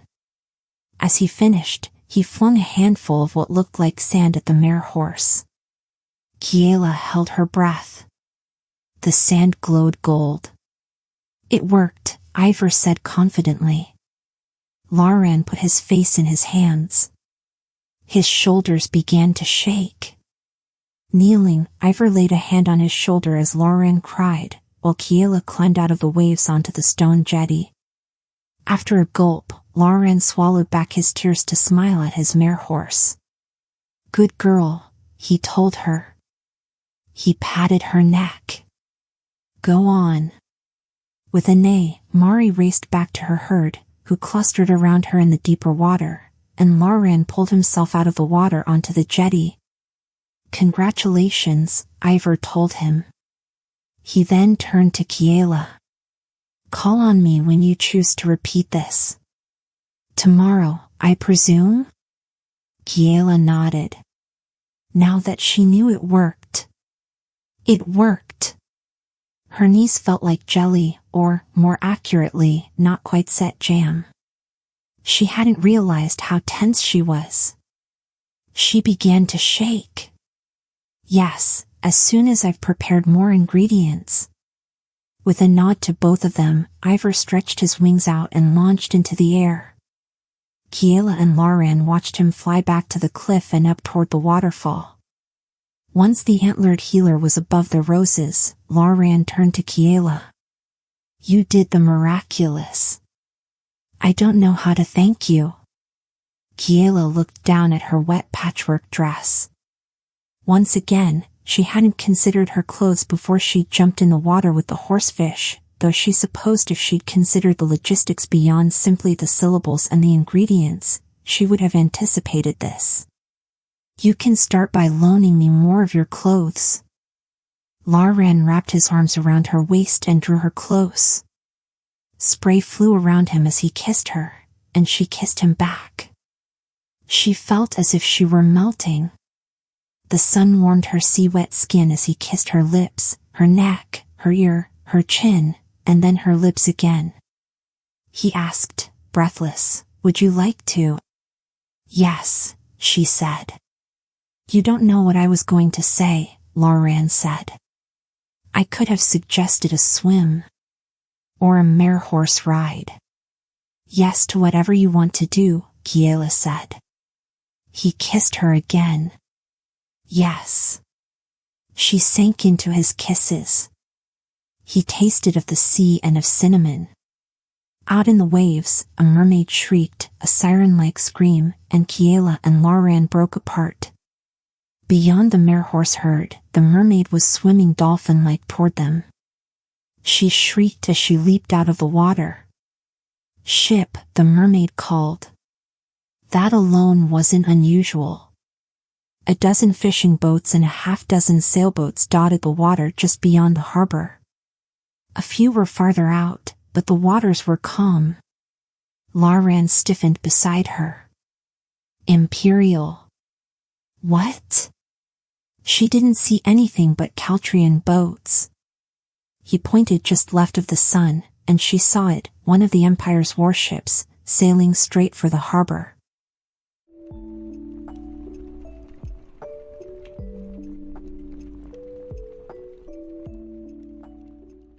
Chapter 31. "We need to hide the books," librarian said, staring at the warship. She loved that that was the first thing he said. "Yes." "I'll make a false wall," librarian decided. "Hide the bookshelves." She'd toyed with that idea as a long-term solution, but she hadn't thought they'd need it so quickly. "Can that be done before they dock?" The answer was no. She could see it in his eyes, but he refused to say it. "I can try." He took her hand, and they hurried down the stone jetty toward the beach. As a bonus, it will add insulation to the house, which should help in winter. She wanted to laugh. Or cry. After 𝐒𝐿𝐴, she thought that she'd be safe, but she should have known, oh no, 𝐒𝐿𝐴. They aren't here for me and my little remedies. How could they be? Word hadn't spread that far that fast. No one beyond 𝐒𝐘𝐍𝐿 knew or cared that she'd healed a few trees and a mare baby, and only Fenrir had been fussy about any of it. She doubted he had the contacts to summon a warship. They're here for 𝐒𝐿𝐴. We need to warn her. Together, they reached the beach. "You warn her, and I'll start on the walls?" librarian suggested. It would take a bit of time before the Imperials sniffed out the jam shop, but 𝐒𝐿𝐴 was right there in the village bakery, exposed. "Remember to warn 𝐒𝐈𝐒 when you get to the top of the cliff," Kiela said. "Please tell Kaz and Meep to hide in the forest. Insist on no heroics." If the Imperials don't find what they're looking for, they might start sniffing around for a consolation prize, and that's when we'll be in danger. 𝐒𝐘𝐍𝐎𝐏𝐿 kissed her. Be careful. Come to the cottage as soon as you can.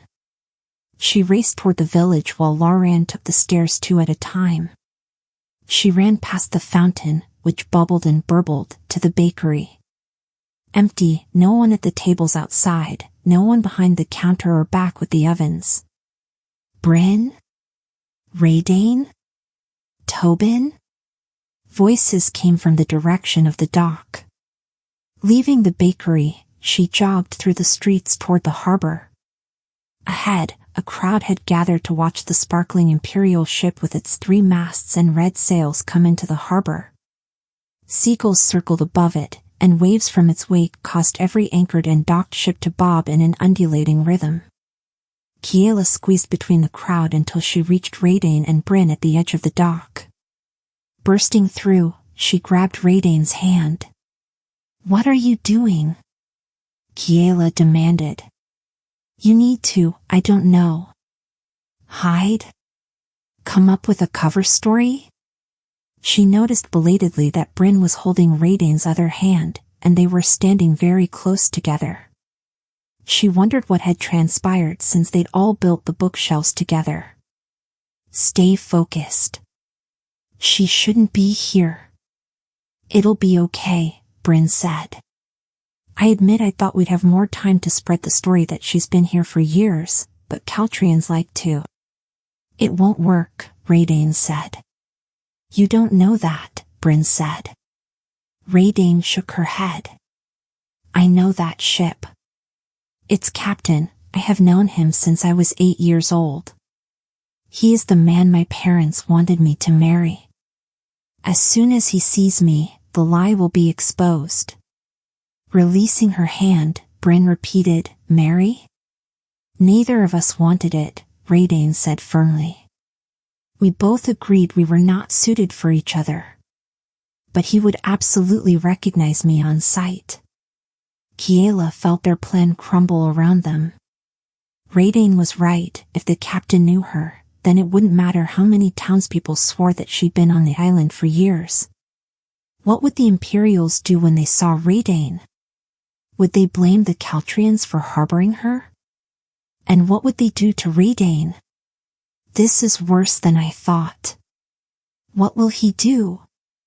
It depends which side he's working for, the ones who want to kill me or the ones who want to use me.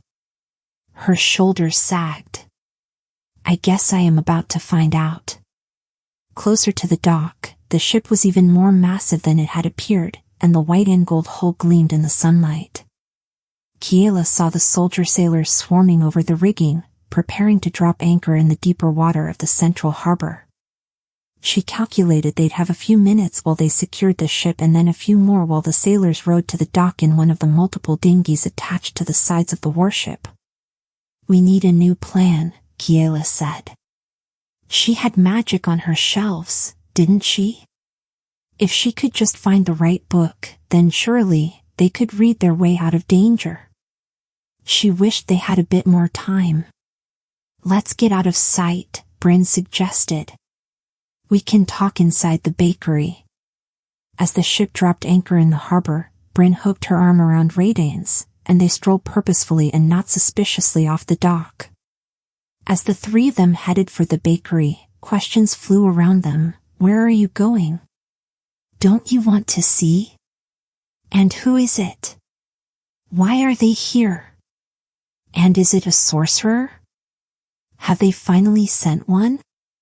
In response to every question, Bryn repeated the same answer. She was going to make more baked goods. The new arrivals would be hungry, and she wanted to make sure her bakery was ready.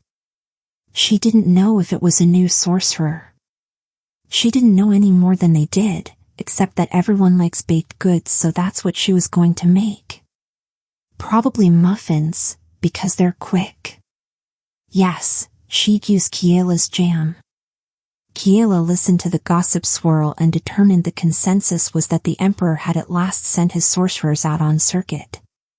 They were coming to end the storms, fix the islands, and unravel the mess they'd made. So far, no one had linked the ship to their resident ex-investigator, but she was certain it was just a matter of time before the words popped out of someone's mouth and then spread. At last, they ducked into the bakery and shut the door. "It could be a coincidence," Bryn said as she pulled the shutters over the windows. "You don't know they're looking for you, and you were caught in a storm, blown off course. They shouldn't have any idea you're here. Even if it is a coincidence and they are not here for me, once they see me," 𝐒𝐿 shook her head. "I need that invisibility spell." "It's not a true invisibility spell," Kiela cautioned. She'd read the description when 𝐒𝐿 had confessed in the cave. "It's more of a stealth spell. It's supposed to make your footsteps quieter and your appearance fuzzier. I don't know if it'll stand up to direct scrutiny. Plus I can't guarantee it will work at all. We've never tried it." 𝐒𝐿 began to pace back and forth in front of the bakery counter. "If they suspect my presence at all, they will search for me relentlessly. You don't know how thorough Imperial soldiers can be. They will turn over every rock on the island. It's a very poorly named spell. If anyone searching for you can still find you." Bryn positioned herself in front of 𝐒𝐿 and caught her in her arms mid-pace. 𝐒𝐿 sagged against her. Kiela had an idea. "What if they didn't search, I mean?" Both of them looked at her. "Your ship sank, right?" Kiela said. "What if we spread the word that you drowned with it? Librarian never saved you. You never reached 𝐒𝐘𝐍𝐿. If they believe that's true, they won't have any reason to search the island. We can hide you with a combination of the invisibility spell and the island caves until they leave." "I like it," Bryn said, "but too many people know she didn't drown, and there's not enough time to spread the word to everyone. With my family, we had months to establish my new truth, but with only a few minutes, someone could spill the truth without ever knowing they're causing problems." But now it was her turn to pace, talking as she walked and waving her hand excitedly. "Why not a smaller lie, one that it's plausible that not everyone would know, that doesn't contradict anything? A woman was rescued. She claimed to be an Imperial investigator. All I have to do is say that you left, after having found nothing. Who's to say it's not true? Especially if no one can find you. You could have left." "Yes," 𝐒𝐿 said. "Tell everyone that I left after I failed to find any evidence of wrongdoing. While you are spreading that, Kiela will assist me in casting the invisibility spell." She turned hopefully to Kiela. "If you are willing?" "Obviously, yes," Kiela said. How was that even a question? She thought of Librarian rushing out into the storm when he spotted the floundering ship and wondered if this was how he had felt. If there was a way to help, she had to try. "One complication, we'll need the spellbook to cast it, but if you're seen going up to my cottage, then that's the first place the Imperials will look. We won't have time to perfect the spell." Every spell she tried had required significant research and experimentation first. Look at the singing tree, the apple blossom bird, and 𝐒𝐿. We need to buy as much time as possible. Is there a less visible way up the cliff? Bryn twisted her apron in her hands anxiously and shook her head. Not unless you can fly, scale vertical rocks, or swim up a waterfall. What about 𝐒𝐈𝐒? Could he fly us? Cracking a shutter open, 𝐒𝐿 peeked out the window down the street. The ship is anchored, she reported. Sails down. I cannot be here. You'll go in disguise, dressed as me. Bryn ducked into a back room and emerged with a pile of clothes and aprons. Anyone who sees you will assume you're going to purchase more jam for the muffins. That's perfectly plausible, isn't it? So many muffins would require a lot of jam. I'll start baking them, act as casual and innocent as possible, while you... It won't work, 𝐒𝐿𝐴 said. We are too dissimilar in both size and demeanor. But she began pulling on a pair of flour-dusted pants and tying an apron around her waist. It could work, Kiela said. Everyone was at the dock, gawking at the new arrivals. They wouldn't be watching the bakery or the cliff stairs. You only need to pass at a distance. Bryn pulled out a handkerchief and tied it around 𝐒𝐿𝐴's hair, tucking the red behind the fabric. After studying her for a moment, she piled on extra aprons to make her silhouette rounder. Everyone's attention is on the ship. They won't look that closely at you. You do not know that, 𝐒𝐿𝐴 said. Then I'll create a distraction, Bryn said. I'll lob muffins at them. I don't know. I'll think of something. All you need to do is make it out of town, and I'll... 𝐒𝐿𝐴 barged in through the bakery door, her horse hindquarters bashing against the doorframe. She leveled a finger at 𝐒𝐿𝐴. You... Imperial investigator. You said you'd quit. Was that a lie? Did you call your people here for our Kiela? Because we won't let you. Why are you wearing so many aprons? Our Kiela. Kiela felt herself blush. She'd never had anyone rush to her rescue before. 𝐒𝐿𝐴 fixed a gaze on the centaur. Why would anyone come for Kiela? She was born and raised in 𝐒𝐘𝐍𝐿 and has never left. There is no reason she would be of any interest to anyone from the capital. Startled at the lie, 𝐒𝐿𝐴 stared at her. You didn't summon our new arrivals? I did not, 𝐒𝐿𝐴 said firmly. She didn't, Bryn echoed. In fact, it would be great if word spread that after failing to find anything suspicious and announcing her retirement, the former Imperial investigator left the island just this morning. Shame they missed her, but we don't know where she went. Ah, 𝐒𝐿𝐴 said.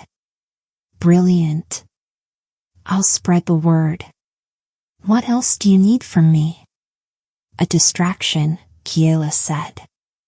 We have to get 𝐒𝐿𝐴 up to my cottage without anyone knowing she's left the bakery. She's going dressed as Bryn. 𝐒𝐿𝐴 looked her up and down and sniffed. It'll hold up from a distance. She pivoted, and her hooves clattered as she clomped out of the bakery. 𝐒𝐿𝐴, we need everyone at the docks, not just the nosy masses, but every 𝐒𝐾𝐿𝐵ian in the village. Our new arrivals need to be greeted with fanfare. Let's roll out a welcome worthy of the first visiting sorcerer in years. 𝐒𝐿𝐴's voice drifted in from outside. Ooh, you think they really sent a sorcerer? Honestly, no, but they should have. From the street, 𝐒𝐿𝐴 bellowed at the few islanders who weren't already gawking at the ship. To the docks. Everyone, to the docks. Let's show our new sorcerer how we say welcome on 𝐒𝐾𝐍𝐿. Bryn finished tucking in 𝐒𝐿𝐴's hair. She didn't look anything like Bryn close-up, Kiela thought, but with the clothes, the apron, and the handkerchief, it could work. We'll move quickly. Pretend it's a jam emergency. 𝐒𝐿𝐴 let out a slightly hysterical giggle. Jam emergency. Just please be careful, Bryn said. I can't lose you before we even know what we have. It's too, she was going to say more, but 𝐒𝐿𝐴 kissed her. Bryn kissed her back just as urgently, the kind of kiss shared by desperate people who aren't sure they'll see each other again. Giving them a moment, Kiela checked the street. 𝐒𝐿𝐴 and 𝐒𝐿𝐴 were herding everyone toward the dock, but she didn't know how long that would last. She waited until the tail end of the crowd was out of sight before she said, I'm sorry, but we have to go. You must be careful too, 𝐒𝐿𝐴 told Bryn. Consider that an imperial order. Go, Bryn said, and her voice cracked on the word. Kiela and 𝐒𝐿𝐴 darted out of the bakery. They crossed the square, past the fountain, and through the empty streets. Kiela kept an eye on the houses, but she saw no one, only the winged cats on the rooftops. A few precious minutes later, they reached the beach and climbed the cliff stairs. 𝐒𝐿𝐴 clutched her handkerchief, keeping her bright red hair tucked in. Kiela hoped that no one was watching them. All eyes should be on the ship in the dock. After all, this was the most exciting thing to happen on 𝐒𝐽𝐿 seasons, and it would make sense for everyone to be there to observe the spectacle, especially with 𝐒𝐿𝐴 herding them together. Hopefully, that would buy them time to perfect the spell. If it didn't, they ran across the field and through the greenery. Kiela was panting by the time they reached the cottage. She ran inside to find librarian with 𝐒𝐘𝐍𝐿 in the bedroom, nailing planks of wood over the bookshelves. Only a quarter was finished. This isn't going to work, she thought. The wood was too fresh, the construction too new, plus even if they could doctor the boards to see mold, there were still the windows, sunken back from the shelves, a dead giveaway that the walls were thicker than they should be. We need another solution. But first, she had to deal with the immediate problem of 𝐒𝐿𝐴.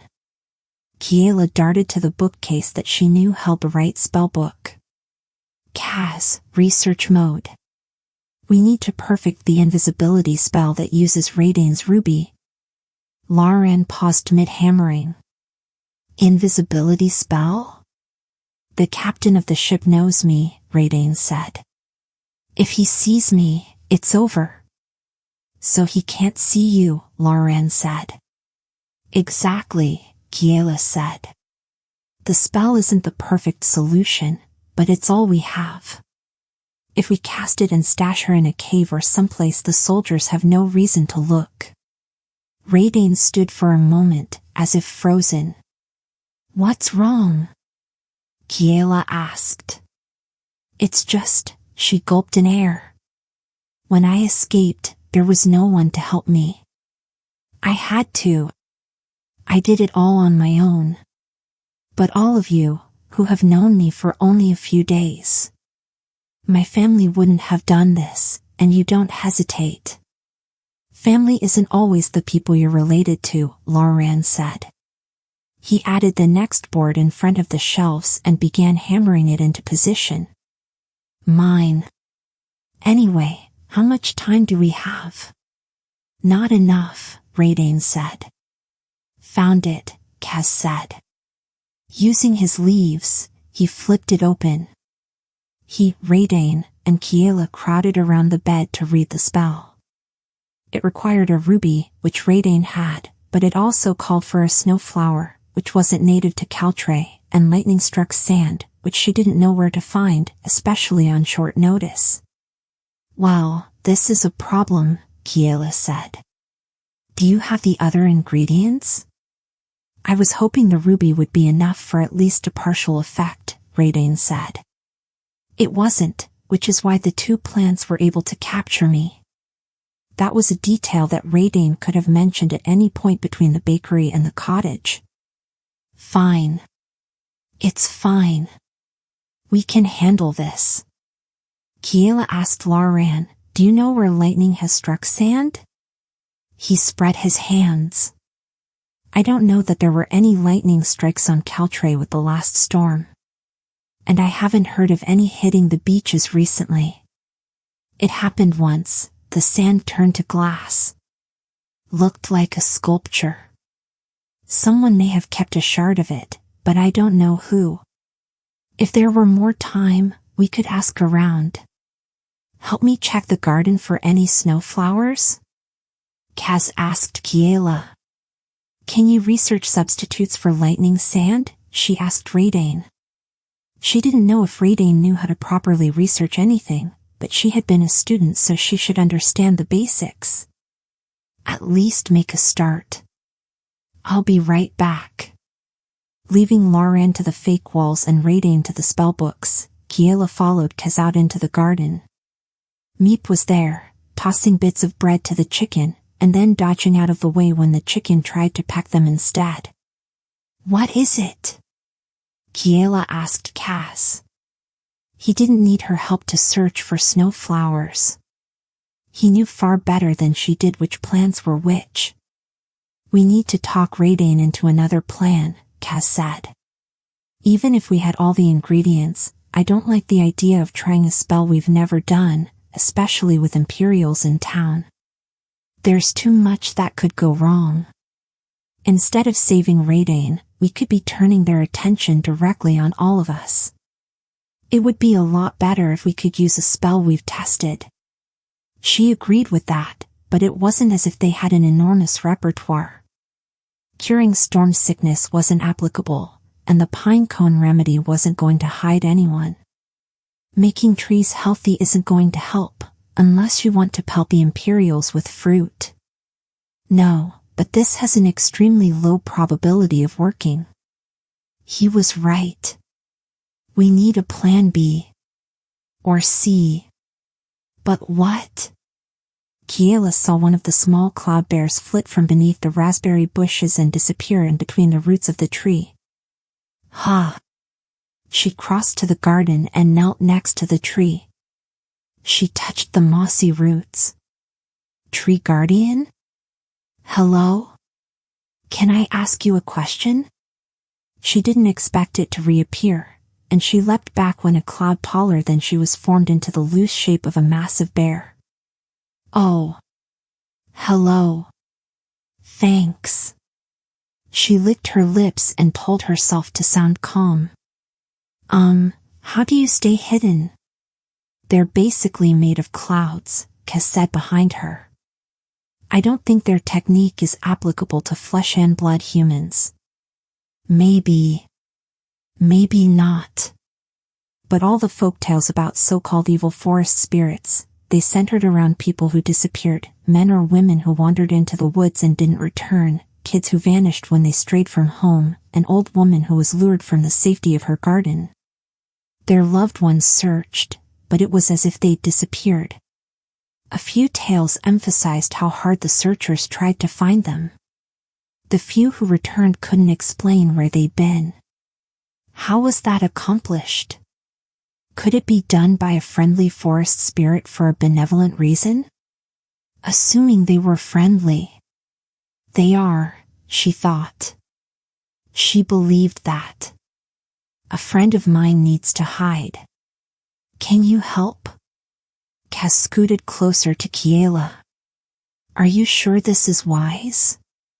"It's no more dangerous than using an untested spell with inaccurate ingredients," Kiela whispered back. "Besides, we helped them. Perhaps they still feel some gratitude?" "They already paid us," Kes said. "Remember the piles of supplies?" "I can make more remedies," Kiela told the cloud bear. "I'll do it anyway if I'm not hauled off by the Imperials for harboring a fugitive." "Please, is there a way to hide my friend?" Right in front of Kiela and Cass, the massive cloud bear melted into the bark. Just melted. It slid directly into the wood as if the tree were absorbing it. A second later, it slid out and waited, looking down at her with its fire eyes. "You could hide her in a tree?"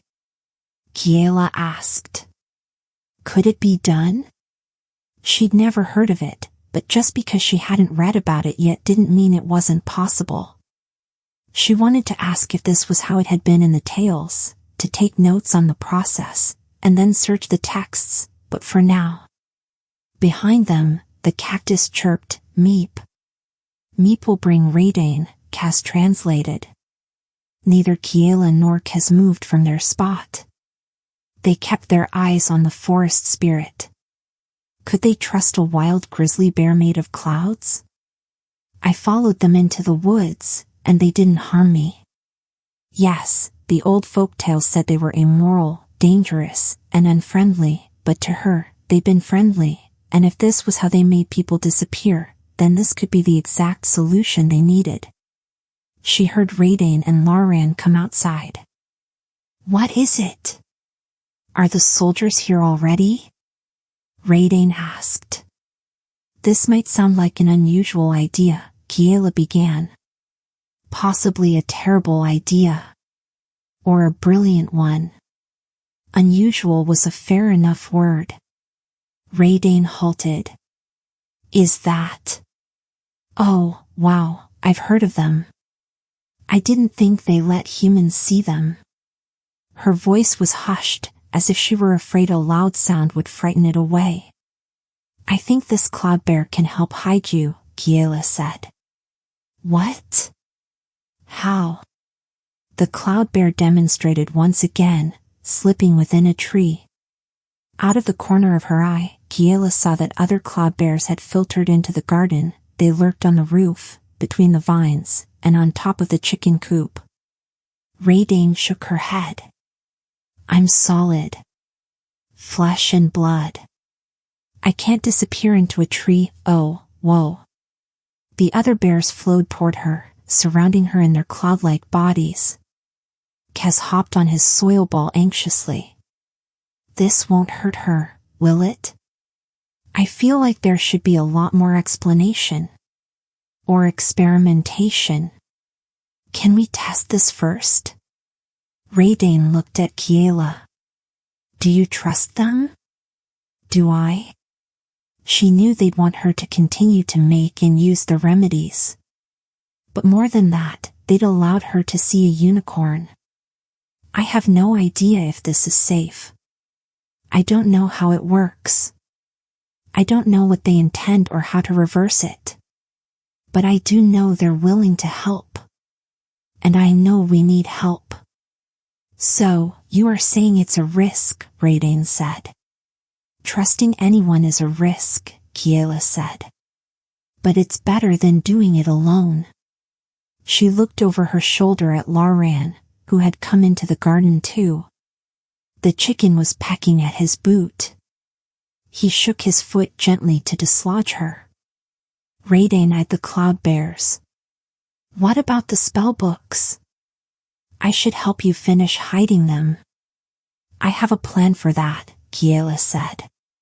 What 𝐒𝐘𝐍𝐎 had said about using a spell they already knew had given her an idea. And bonus, if it works, I'll be able to make a lot more jam.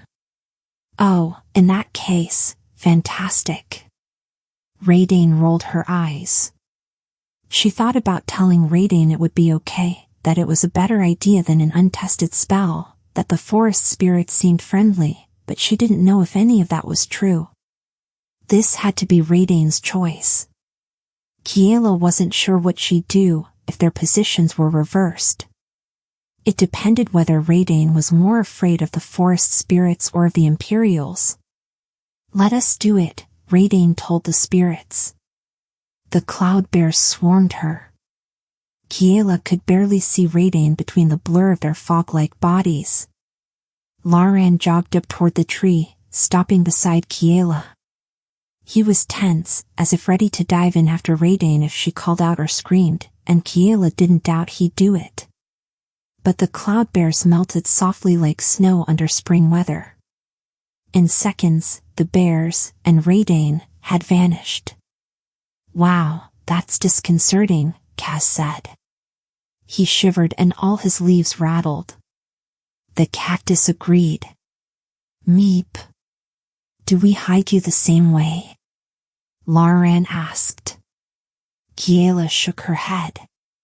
It'll be less suspicious if only one new arrival has disappeared. What we need is for them to go away quickly.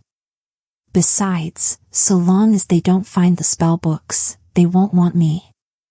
Briefly she considered asking the cloud bears to hide the books as well, but given that books were made from dead trees, that didn't seem wise. She had no idea how they'd react. We just have to hide the books. What's your plan? 𝐒𝐘𝐍𝐿 asked. She pointed toward the brambles. Raspberries. A lot of raspberries.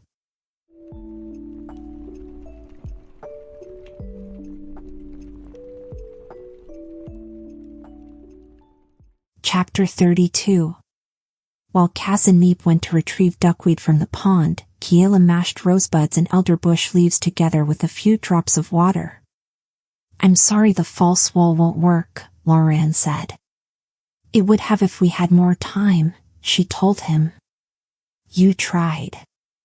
We could put the books back in their crates and move them in the library boat." "To where?" Kiela asked. The cave hadn't worked. 𝐒𝐿 had found it nearly instantly. His house was no safer than hers.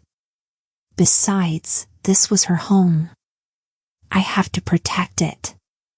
She pricked her thumb and added blood to the paste. He winced at the sight of her blood.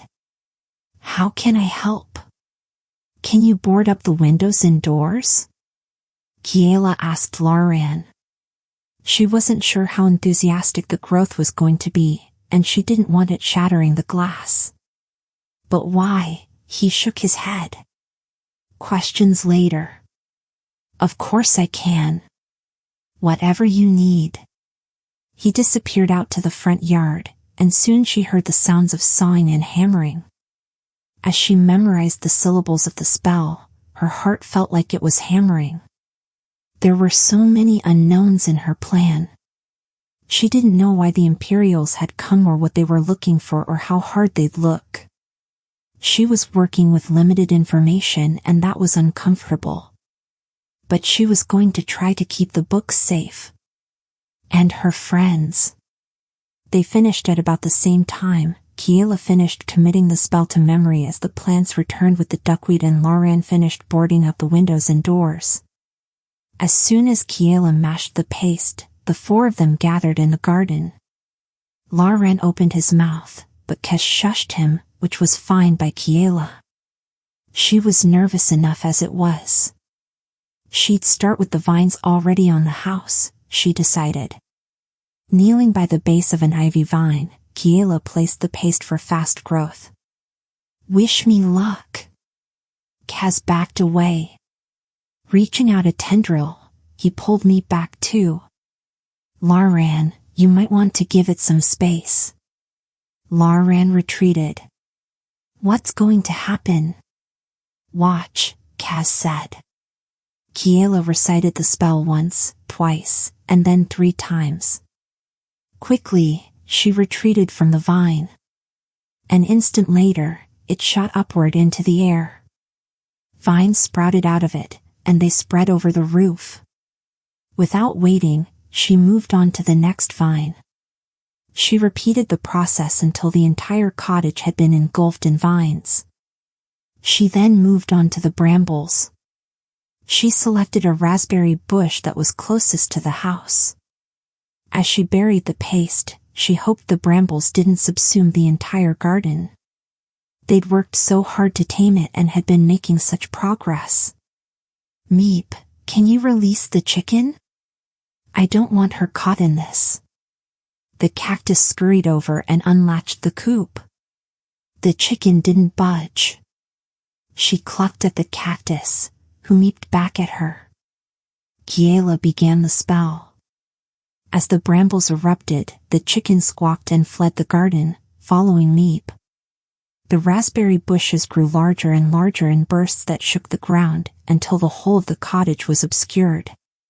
A few seconds later, they stilled. She could barely see a hint of the roof or the walls. She swallowed hard. It had seemed like a sensible choice, but seeing her parents' home this way. "My home. That should keep the books safe," 𝐒𝐘𝐍𝐿 said with satisfaction. Kiela reminded herself that was the point. "We can fix it later." This wasn't permanent. After the warship left. After she was sure they were all okay. If that ever happened. What if the Imperials saw through the lies? 𝐒𝐿 laid his hand on her shoulder. "Now, how do we keep you safe?" She told him Bryn's original plan for 𝐒𝐿, lying about why she was on 𝐾𝐽 and how long she'd been here. "There isn't enough time to convince everyone in town to say I've been here my whole life. But maybe there is a story that will throw them off the track." She was going to have to think about it. Perhaps she could pretend to work at the bakery? That sounded harmless enough and not spellbook adjacent. In the meantime, we can't stay here. The Imperials have to believe this place is abandoned. 𝐒𝐘𝐍𝐎𝐏. We'll hide in the brambles, 𝐒𝐘𝐍𝐎 said. It's perfect. Demonstrating, Meep darted beneath the raspberry bush, out of view. Stay safe, Kiela told them. You too, 𝐒𝐘𝐍𝐎 said. Meep. So anxious that she had to remind herself to breathe, Kiela strolled into town with librarian. It took every bit of courage she had to keep putting one foot in front of the other and not look as if she were screaming inside. Maybe I should have asked the cloud bears to hide me too. But that would have been short-sighted. She had to appear in town, act innocent, and not draw any suspicion to the cottage. She planned to slip into Radane's role at the bakery, as Bryn's assistant, and pretend she'd always worked there. With luck, the Imperials would overlook her entirely. She knew from her life in Alyssium that those in power, whether nobles or military, overlooked ordinary people. Librarians and shopkeepers were virtually invisible to them, just tools to complete a task. She could guarantee that, unlike Radane, no one on that ship was going to recognize her. I left so little mark on anyone in Alyssium after years. Yet here, after only a few days. Kiela looked at librarian and, despite everything, she felt like smiling. He was by her side, despite the risk and uncertainty. Together they strolled past the mermaid fountain. It flowed with a cheerful burble, as if nothing was wrong. On the rooftops, the winged cats lounged in patches of sun. She kept reminding herself to look relaxed, casual, innocent, and she couldn't help but critique every step. Was it casual enough? Was her expression bland enough? Were her shoulders relaxed? What in the world was she supposed to do with her arms? Swing them or keep them still? She couldn't seem to remember how she normally walked. And what about her expression? Was her smile normal? Should she pretend to laugh at whatever librarian had just said that she completely hadn't heard because she was too focused on her own feet, hands, and face? Librarian squeezed her fingers as they approached. They'd taken too long at the cottage. The Imperials were clustered around the bakery. The boy Tobin was scurrying between them, serving up muffins as quickly as Bryn could put platters on the counter. If I can't claim my work at the bakery, Plan B? Or were they up to Plan C? D? Bryn waved cheerfully. Hello, Kiela. Librarian, we were just talking about you. She bustled between the tables, distributing mugs to several Imperials. They were dressed in military uniform, stiff tunics as red as the sails on their boat, with leather armor like pants and swords strapped to their waists. She counted 3 men and 5 women, but she didn't doubt there were others in the town. A ship that size typically carried a crew of at least 2 dozen. One man with hair twisted in a spiral had gold stripes on his tunic. He had to be the captain, Radane's would-be fiancé. He was seated next to 𝐒𝐘𝐍𝐎𝐏𝐒. Ah, yes, there's librarian, 𝐒𝐘𝐍𝐴 said. He's the one who pulled that red-haired girl from the ocean. You said she was calling herself Radane? The captain asked. Can you describe her for me, as well as the boat she arrived in? He stood, and Kiela noted that he was quite a bit taller than librarian, though skeleton thin. He had thin, long fingers that he moved as he spoke. Of course. You are? He bowed slightly. Captain Varric of the Alyssium rover. I'm librarian of 𝐒𝐘𝐍𝐴. And this is my wife, Kiela. He lifted Kiela's hand to his lips and kissed the back of it. Kiela managed, barely, not to react. She knew it was just what librarian said to keep her safe, but she couldn't help a little bird-like trill that echoed in her head. Summoning a smile, she said to the captain, "Pleasure to meet you." She did not look at Bryn or Edie to catch their reactions. She did hear Tobin let out a little gasp, then a yelp, as if someone had kicked him in the shin. "We spotted the boat mid-storm," Lauren said. "It was getting tossed around on the waves. Mid-size, designed for 1 to 4 passengers. But with all the chaos of the storm, I couldn't get a good look at it." "Did you, dear?" he asked Kiela. "It had a mast," Kiela said helpfully. "What color sail?" the captain asked. Kiela frowned as if trying to remember. She felt as if the moment was seared into her memory, the scream of the wind, the fury of the waves, and how fragile the boat had looked. Of course she remembered every detail. "I didn't see a sail. I think the wind had ripped it away. It was already half capsized," Lauren explained. "I rode one of my mare horses out to the wreck. Barely got there when the woman went under, but I made it in time. Got her inside and warm fast, and she recovered quickly. She wasn't in the water long enough for hypothermia to set in." Fenrir lurched to his feet. "Go get her, Lauren. She's staying at your house. Or is it in your bed? Tell us, Lauren's wife, do you share your bed with Lauren and the investigator, or do you clear out when the two of them are together?" "She's not at Lauren's," Bryn said. "She was staying in the empty room above my bakery until she decided to leave 𝐒𝐘𝐍𝐎𝐏." Edie jumped in. "And just because you weren't invited to their wedding doesn't mean you can disrespect Kiela.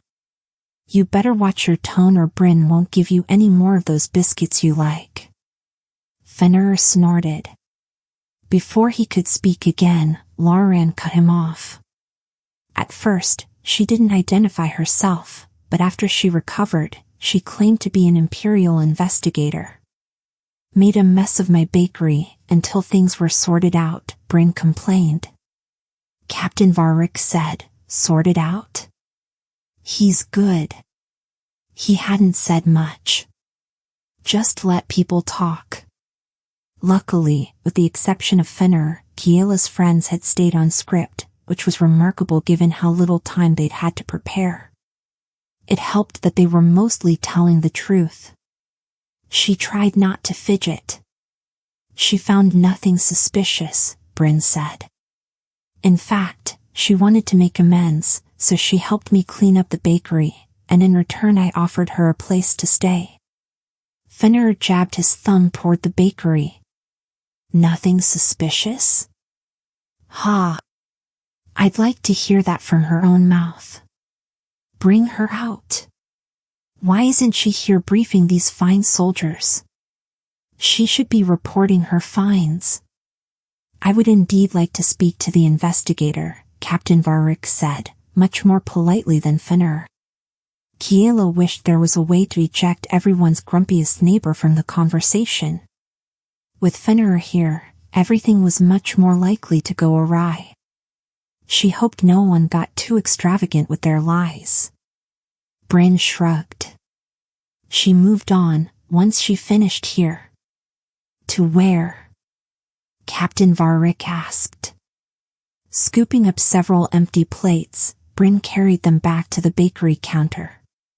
She didn't say, but personally I don't see why anyone would ever want to leave 𝐒𝐘𝐍𝐿. There were ragged cheers from the other customers, all the 𝐒𝐑rians. The other Imperials watched the streets and the houses, as if on guard against attack. From who? She wondered. The cats? Have there been other recent arrivals?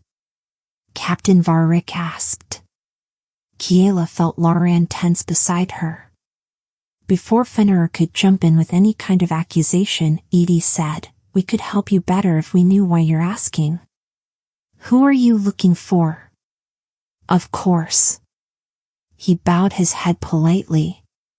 We are looking for Revandal 𝐒𝐿. Sorry. Due to recent events, she is currently the only living heir to Emperor Meverin. It is imperative we find her. They really were sent to find 𝐒𝐿ain. So you can crown her or kill her? 𝐒𝐿e asked. Bryn bustled out again. 𝐒𝐿e. What? 𝐒𝐿e asked. I can't ask questions? To the captain, she said, forgive an old lady's bluntness. We get so little news out here. How did you misplace the sole living heir? Seems like that's the sort of person one wants to keep track of. It's not like she's a pretty bauble that got stuck in a box. She's certainly not a bauble, Captain Varric said. He touched his hair spiral as if soothing himself and then sighed. Frankly, if she doesn't wish to be found, she shouldn't be. But I have my orders. And I come offering a substantial reward, a deed to a recently vacated palace in Alyssium. It comes with all the furnishings and treasures of its former owner, as well as the title Baron or Baroness. Fenrir jumped to his feet and pointed at Kiela. She's new to 𝐒𝐘𝐍𝐿. Her heart clenched. So much for that lie working. 𝐒𝐿ain stepped in front of Kiela, and she tried to look shocked. She did feel shocked. That was a very substantial reward. It could tempt anyone in 𝐒𝐘𝐍𝐿. Even Bryn or 𝐒𝐿e. She wondered if either of them had guessed that 𝐒𝐿ain was this heir. It was no more or less plausible than that she was an investigator who wanted to leave her job. Still, they don't know where she's hidden. And besides, she didn't think either Bryn or 𝐒𝐿e wanted to leave 𝐒𝐘𝐍𝐿. Captain Varric crossed the courtyard to 𝐒𝐿ain. The two men eyed each other, and the captain said mildly, I would like to speak with your wife. Kiela laid her hand on 𝐒𝐿ain's arm. It's all right. I'm obviously not heir to anything, except a cookbook. She stepped out from around 𝐒𝐿ain. I'm Kiela or 𝐒𝐈𝐒, daughter of Atlan and Binna. I was born on 𝐒𝐘𝐍𝐿. All true. Varric studied her for only a heartbeat, took in her blue skin, her hair, the shape of her face, her eyes, her new freckles, and dismissed her. She's not the imperial heir. She began to breathe normally again. Fenrir shook his finger. She's suspicious, though. Came to this island and things started happening. You should search that cottage of hers. She keeps unnatural things. Bet she knows what really happened to the imperial investigator. Probably did something unnatural to her, to make her stop asking questions. 𝐒𝐿e smacked his finger with a napkin. That's enough, Fenrir. Captain Varric. At the same time, 𝐒𝐿ain said, Captain Varric. Bryn said, ignore Fenrir. He's suspicious of everyone. Captain Varric inclined his head. My mandate does not include the investigation of local island matters. I have one priority. Mark my words, Fenrir said, that woman is hiding secrets. With the air of someone who was used to interviewing the island's most irritating residents, Captain Varric said, describe this investigator to me, please. Fenrir happily jumped in with a description, height, shape, skin, eyes, hair. It was so detailed that he might as well have painted a picture of her. Kiela watched the captain and saw the moment that his suspicion was confirmed. Until that instant, she had the sense that the captain was simply going through the motions, humoring the islanders while they discussed the latest event, the shipwreck and the absent imperial investigator. He hadn't truly thought it had anything to do with his mission. Now, though, he looked like a hunting dog who'd scented a rabbit. Oh, this is not good. Who was the last to see her? He demanded. His sailors sensed the change in his tone as well, and they became more alert. Kiela noticed their postures straightening, their eyes darting to observe everything and everyone. She didn't doubt that they'd report back the slightest suspicion. That would be me, Bryn said cheerily. She helped me out at the bakery before she went on her way, and I gave her a bag of cinnamon rolls for her journey. You need sugar for the sail to the next island in the chain. It's not a short journey, and my cinnamon rolls are the best. Would you like to try one? What ship did she take, if hers crashed? Bryn glanced at Kiela, just a quick flash of the eyes, but the captain noticed it. He turned to Kiela. How are you involved in all of this? She didn't think. She just answered. I sold her my parents' boat. Did you know? I didn't need it, Kiela said. I'm not planning on ever leaving 𝐏𝐽𝐿. She smiled at Lauren, and this time the smile was real. He smiled back at her. She's lying, 𝐼𝐻 said. That city girl has no boat but the one she sailed in on, a kind of scow with a sail. Not 𝐏𝐿𝐼𝐻. She's from Alyssium. I'd bet she knows everything about this heir of yours. I'd bet they're in cahoots. Or else sworn enemies. She did her in. Buried the body. Or transformed her into something nasty. A bit of moss. Or a slug. I'm telling you, she's brewing up illegal spellcraft in that cottage of hers. You need to arrest her. Primly, the captain said, I'm not in the habit of arresting civilians on no evidence. But that said, I must insist on seeing this cottage. I don't live there, Kiela said. No one does. It's abandoned. You have a jam shop, run out of your cottage. 𝐼𝐻 cried. Obviously a front for something shady. How can you survive just selling jam? Especially just one flavor.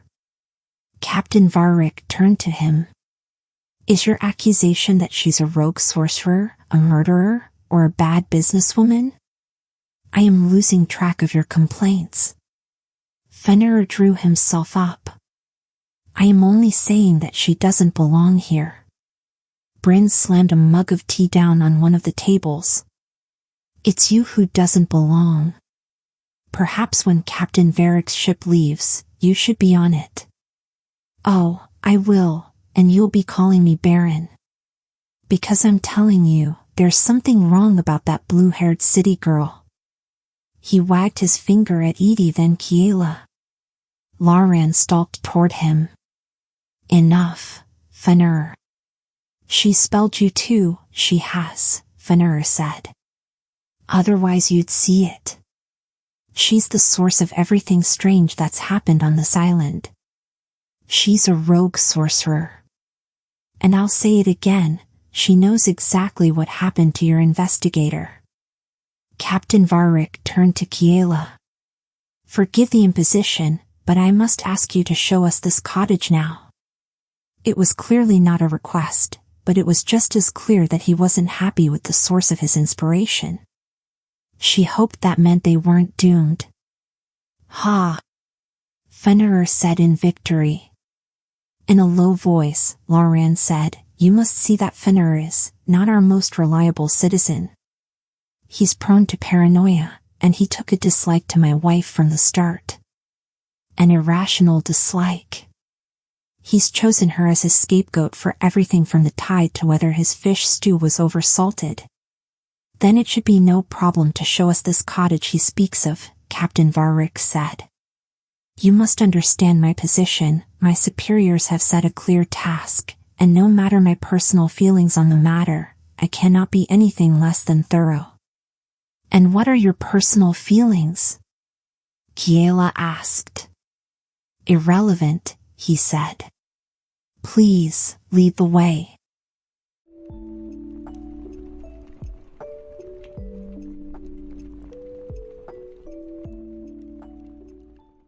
Chapter 33.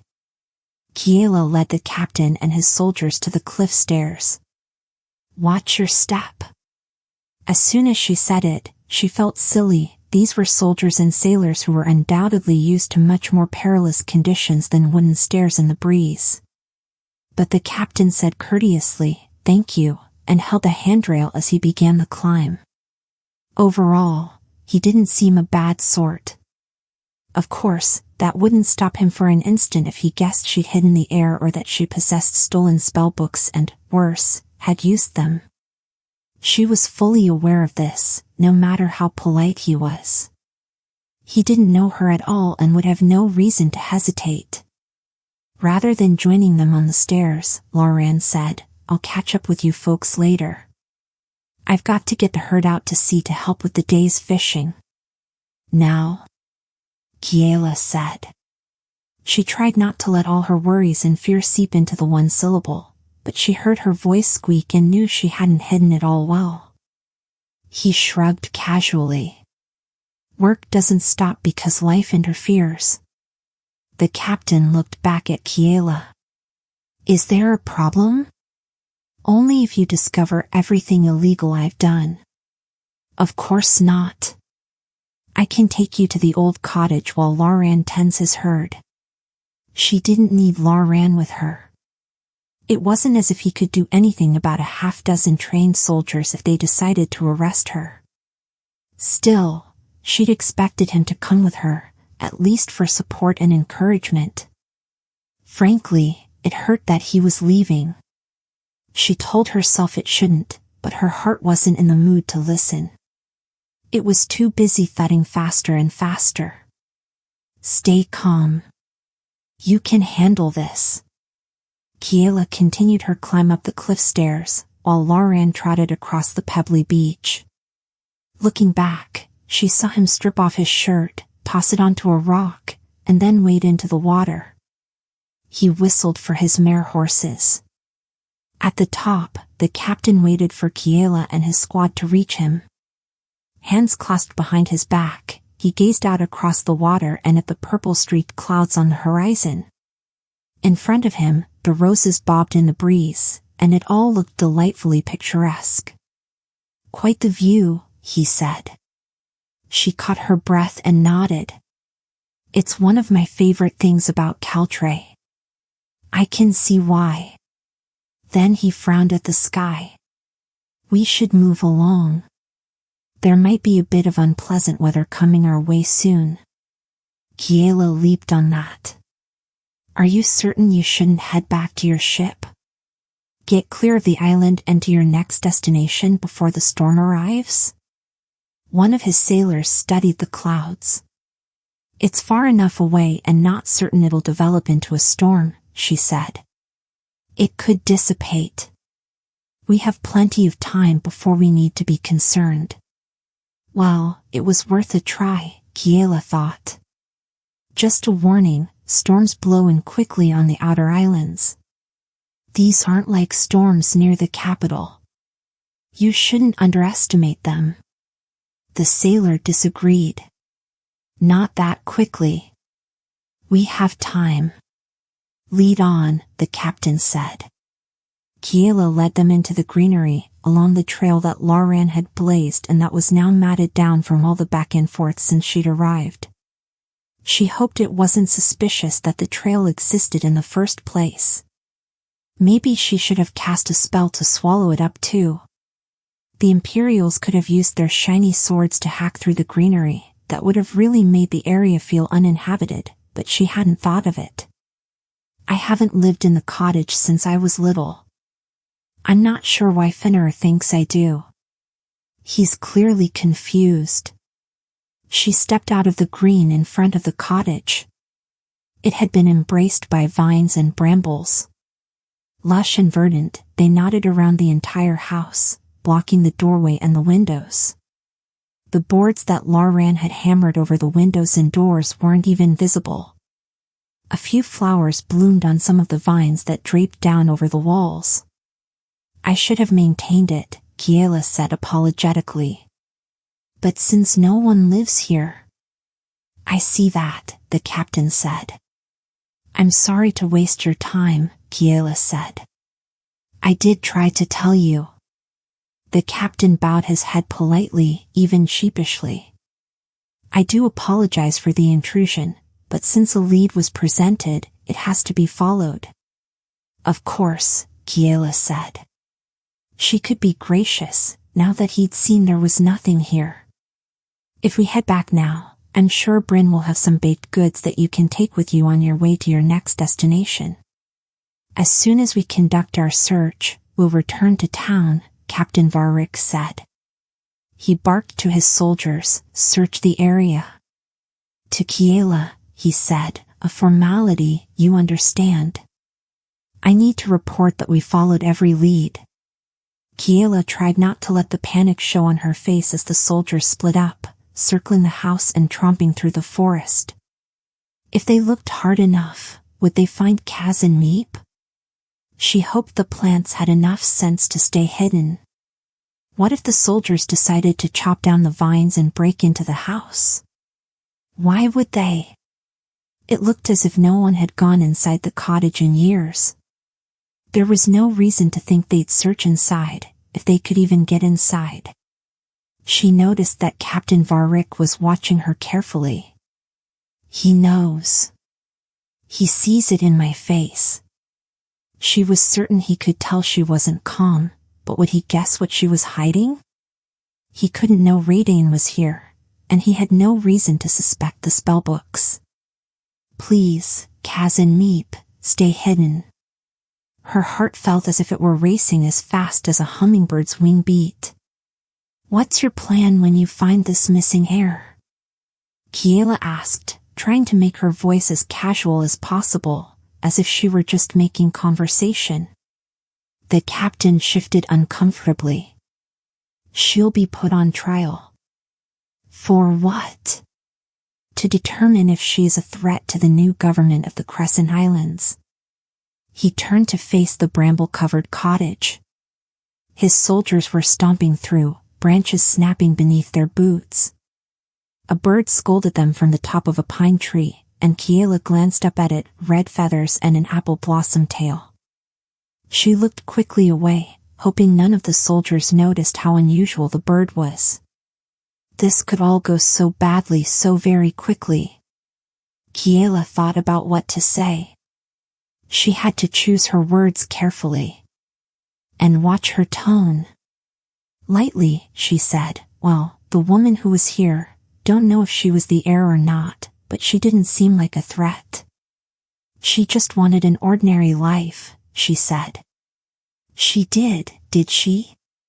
It sounded to me like she never wanted to return to Alyssium. Ah. One of the soldiers headed for the stairs down to the cove. Oh no, the library boat. It was Alyssium made. Any sailor would recognize it. He'd know it wasn't old and abandoned. Worse, the captain would know she'd lied. She'd said she'd never left 𝐒𝐘𝐍𝐿, plus that she'd sold 𝐒𝐿𝐿 her parents' boat. There would be more questions, and she didn't know how to answer them. She clasped her hands behind her back so the captain wouldn't notice how badly she was shaking. In a soft voice, Captain 𝐒𝐿𝐿 said, she did always want her own life. Before she could decide how to respond, she heard one of the soldiers swear and then call out, careful of the thorns. You might want to call them back, Kiela said, if you don't want them scratched up. The thorns are vicious, especially the deeper in you go. She saw the captain's forehead crease as if he were thinking. Also, there's poison ivy. You're going to end up with a ship full of itching sailors. He raised his voice and called to his soldiers, steer clear of any poison ivy. Don't touch shiny leaves if you don't want to itch. I should have grown a lot of poison ivy. And poison oak. And maybe installed a beehive or two. Or a family of raccoons. It's not always shiny. Best to avoid any leaves of 3. He relayed this to his soldiers. Give me a giant squid over this any time, one of them complained. Kiela nodded her hands behind her back and tried to concentrate on looking amused instead of terrified. How can this heir be a threat to the government if all she wanted to do was leave? That doesn't sound like someone they really need to be concerned about. The captain nodded. Politics. If she just wants to live out a quiet, ordinary life, isn't that best for everyone? He studied her for a moment and then raised his voice again. If you see any red berries, you should retreat immediately. Red berries? She wondered. Of course there were red berries in a raspberry bramble. There are loads of red berries, sir, a soldier called, but they appear to be raspberries. Not on 𝐒𝐘𝐍𝐎𝐏, the captain called. Get out of there. That's an order. 𝐒𝐘𝐍𝐴 is home to a red berry that resembles raspberries but is highly poisonous. He leveled a look at Kiela. Our local can confirm that. She met his eyes and hoped that she was understanding him correctly. Absolutely, Kiela said loudly. Even inhaling its odor can cause lasting damage to the lungs and kidneys and spleen. It's terrible for your spleen. He nodded. You heard the local. I don't want you lot coming down sick when we're out in the ocean. You see those red berries, you come out. At this command, the soldiers exited the brambles, as quickly as they could. They assembled in front of them. A few looked somewhat panicked and kept glancing at the raspberries that covered the cottage. It's why I had to abandon the cottage, Kiela explained. The poison berries took root. For a moment, she thought she was in the clear. The search was halted. The captain had, for whatever reason, helped her end it. Now they'll leave, we'll be safe, and... She saw movement from the cove stairs, and she tried not to react as the sailor returned. Yes, the soldiers had stopped searching around the cottage, but if he'd seen the boat, Captain 𝐒𝐻𝐿 wouldn't be able to ignore the evidence. It was one thing to obstruct a search subtly, it was another to ignore direct evidence publicly.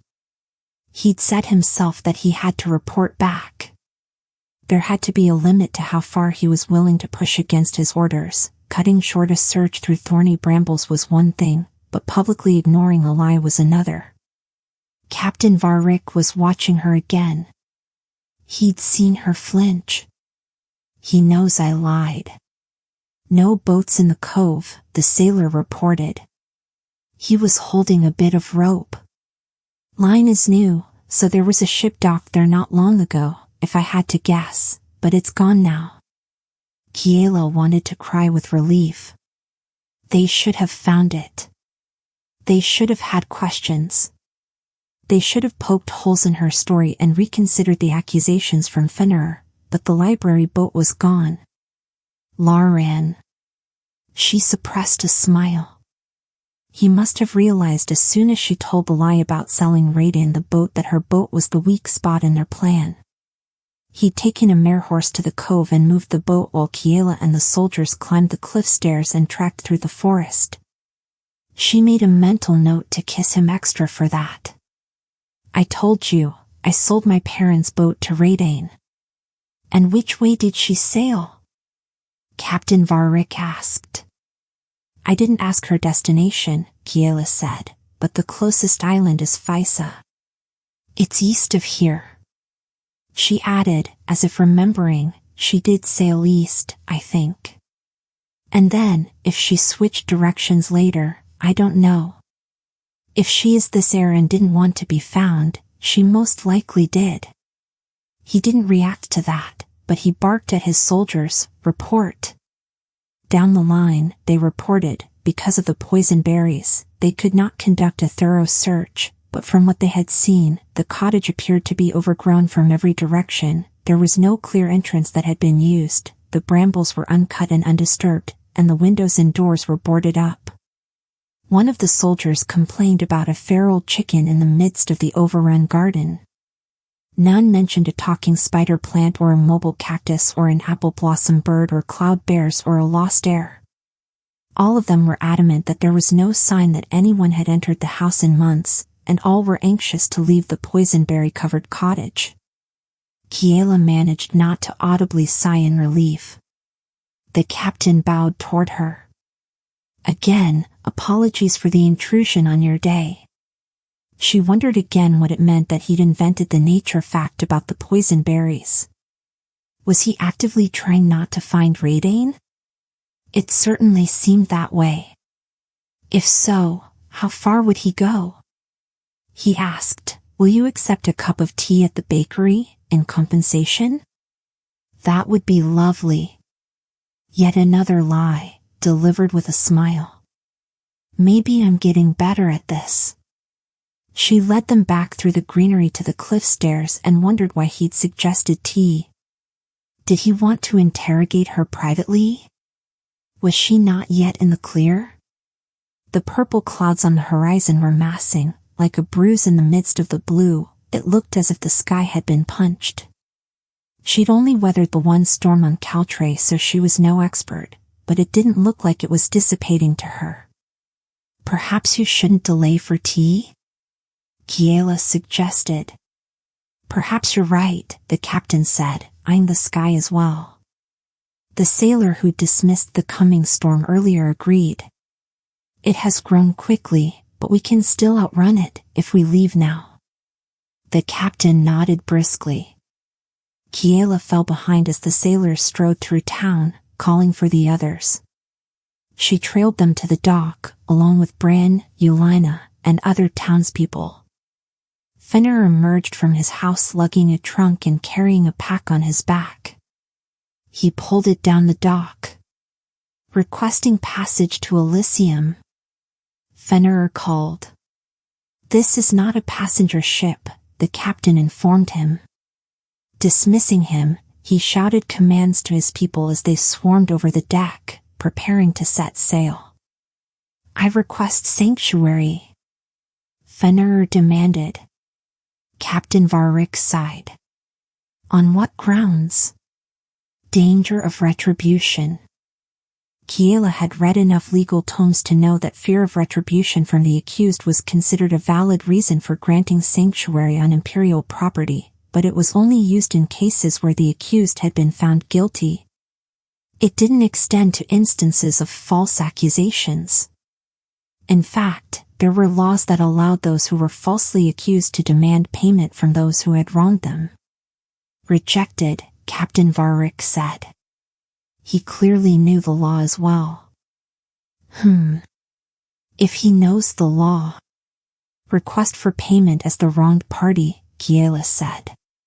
Fenrir squawked like a cat whose tail had been stepped on. You can't. Ignoring him, Kiela said, this man has leveled false accusations at me and wasted imperial resources and time. As payment, I request that he be removed from 𝐒𝐽 and relocated to Alyssium. 𝐒𝐼𝐒 chuckled. You dare, Fenrir began, and then he shut his mouth. His eyes widened, and she could see what she'd said sink in. He turned to Captain 𝐒𝐿. Yes, that's fair. Captain 𝐒𝐿 glanced at the growing storm. Kiela wondered if he was calculating whether it would be faster to let Fenrir on his ship or to continue the argument. You may board, he said. Understand that this is no luxury vessel. This is a working ship, and we have orders. We will reach Alyssium when our search is complete, not before, and you will pull your weight about the ship and will not complain about accommodations. Is that understood? Fenrir was already up the ramp and onto the deck. Thank you, Kiela said to the captain. That's better compensation than tea. Good luck on your search. I hope you find whoever you're looking for. Under his breath, he said, I hope I don't. He waved to the townspeople who had gathered to see him off. Thank you for your cooperation, people of 𝐒𝐽. He looked as if he wanted to say more, give a nice rousing speech, but from the deck, Fenrir called, Hey, where should I put my stuff? Captain 𝐒𝐿 sighed and boarded his ship. Kiela stood on the dock, watching them row out of the harbor and raise the sails, while the angry purple clouds spread across the sky. A streak of silver lightning flashed in the distance.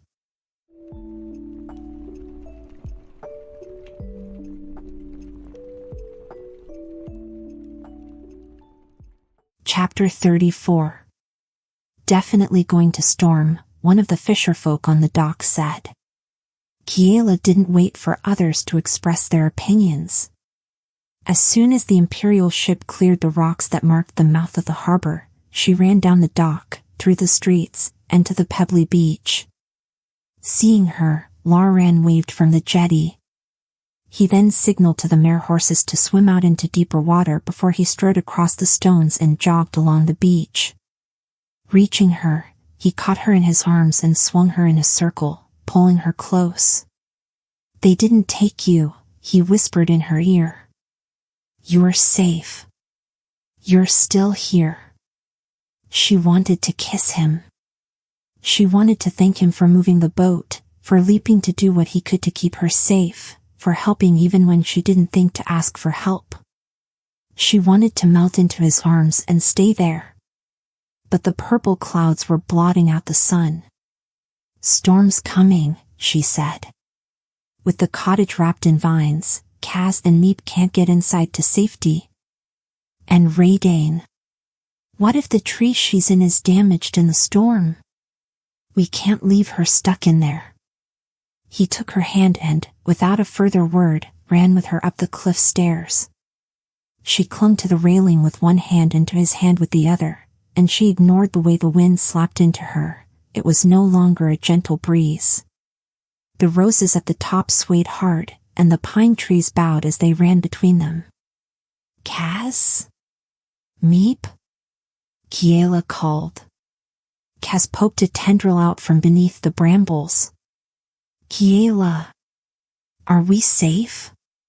Without pause, Laran attacked the brambles that blocked the front door. He sawed away the thicker ones and yanked the vines back.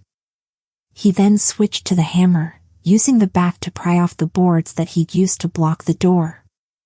"The Imperial ship is gone, but a storm's coming in," Kiela told Kaz. "Where's 𝐒𝐿?" 𝐒𝐿 popped out from beneath the brambles. "𝐒𝐿?" Behind them, she spotted the chicken. Somehow they prevented her from running away, even with the chaos of the excess growth and the intrusion of the soldiers. "We need to let Raydane out," Kiela said. "Laran, do you have?" He produced clippers from one of his pockets. "Perfect." She ventured into the garden, using the clippers to cut her way through the brambles. She wished he had his scythe, but at least the clippers worked. It was incredible how thick the brambles had grown. She could see the spots where the soldiers had hacked through, but thanks to their captain, they hadn't ventured deep enough. All the work she and 𝐒𝐘𝐍 had done to clear space for new growth. They'd have to begin again, which was far better than being hauled away from this place altogether. It's only time and sweat. She told herself to be grateful it wasn't worse. "Tree guardians," she called as she continued clipping. "Can you bring our friend back, please? What if the cloud bears didn't hear her? What if they couldn't or wouldn't release Raydane? They'd been so desperate." It worked. But it was pointless if Raydane was stuck inside a tree forever. She wished she could have asked more questions or done more research.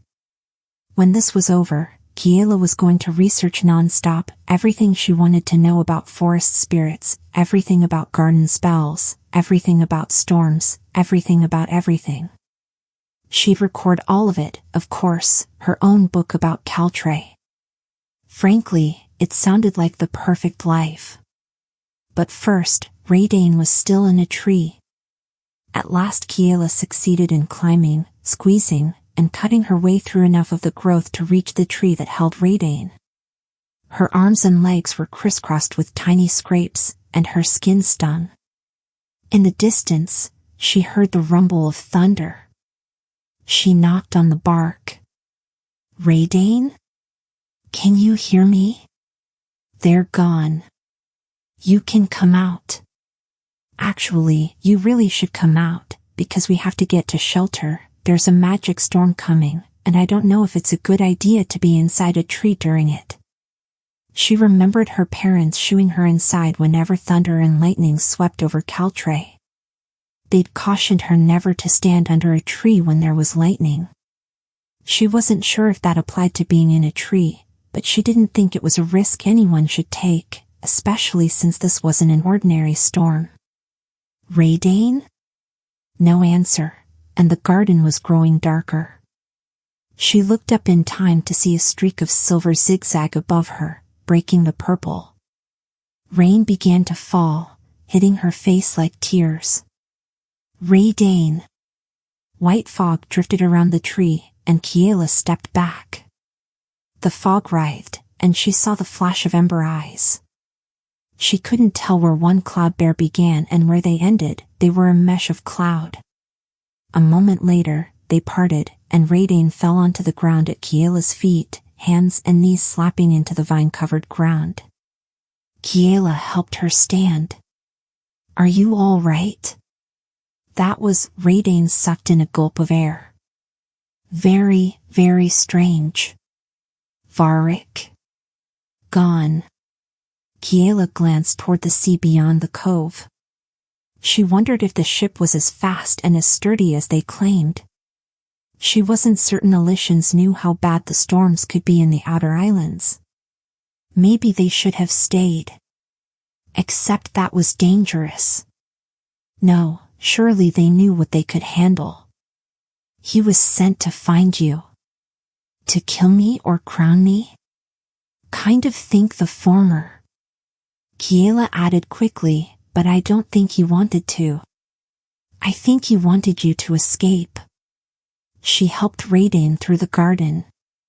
It was slow going. 𝐒𝐿𝐿's legs wobbled as if she hadn't used them in months, and the vines and brambles were thick. By the time they reached the front of the cottage, librarian had the door partway open. They all piled inside. Kaz and 𝐒𝐘𝐽 were already in the kitchen, along with the chicken, and Kaz was lighting several of the lanterns with the fire starter. Between the dark clouds and the vine-covered windows, it was nearly as dark as night within the cottage. It's going to be a bad one, librarian said grimly. Your mare horses? They'll be fine. They'll dive. What about the village? Kiela asked. A lot of the homes were close to the water. They'd mostly escaped damage during the last storm, but it was clear that a stronger one could rip the roofs off the buildings, bash the boats, destroy the dock. There was a lot of harm that strong wind and rain could do. Using his hammer, he knocked a board off the front window. If it is as bad as all that, 𝐒𝐿𝐿 said, sinking into one of the chairs, are you sure you shouldn't leave the boards? I know that I feel safer with them. Just one. I want to see the sky. He peered out. Whoa. Yeah, it's going to be a bad one. They'll have sounded the harbor bell. The villagers know to stay in. He didn't sound certain, though. She wondered how bad a bad one could be. What if it flooded the village? What if it leveled it? What if?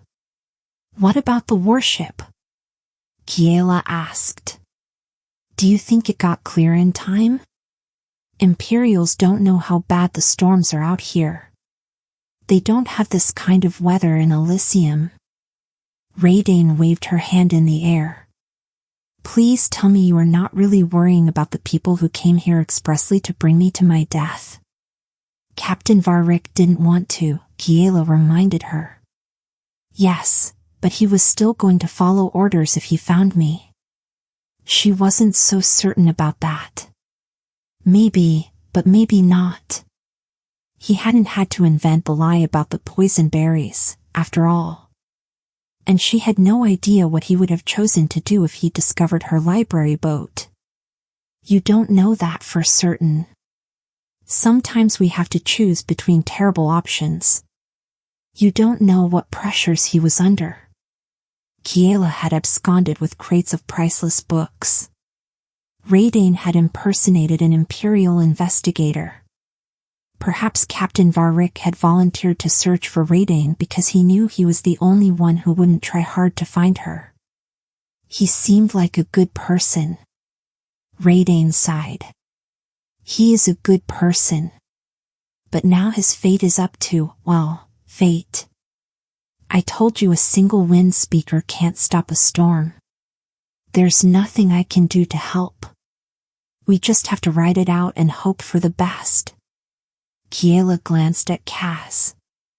𝐏𝐽 scampered into the back room and emerged with a slim volume on storms. Swinging himself up onto the table, he plopped it in front of 𝐒𝐿 and opened it. Do you know this spell? It says it's only taught to wind speakers. 𝐒𝐿 peered at it. Yes, but you need a coven to cast it, Kiela said. Exactly, 𝐒𝐿 said. 𝐏𝐽 tapped his tendrils against the table. Agitated, 𝐒𝐵 scooted around the table legs. It would be a risk, but was it a necessary risk? Kiela looked over at librarian. Do you think the ship is in danger? She asked him again. He checked out the window once more. Yes. A storm this size? Absolutely, they're in danger. If it capsizes, though, I can't save them all. There are too many of them. It will not capsize, 𝐒𝐿 said. It is a massive ship. It's a massive storm, 𝐏𝐽 said. I can feel it in my leaves. librarian headed for the door. I'll mobilize as many mare horses as I can. Kiela blocked him. Their ship will be farther out than 𝐒𝐿's was. She was coming toward 𝐒𝐘𝐍𝐿. They had a healthy start away from it. You won't be able to reach them in that chaos. The waves, the wind, the lightning, he'd never make it. I can't just let them drown. If I can only save a few, then that's... She interrupted him. I think the best chance of saving everyone on that ship and protecting everyone on the island is if we stop the storm. 𝐒𝐿 shook her head. Absolutely not. Please, be practical. It takes an experienced, trained coven. You and I alone. Can the plants cast spells? librarian, do you have any experience with spell work? Have you ever spoken a word in the first language? Without waiting for an answer, she turned back to Kiela. This is not magic for amateurs. Do you have any idea of what can go wrong with a spell of this magnitude? Kiela crossed to the window and looked out the slit that librarian had opened. Between the vines, she saw a strip of angry purple sky. Can we make it to the town? Bryn, Edie, and Yelena, we need them. librarian shook his head. The stairs won't be safe. She thought of 𝐒𝐿. Can we fly? That's a terrible idea, 𝐏𝐽 said. The cactus agreed. Meep. But it could work, Kiela said. They didn't fly. Instead they glided. 𝐒𝐿 produced a polished walking stick that he held horizontally. librarian grabbed one side, and Kiela and 𝐒𝐿 held onto the other. Meep tucked himself into one of Kiela's pockets, while 𝐏𝐽 wrapped himself around her neck. Hold on, 𝐒𝐿 said as he ran off the edge of the cliff. The winds were smacking into the island, but 𝐒𝐿 knew how to ride them. He picked a current that was sweeping along the side of the cliff and used it to glide straight into town. Kiela felt the wind in her face, and she didn't know whether to scream or laugh as they sailed above the rooftops where the winged cats often sunned themselves. She'd never felt the world disappear beneath her before or been surrounded by forces that felt so immense. For the minutes they were part of the sky, she felt both unstoppable and incredibly fragile. As lightning skittered across the sky, they landed near the fountain. Rain pelted the streets diagonally, All of them were soaked through. She felt 𝐒𝐽𝐵's prickles through her shirt but didn't complain. Of all of them, they were the one least suited to a downpour. 𝐒𝐈𝐒 kept his wings spread to block the worst of the rain and led the way until they reached Bryn's bakery. He knocked on the door with his antlers. Kiela heard a plaintive yowl from beside the steps and squinted through the rain to see one of the cats, a tabby with bright parrot-like green wings, huddled under the bakery window. "You shouldn't be." Throwing the door open, Bryn gawked at them. "What on all the islands?" She yanked 𝐒𝐈𝐒 inside by his antlers and then shooed the rest of them in. "Kiela, you too." Kneeling down, Kiela called to the cat, "Get inside." "Come on." "Meep," the cactus ordered, from within Kiela's shirt. At 𝐒𝐵's command, the cat darted into the bakery, his wings plastered to his sopping wet fur. As soon as they were all inside, Bryn shut the door against the wind and demanded, "Why are you out in this?" "We're way past the harbor bell." Huddling together, they dripped on her floor. The winged cat hid beneath the counter, shivering, and Kiela wished she could join him. Now that they were here. This is too wild a plan. It's too great a storm. We're too inexperienced. But she dragged everyone this far. Kiela pulled a piece of paper out of a pouch and laid it on a counter, being careful not to drip on it. 𝐒𝐚𝐴 wrote out the spell, but it'll take all of us to cast it. "It works if and only if it's done correctly," 𝐒𝐴 said. "It'll stop a magic storm, but it needs to be cast by at least 5 sorcerers simultaneously." Bryn peered at the spell. "It doesn't list any ingredients." "We're the ingredients," Kiela said. "It's explained in the papers of 𝐒𝐈𝐒," Kaz said. "Fascinating theory, actually, that the breath of the sorcerers acts as the ingredients if every exhale is coordinated." 𝐒𝐈𝐒 had won a medal for his pioneering research. It was displayed in the North Reading Room, or it used to be. "It's imperative that the spell casting be absolutely simultaneous, including inhales and exhales," 𝐒𝐴 said. "Usually the wind speakers practice for hours until they match one another in cadence. I think this idea is foolish at best. Reckless at worst. Like diving into the ocean during a storm to rescue a woman on a capsized boat," Kiela said, with a smile at 𝐿aRain. Smiling back, he didn't argue. "I'll bring 𝐒𝐿e and 𝐒𝐈𝐒 here." Without another word, he headed out into the rain-drenched street. Wind slammed into the bakery door, flinging it open, and Bryn forced it closed. "The storm will pass," Bryn said. "We've weathered them before, we'll do it again." "The Imperial ship is out there," Kiela said. "It didn't leave early enough to escape. It's exposed, with no protection against the wind and the waves and worse." "Are you certain we want to rescue them?" Bryn asked. "I mean, we just escaped them." Her gaze fixed on 𝐒𝐴, and Kiela could see the worry in her expression. "They will guess we used forbidden magic," 𝐒𝐴 pointed out. "It's what 𝐿aRain would do." She couldn't put into words why it was important to do this, but if she didn't, if she hoarded the knowledge she'd taken and didn't use it to help, then she'd be no better than the Emperor and his sorcerers. "We have the power to help. How can we not use it?" "I'm just saying it's a risk," 𝐒𝐴 said. "We can't control what Captain Varric chooses to do," Kiela said. "We can only control what we do and hope other people make the right choices." She did have hope, given his actions at the cottage, but it was a sure guess that he wouldn't simply follow orders when faced with a more difficult choice. "It's the right thing to do," Kaz said. "I'm with you, Kiela." "Obviously I am with you too," 𝐒𝐴 said. "I provided the spell. I came to the bakery on his wings." She flapped her hand at 𝐒𝐈𝐒, who'd helped himself to a cup of tea. His hands were shaking as he sipped it. I simply want it clear that there could be consequences. For instance, if we save them and they return to thank us, or arrest us, what will they do if they see me? What will they do to you if they know you hid me? We won't let them see you, Bryn said. You will stuff me back in a tree? Bryn looked confused.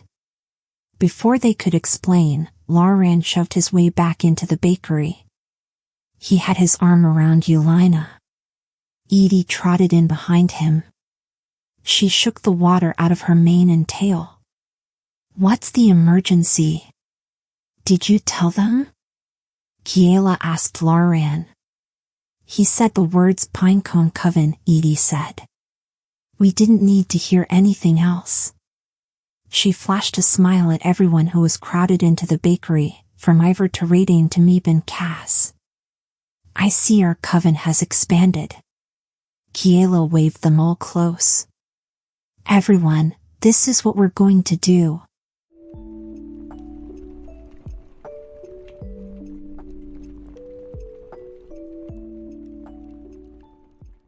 Chapter 35. To ensure no mistakes, Kes copied the spell phonetically, because he had the neatest handwriting. 𝐒𝐿𝐼 agreed to conduct them. She'd signal for each syllable and each breath.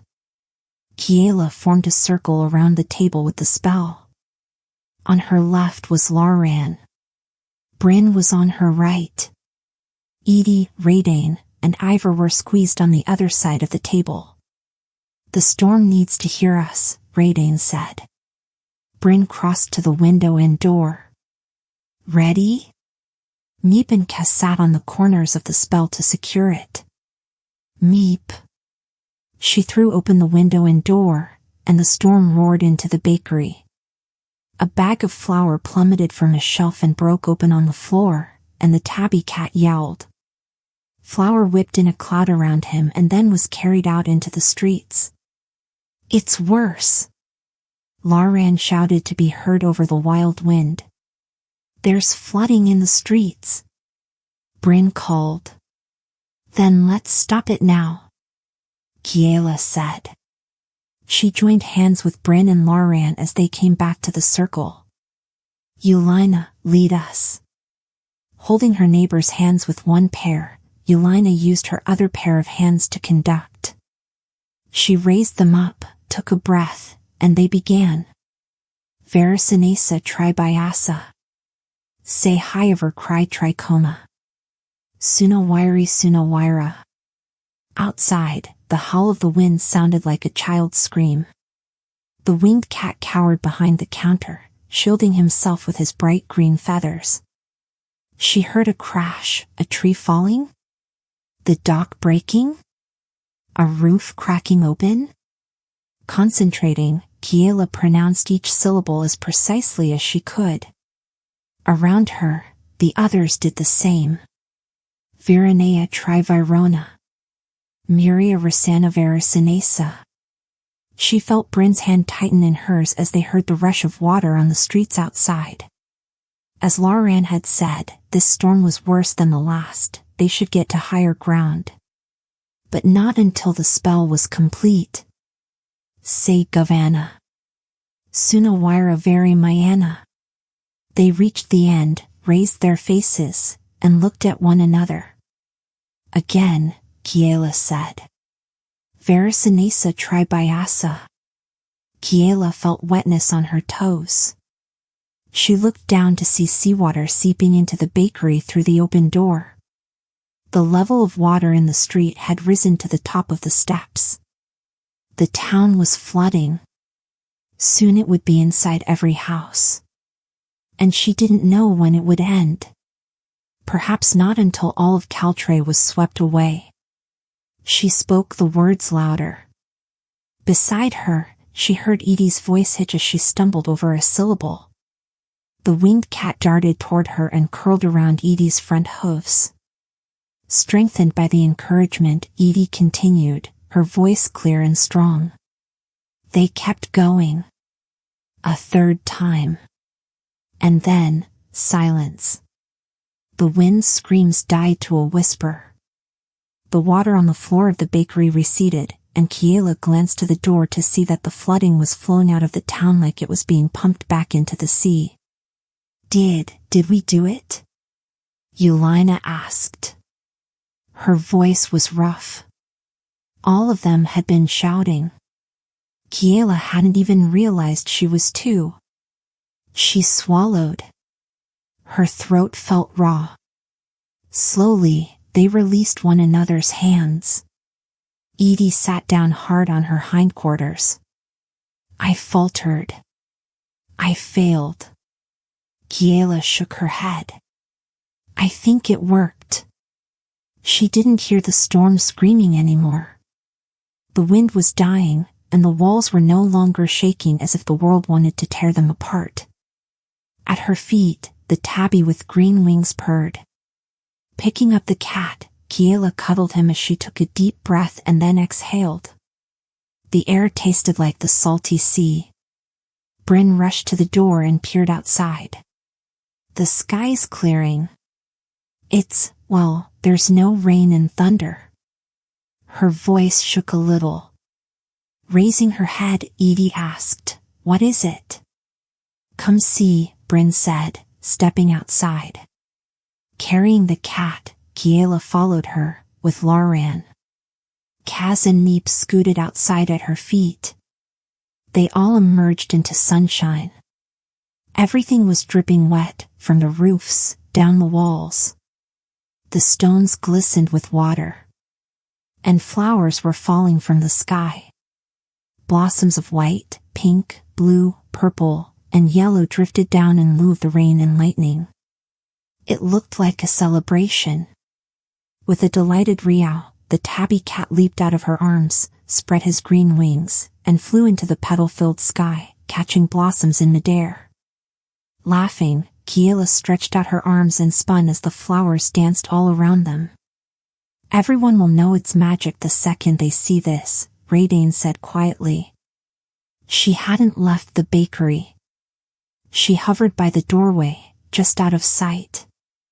"They'll know it's magic the second they realize they didn't die." Kiela caught blossoms on her open hands. She lifted them to her face and inhaled the soft perfume. It smelled like the heart of summer. "Come and see this." Shaking her head, 𝐒𝐿𝐼𝐒 retreated into the bakery. With a worried glance toward the dock, Bryn followed her inside. Out on the wet cobblestones, 𝐒𝐿𝐼𝐒 caught Kiela's hands and swung her in a circle. A half-dozen cats swooped and danced above them. Consequences might come soon, but for now, flowers were falling like the miracle they were, and 𝐒𝐘𝐍𝐿 was safe.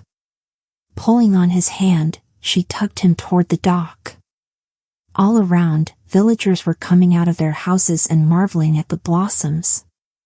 Even more winged cats had returned to their rooftop perches and were batting the flowers out of the air as they fell. 𝐒𝐿𝐼𝐒 had them in his hair, and she knew she did too. It made Kiela think of festivals and of weddings. She felt her cheeks blush. "Let's see what we saved," 𝐒𝐿𝐼𝐒 said. Still holding her hand, he led her toward the dock. The flowers kept falling, but her heart sank as they drew closer.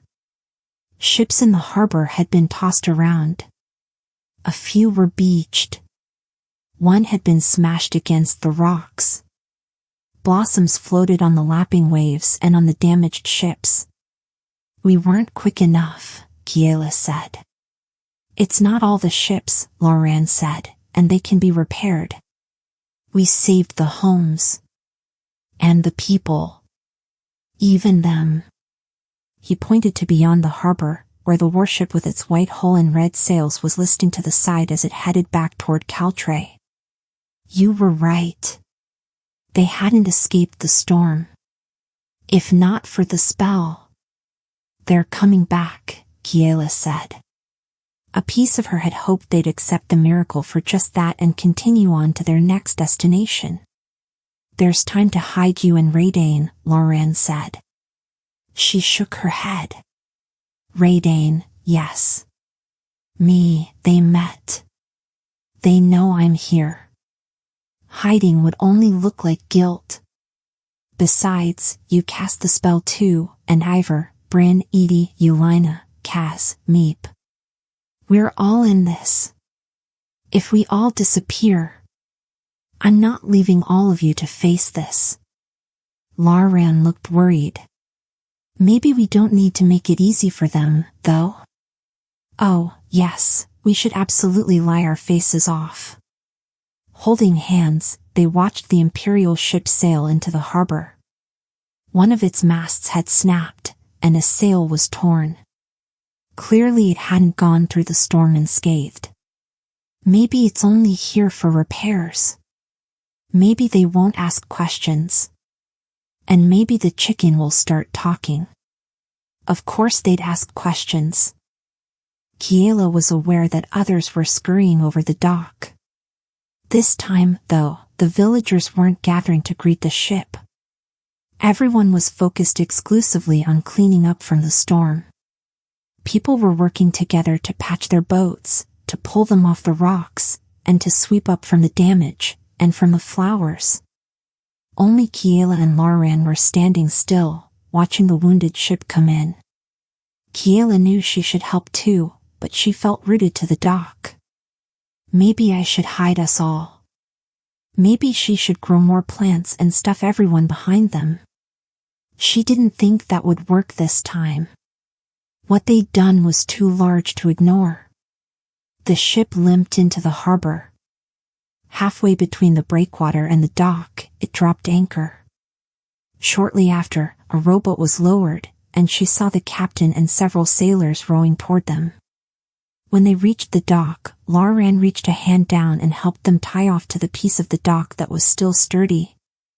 The captain, Kiela noted, had flower blossoms in his hair, as did the rest of them. Everything okay with your ship? Laran asked. Need any help with repairs? Captain Varric climbed out of the rowboat and ordered his sailors to remain by their oars. Kiela wondered if it was a good sign that he didn't have them disembark and immediately begin an investigation. My crew is already working on it, he said. We returned to ensure that your island survived. Walking to the very end of the dock, he surveyed the harbor. I see there's been some damage. Laran shrugged. We'll manage. We always do. You've had storms of this magnitude before? Joining him at the end of the dock, Laran said, the storms have been worsening ever since the capital stopped sending its sorcerers around. The outer islands have suffered the most. We depend on the sorcerers maintaining a balance in the magic, to offset the miracles they make in the capital. I'd planned to visit Alyssium and appeal to the Emperor, but given the mess in the capital, I have reason to believe the situation will improve, Captain Varric said. Oh? Kiela asked. Will sorcerers be sent on circuit again? I don't believe that will be the solution. He looked at her, and she wished she could read what he was thinking. It was the kind of look with unspoken words behind it. Her heart thumped faster and harder, and she hoped he couldn't hear it.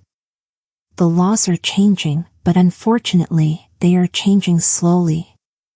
She wanted to ask which laws precisely, but she wasn't sure she dared. Asking could be tantamount to admitting that they'd broken several laws, and she wasn't sure that was wise. It had to be a good sign that he hadn't immediately arrested anyone.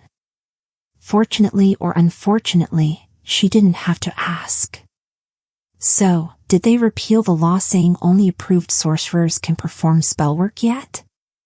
Specifics, please. It was Kaz. Kiela hadn't seen him come down the dock, but here he was, his tendrils wrapped tight around his soil ball. It was remarkable he was here, willingly, with water sloshing underneath the boards, but as proud as she was that he'd overcome his fear, why hadn't he stayed hidden? He knew he was difficult to explain. Granted, he had every right to be here, but convincing the captain of that, in the wake of the abrupt and flowery end to the magic storm, could be a challenging task. It would have been better if... Meep, the cactus added, poking themselves out from beneath 𝐏𝐽𝐻𝐿's leaves. Now it's over. Captain 𝐒𝐕𝐿 gaped at them. Running down the dock, Tobin skidded to a stop in front of them. 𝐏𝐽𝐻. You're in town. He boasted to the captain, this is my friend, 𝐏𝐻𝐿. He's a glorified 𝐒𝐚𝐫𝐭. See, I learned how to say it. Bryn called from the foot of the dock, Tobin, come help with the nets. Tobin groaned and then trotted back. Over his shoulder, he said, 𝐏𝐻𝐿, come to Aunt Bryn's bakery sometime. I'll sneak you pastries. All of them watched the boy scamper away down the dock to rejoin Bryn and the rest of the Pinecone coven.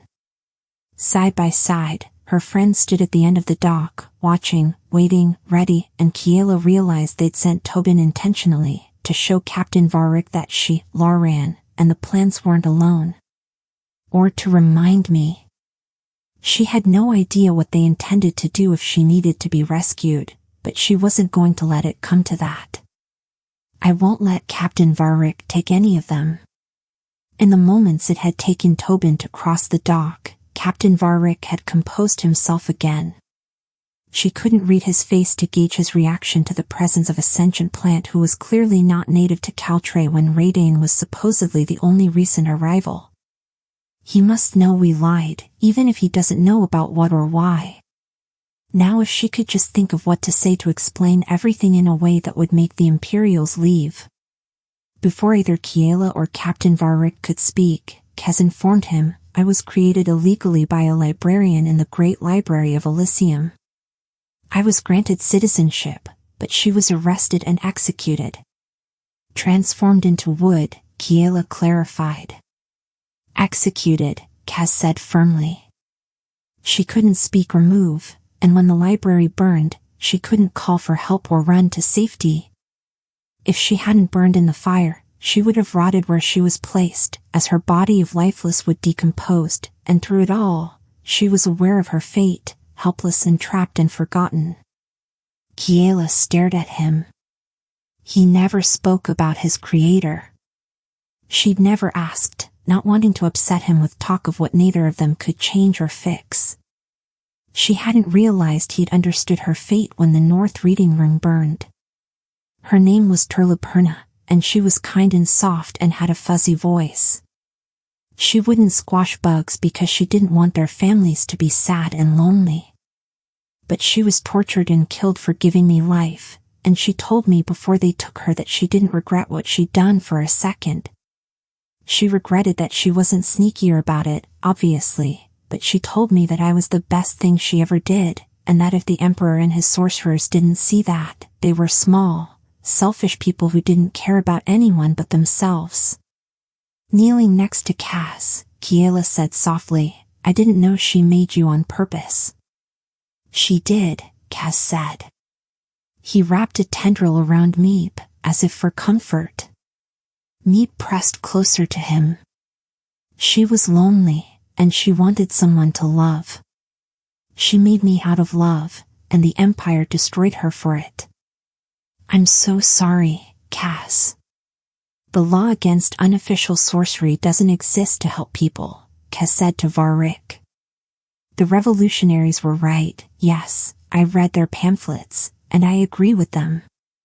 The laws were created to consolidate power among the already powerful, and the people in charge didn't care who else they hurt. They didn't care about a lonely librarian who was doing no harm to anyone, just as they didn't care about thousands of islanders left in the lurch, who were bombarded by storms that their misuse of magic caused. Captain 𝐒𝐕𝐿 said, as of now, that law still stands. Please know that I didn't write the laws, and I have no power to change them. Kiela looked from the spider plant to the captain and didn't know what to say. This felt much bigger than a single spell to stop a storm, or even a bedroom full of illicit books. Librarian jumped in. But you do have power to choose what you do next, whether to follow orders or your heart, he said. You could choose to sail away. You have no direct proof that any illegal spellcasting happened here. Standing up, she gawked at him for a moment. He was so nice to everyone that she hadn't expected him to argue with an imperial captain, even on her behalf. The fact that he did heartened her. We can convince Captain 𝐒𝐽𝐺 to do the right thing, if we only can find the right words. As the fake poison berries proved, he wanted to do the right thing. That had to matter, didn't it?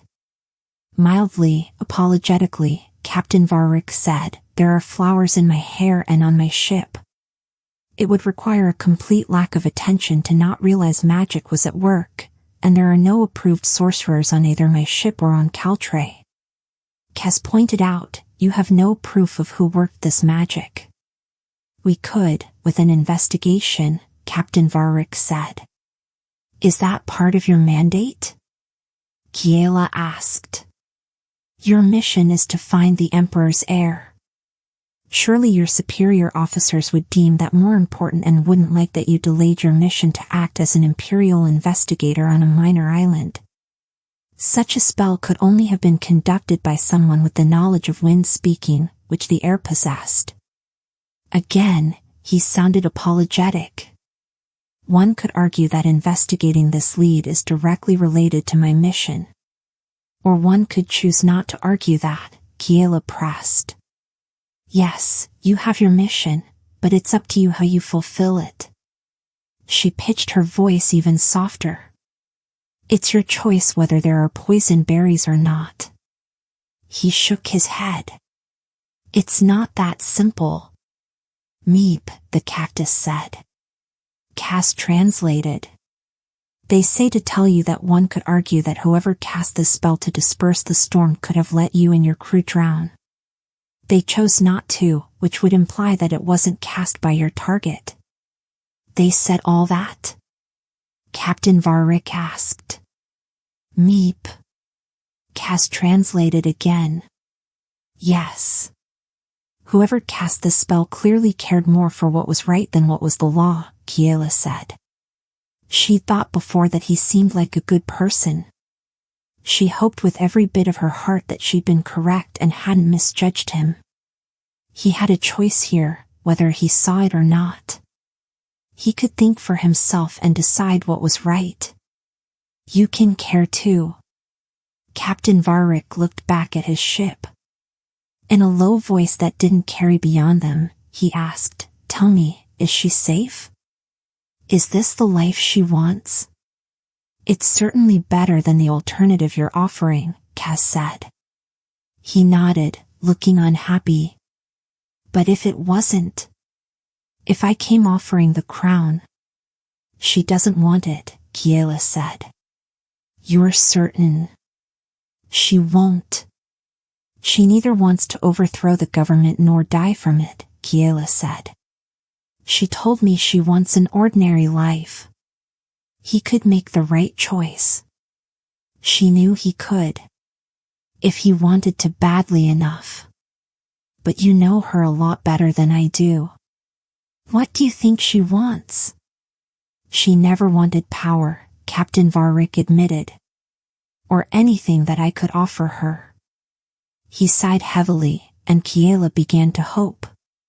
She glanced at Cass, who was vibrating slightly with either worry or fear, she couldn't tell which. Kiela held out her hand, and Cass reached up a tendril and took it. Laran took her other hand. They waited, hand in leaf. Raising his voice so that others on the dock could hear, Captain 𝐒𝐺 said, "I've received word that a traveling sorcerer was able to dispel the storm. We're all quite grateful for that bit of luck. His timing was excellent." "It was excellent luck," Kiela agreed loudly. He strode back to the rowboat and began barking orders. 2 of them would row him back to the ship, while the rest would assist the fisherfolk. "I'll send some of my crew to help with storm repairs, at least until we are ready to proceed on to the next island." As the sailors climbed out of their boat to assist, the 𝐒𝐽𝐺rians on the dock cheered. Shortly, they were all working side by side. Once his men and women were all assigned to useful tasks, Captain Varric climbed into the rowboat and returned to the ship, leaving Kiela, Lauren, and the two sentient plants on the dock. He did not look back. Meep? Meep asked. He chose kindness, Kiela said. She wanted to sink into a puddle of relief. She smiled down at the spider plant. Kaz, you did it. We did it, he corrected.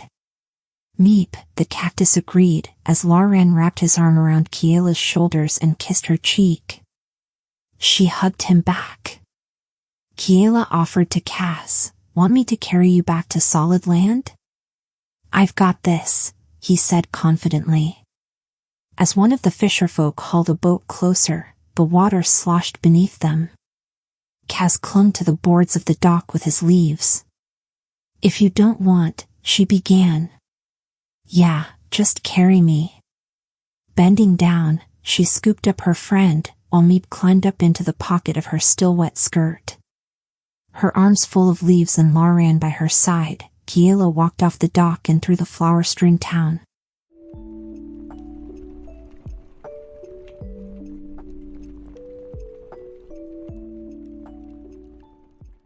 Chapter 36. 4 months later. Kiela stirred what was supposed to be apple jam and wondered if she'd mashed it too much. "Can't mash it less now." Kaz peered into the pot. "It looks like applesauce," he said. "I guess we could sell applesauce." "It's a jam shop," he pointed out. "Says so on the sign. Maybe it will transform into jam soon." She kept stirring. Outside, Lauren was working in the cottage garden again. It had taken a lot of effort to tame the yard into anything reasonable after what Kaz dubbed the Great Brambling. Occasionally the members of the 𝐒𝐽𝐿 had pitched in, along with Lauren. Sometimes with Ivor but always with Bryn, Edie, 𝐒𝐗𝐿𝐼𝐒, and 𝐒𝐿𝐼𝐒, they met twice a week to assemble more remedies and learn new spells for healthier plants and trees, kinder weather, and better fishing. Kaz would take copious notes for the spellbook that he, Kiela, and Meep were writing, a compilation of the spells of 𝐒𝐽𝐿. Afterward, the coven would help out a bit in the garden. Kiela always gifted them with extra jam as thanks. It seemed most people in 𝐒𝐽𝐿 were quite fond of jam, especially when combined with Bryn's pastries. Once word got out about the extra jam, Tobin frequently joined them too. 𝐒𝐿𝐼𝐒 and Kaz took turns playing the harp while the others worked. Kaz swung down from the counter and then up onto the table where he'd left his harp. Using his leaves, he began plucking out a melody. A few more leaves, he added another harmony. Kiela swayed to the music as she stirred. Their newest addition to the family, the tabby cat with green feathers, purred on the hearth along with the music. He'd moved in shortly after the day of the flower storm, and since then he'd become nicely plump and his coat glossy, thanks in part to a steady supply of fish from Lauren. Hearing voices rising above the harp, she glanced out the front window to see the core members of the 𝐒𝐽𝐿𝐼𝐒 coming out of the greenery, Bryn, followed by Edie, 𝐒𝐿𝐼𝐒, and 𝐒𝐿𝐼𝐒. They were carrying baskets of ingredients that they'd gathered, and talking and laughing as they walked. Lauren came inside through the back door. As he removed his gardening gloves, he kissed Kiela's cheek. He peered into the pot. Delicious-looking applesauce. She sighed. "Thanks." Moving the pot off the stove, she wondered whether to bother pouring it into jars or just start over. Spooning a bit out, she tested the viscosity. Edible, but it was much closer to applesauce than jam. "Tomorrow I'll try another batch. The coven's here. Kaz and I were thinking of experimenting with a new water desalinating remedy. If it works, we can give the fisherfolk and boaters the ability to create as much drinkable water as they need." "Sounds useful. Do you want to stick around or?" "Not today," Lauren said, with an apology in his voice. I'm going to go down to the cove and check on 𝐒𝐘𝐍𝐿 and the others. 6 of his mare horses were pregnant with foals, and 𝐒𝐷𝐿 had been hovering as if he were the father. He brought them to Kiela's cove so they could be sheltered from the wind and waves as they neared birthing. Who's with them this morning? Kiela asked. Before he could answer, a high-pitched shriek cut through the air. Abandoning the applesauce, Kiela rushed to the door. 𝐒𝐷𝐿 made it out first. Meep. Without pausing, 𝐒𝐷𝐿 barreled past the cactus and down the steps. Is it the mares? Kiela asked. Is one of them giving birth? The cactus bobbed their top half so hard in a clear nod that they fell over. 𝐒𝐘𝐍𝐎 helped them steady themselves on their roots, while Kiela dashed back inside to the bookshelves. She pulled out the notebook where she'd compiled notes on how to help with mare horse births. She'd studied it backward and forward already, but now wasn't the time for error. 𝐒𝐘𝐍𝐻, ingredients, she called. On it. She and the plants had set the ingredients aside in a basket, ready to go at any moment, enough for all the mares. 𝐒𝐘𝐍𝐻 retrieved the basket from the cabinet beside the sink, while she got out the pestle and mortar. He dumped in the carefully selected leaves, berries, and seeds. At the window, 𝐒𝐗𝐿 stuck her head in over the counter. How can we help? Which one of them is giving birth? Kiela asked Meep. Meep, meep, meep, they said. And then, meep. Kiela froze in the middle of mashing the ingredients. 4? 4 of them at once? Okay, yes, definitely need help. Thank you, 𝐒𝐗𝐿. 𝐒𝐘𝐍𝐻, please show the coven the spell. Bryn claimed the spellbook from 𝐒𝐘𝐍𝐻. We'll practice. I have never seen a mare horse give birth, 𝐒𝐷𝐻𝐿 said. It's wet, 𝐒𝐗𝐿 said. Very wet. Outside, the women sat in a circle and began to memorize the syllables. Kiela called out corrections on pronunciation while she prepared the paste. It had to be fresh or she would have had it pre-mixed. She hoped they were quick enough. As soon as the paste was ready, she rushed outside. Everyone in the coven got to their feet and hooves, and they all hurried down to the cove. 𝐒𝐷𝐿 was hip-deep in the water already, switching from mare horse to mare horse, trying his best to soothe them as they flailed and whinnied in pain. Kiela. We're here. Without bothering to kick off her shoes or undress, she waded directly into the water. It was, thankfully, warm today. Seaweed brushed against her ankles, and the bottom of the cove clung to her shoes. Help me rub this on them. Anywhere on their scales. They just need to absorb it through their skin into their bloodstream.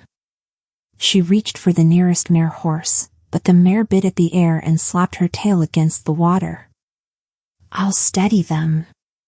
You smear the stuff. 𝐒𝐷𝐿 caught the mare's torso against his chest and began to rub her neck, making soothing crooning noises. The mare horse kicking slowed, and Kiela was able to move in closer. She applied the paste as quickly as she could. Start the spell, Kiela ordered 𝐒𝐗𝐿, Bryn, Yelena, 𝐒𝐷𝐿, and 𝐒𝐘𝐍𝐻. Meep held the paper with the spell aloft with his needles. Together on the dock, the pinecone coven began to chant as Kiela and 𝐒𝐷𝐿 moved on to the next mare horse. When they got to the end of the spell, Kiela said, again. Restarting the chant, they continued to cycle through the spell as Kiela applied the paste to all 4 of the mare horses. The other 2 mares who were not yet in labor treaded water in the deeper part of the cove, watching with wild eyes. At the mouth to the cove, several mermaids and mermen had gathered. The mare baby that Kiela had once saved hoisted himself onto a rock for a better view. He'd grown over the past 4 months, and his tail sparkled with new flecks of gold and silver. The horsefish with teal scales, her name was Amarin, Kiela knew, she'd learned all of their names, twisted and cried out. Lauren positioned himself beside her. Shush, shush, that's it, Mama, you're doing great. You can do this. Breathe. He stroked her throat slowly and steadily until her breathing matched his strokes. She flailed less. That's it. As he calmed her, he positioned himself behind her. In the same soft, soothing voice, he said, Kiela, stroke her neck and keep her calm. Watch for her teeth. She may try to bite. She won't mean it, but it'll still hurt. The coven kept chanting as Kiela crooned to the mare. Contraction coming, Lauren warned. She dodged in time to avoid the mare swiping at her with her teeth. 3 more contractions, and a foal with an emerald fish tail slipped out into Lauren's arms. Good job, Mama. He rinsed the foal off in the water and guided him toward his mother. The foal immediately latched on and began to drink, and Lauren turned to the next mare. Oh, that is amazing, 𝐒𝐿𝐴 said, after the last syllable of the spell. She and the others started immediately into the next recitation as the second mare horse, Mari, gave birth to a little filly. Sion was third with a colt. In the space of a single chaotic hour, all 4 babies were born. Lauren cut the umbilical cords, helped the mothers pass the afterbirth, and checked over each mare and child to ensure they were all healthy. All were. By the time Kiela and Lauren climbed out of the water, all 4 newborn foals had nursed for the first time and were now resting close to their mothers. Cooing and crooning, the mermaids and mermen swam around the mares, delivering seaweed for them to eat once they'd recovered enough and marveling at the foals without disturbing them. Kiela flopped onto the dock. Her friends were all drenched from the amount of splashing. Kaz and 𝐒𝐘𝐽 had kept clear of the splash zone.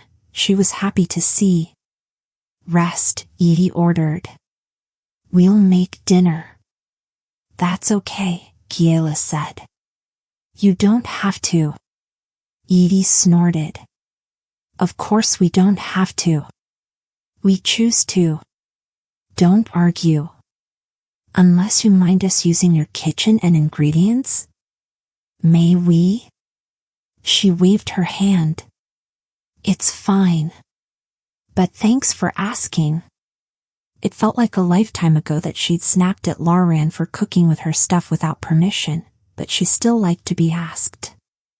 It was her kitchen, even though it was filled with memories of her parents, or perhaps because it was filled with them. I'll bake dessert, Bryn offered as they climbed the stairs out of the cove. 𝐒𝐿𝐴, I'll mix the batter if you make the cream. Strawberry flavored? Strawberry and honey, I think, 𝐒𝐿𝐴 said. She'd been working at the bakery with Bryn, and Bryn insisted she was a genius with flavors. Apparently, their customers agreed. They'd even had a few orders from nearby islands. One batch featured Kiela's jam. I'll do a salad, Yelena volunteered. Kaz offered to help her, insisting it was self-preservation, not altruism. After a few minutes they were gone, leaving just Kiela and Lauren with the sleepy mare horses and the delighted mare folk.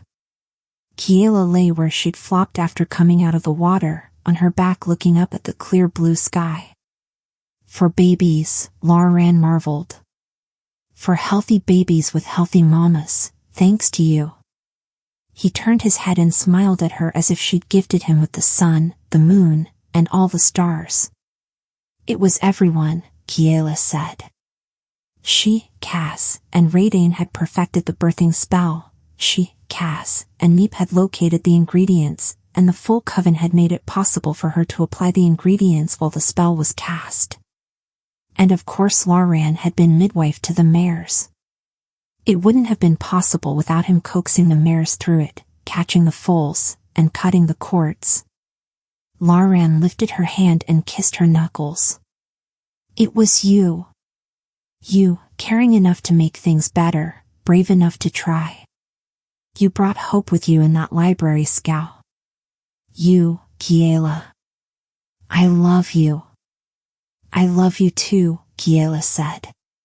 She searched for the words to say exactly how he'd changed her life. She'd come to 𝐒𝐘𝐍𝐎 with a plan to hide in her parents' cottage, seeing no one and befriending no one, and then librarian had showed up with his ridiculous scythe and a cinnamon roll, and suddenly it wasn't about escaping or hiding anymore. Find someone who will be there for you, her father had once told her. Someone who will laugh with you through the years. Someone who makes you happy day to day. You built me bookshelves. And jam shelves. Can't forget the jam shelves, Kiela agreed.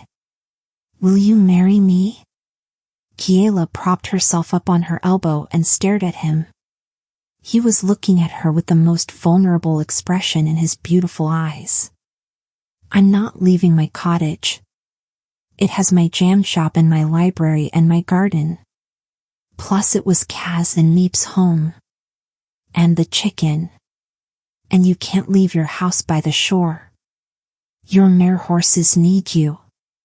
So, he asked. I'm not asking our houses to marry. I'm asking you to be my wife. If you'd like to.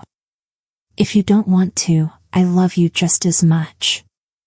You can forget that I asked, and I'll pretend I didn't, and we can continue on exactly as we were. Either way, we can sleep and eat and live wherever, whenever we want, together when we want or not. I didn't mean to make you uncomfortable or push before you. Yes, Kiela said. Yes. Yes, I'll marry you. Oh. Yes. He smiled like the sunrise, bright and unstoppable. Good. Kiela scooted closer to him. Both of them were still sopping wet and exhausted, but he wrapped his arm around her, and she curled against him. One of the mare horse foals drifted toward their feet, which were dangling off the end of the dock. He nuzzled against their toes. You're a miracle, librarian said. She wasn't certain whether he was talking about her or the foal, but it didn't matter. It was all equally wonderful. They lay in each other's arms as the mare horse mares and foals floated in the cove, and the sunset spread across the sky above. What are you thinking? librarian asked her. She kissed him and then said, I'm happy I'm home. And that's a wrap for the Spellshop by Sarah Beth Durst. We made it through all the magic, mischief, and maybe a few sea creature shenanigans. I hope you loved it as much as I did. If you enjoyed this reading, don't forget to like and subscribe, it helps so much, and I'd love to keep bringing you more stories like this. And hey, if you adored this book, grab a copy for yourself or a friend to support the author.